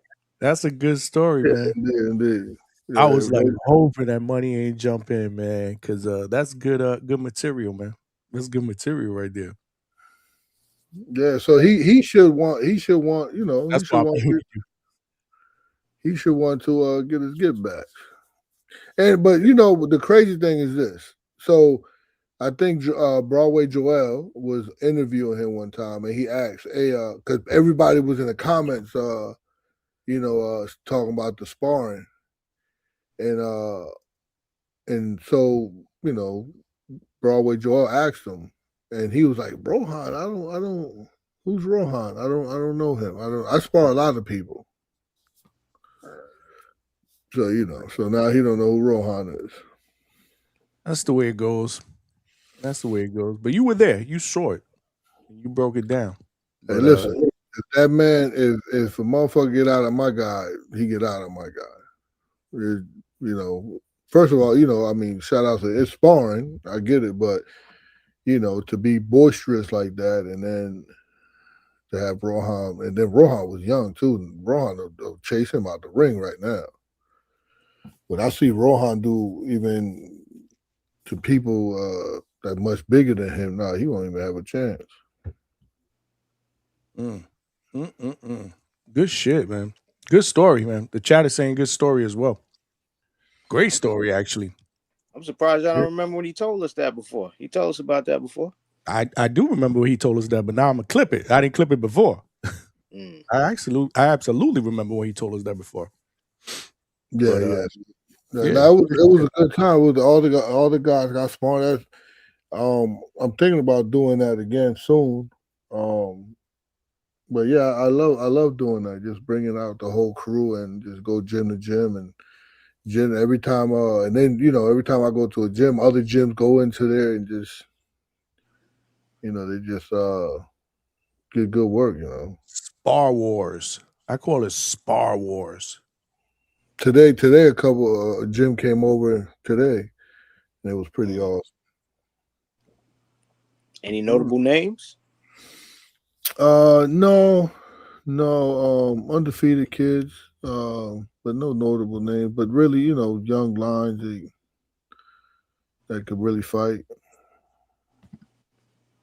Good shit. Good shit, man. Yeah, I like that Richardson Hitchens story, man. Yeah, hopefully, because he at 147 now, right? I think I don't know. They real tentative of what he's doing because he was like, oh, Teofimo, he could come and he's at 140 and or he thinking about moving up. Everybody know Teofimo's moved up to 147. What fuck are you talking about? Correct. Right, so we know you moving up to the 147. We know you having problem making 140. It's okay, Bucko. You could fucking tell the truth, right? It's like, people grow out. People grow. It's not, So there's a stigma on that because a lot of times people think it's about being undisciplined, and that's not totally true. Because people really, really like fucking almost kill themselves to make weight. And some motherfuckers even on this chat can't go 2 hours without putting something in their mouth. So these guys is really, they really try. And I commend them for that. And it's tough. It's really, really tough. So it's not nothing. And when you can't make it, it's not because you're not disciplined. Everybody think that shit. You didn't make the weight. You're responsible. It's a contract. You're supposed to abide by the contract. Like, nah, sometimes in training camp, you put on a little bit of more muscle than you expected. And now it's going to be a little, harder to make weight, or you lost muscle. And, whatever the case is, sometimes it's just tough. Hey, Coach, you ever see that boxing movie called The Cut? I actually did on the plane. I don't watch. The only time I watch movies is on the plane. And I ran across that. And did you see it? Is that why you asked? I've heard about it, and I was just wondering if you saw it and if you had an opinion. I want to watch. Yeah, it was touching. It was kind of unrealistic, but it was touching on all this on everything. Right. Especially when the guy was like, "Yo, you could take this and make weight," and I also shout out to I think Raphael 32. Mm-hmm. Yeah, I should. Yeah, you're right too. I should say that too. I'm just saying not all the time. Like when you miss weight, not all the time that you're like, oh, you're irresponsible. But yeah, some people are too.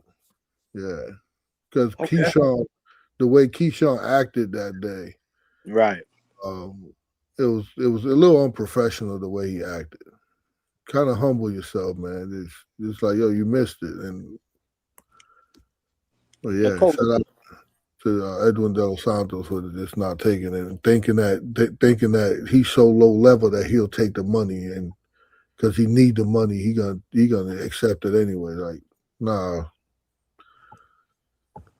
Coach, did you see any nuance in him eating the popcorn the next day at the fight?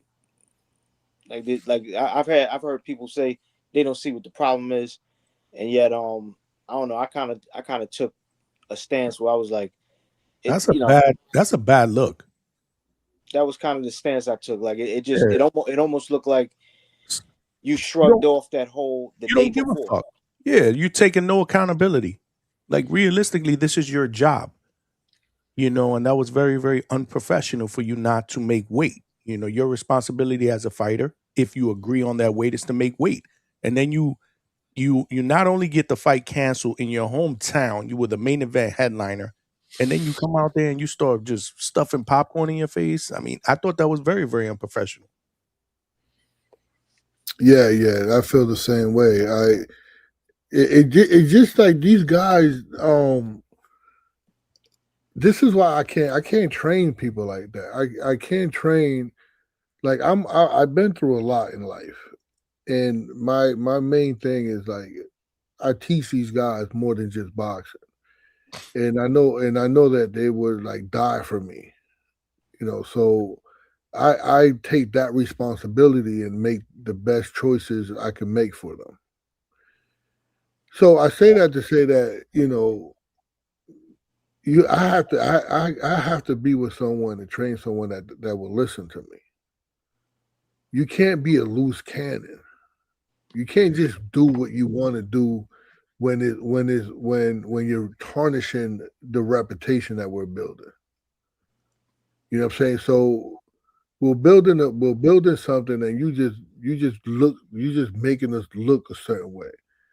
Like he made Bomac, and I think it was Bomac and them training. He made Bomac, the whole team. He made them look bad too. Like they have no discipline in their program. And I just think that's like Polo Buck said. I think that's bad business. Agreed. And then just like the popcorn thing it's just popcorn, right? Like you can eat popcorn, but it's just like after that whole thing is like not after that. Like, hold up, motherfucker. You don't get to enjoy life right now. The time was off. Right. There's a time. You fucked up this whole event, right? Yeah. He absolutely threw a monkey wrench. Invested money into you. People wanted their money back. And nah, my man, you don't even get to come to the show. You're somewhere, laid up. I agree. Yeah. I agree. Don't even show up. And then you get a brawl. And then you get into a backstage brawl, which makes it even fucking worse. Like that whole event was a nightmare. If you're listen, one thing, Mike Tyson is awesome, man. I missed that podcast I used to do. He used to give out some gems, man. He said one time, he said, when you favored by God, man, you also favored by the devil. And with fame, when you get fame and you don't know how to deal with stuff like that, I think you go into a devilish mind state. And he mentioned it when he was coming back. He got off the scene for a second. When he came back to the scene, and he in his own way, he apologized, but at the same time, the characteristic still shows up in his personality at times. So I don't know who he's fooling with that apology, but yeah, you know what I'm saying? Like we could still see the characteristic traits in his personality, right? Yeah, it wasn't a good apology. It definitely seemed disingenuous. I mean, and again, going from the range of emotions of eating the popcorn and smiling and laughing, and then not even a couple hours later, you stark raving pissed.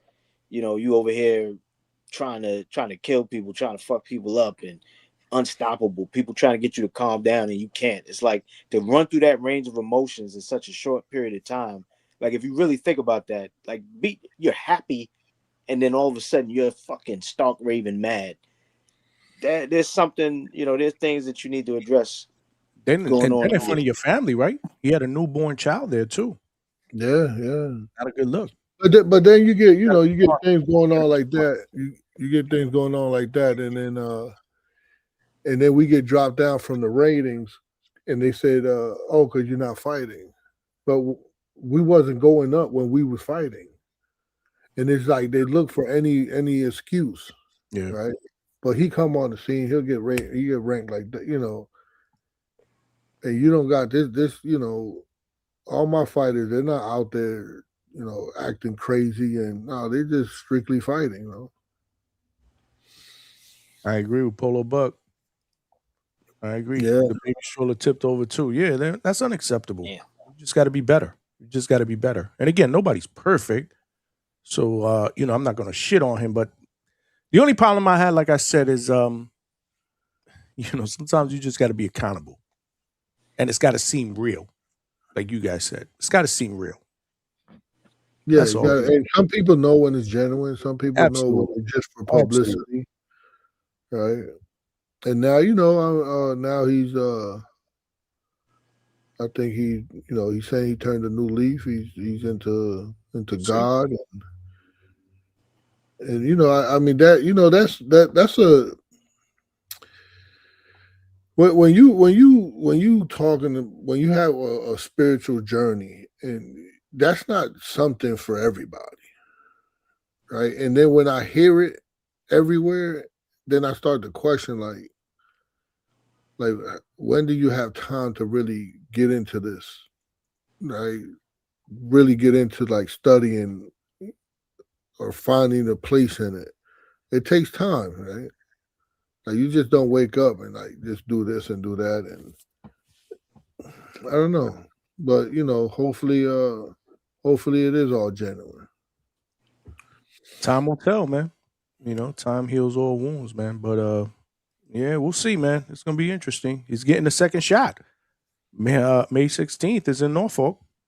Yeah, he will be headlining against the against the guy that beat his brother and that was involved in the whole backstage melee. So it's gonna be interesting. It's gonna be interesting to see how that plays out. But we about to wrap this up, y'all. We pushing 4.5 hours, and the brother got to go to sleep. We got another show tonight and on Thursday. So well, shout out to everybody. Shout out to my band Stock Chasers.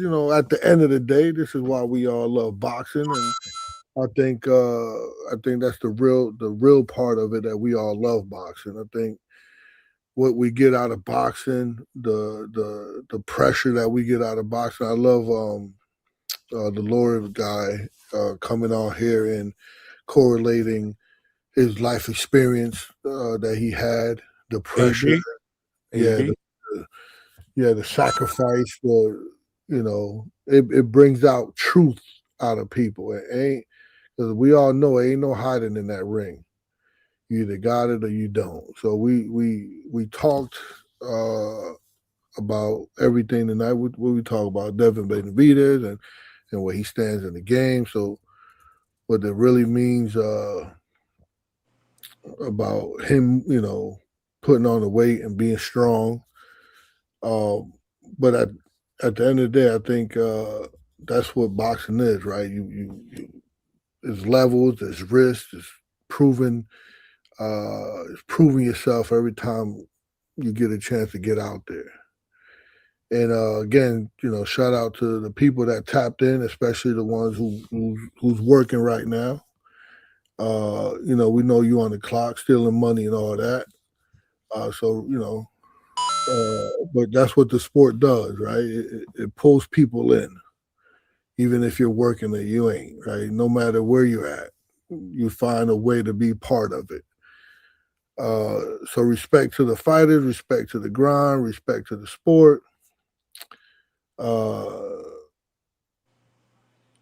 And we're here, right? I'll close out with, this is the Hangout spot where the talk is real, the opinions are raw, and the passion never stops. From the ring to the mic, from the grind to the spot. This is the Hangout spot. I'll see you out. Peace. Next time. Peace out. Nothing but love for Coach. Coach again, dropping the mic.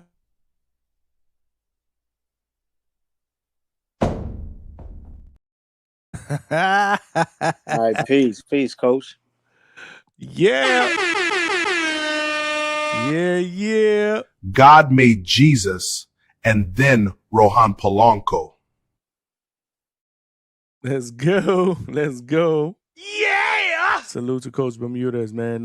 Great show, man. Great show, man. Salute, and, Coach.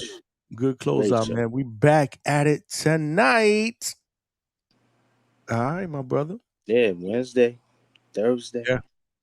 Get it back in. Shout out to DMO for pulling up, telling us about that great win he had.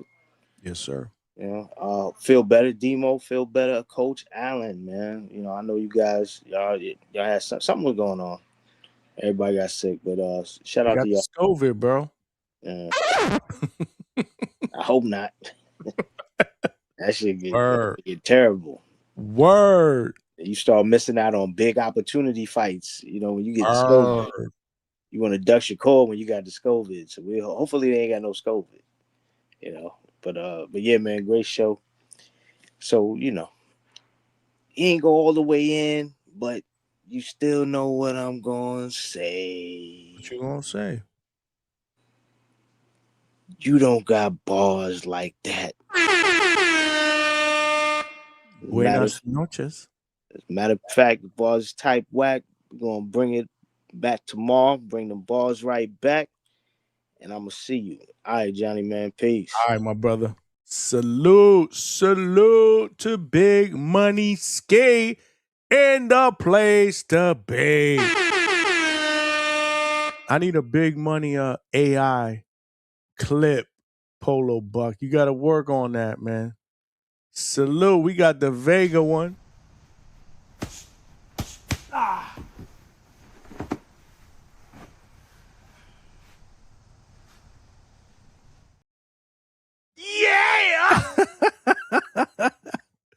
White Claw Vega in the build. At the end of the day,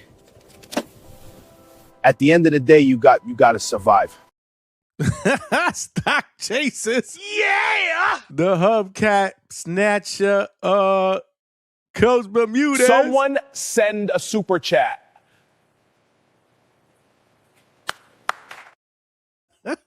Yeah! And of course, my guy Deontay Wilder. I had a good nut, and I nutted on her stomach.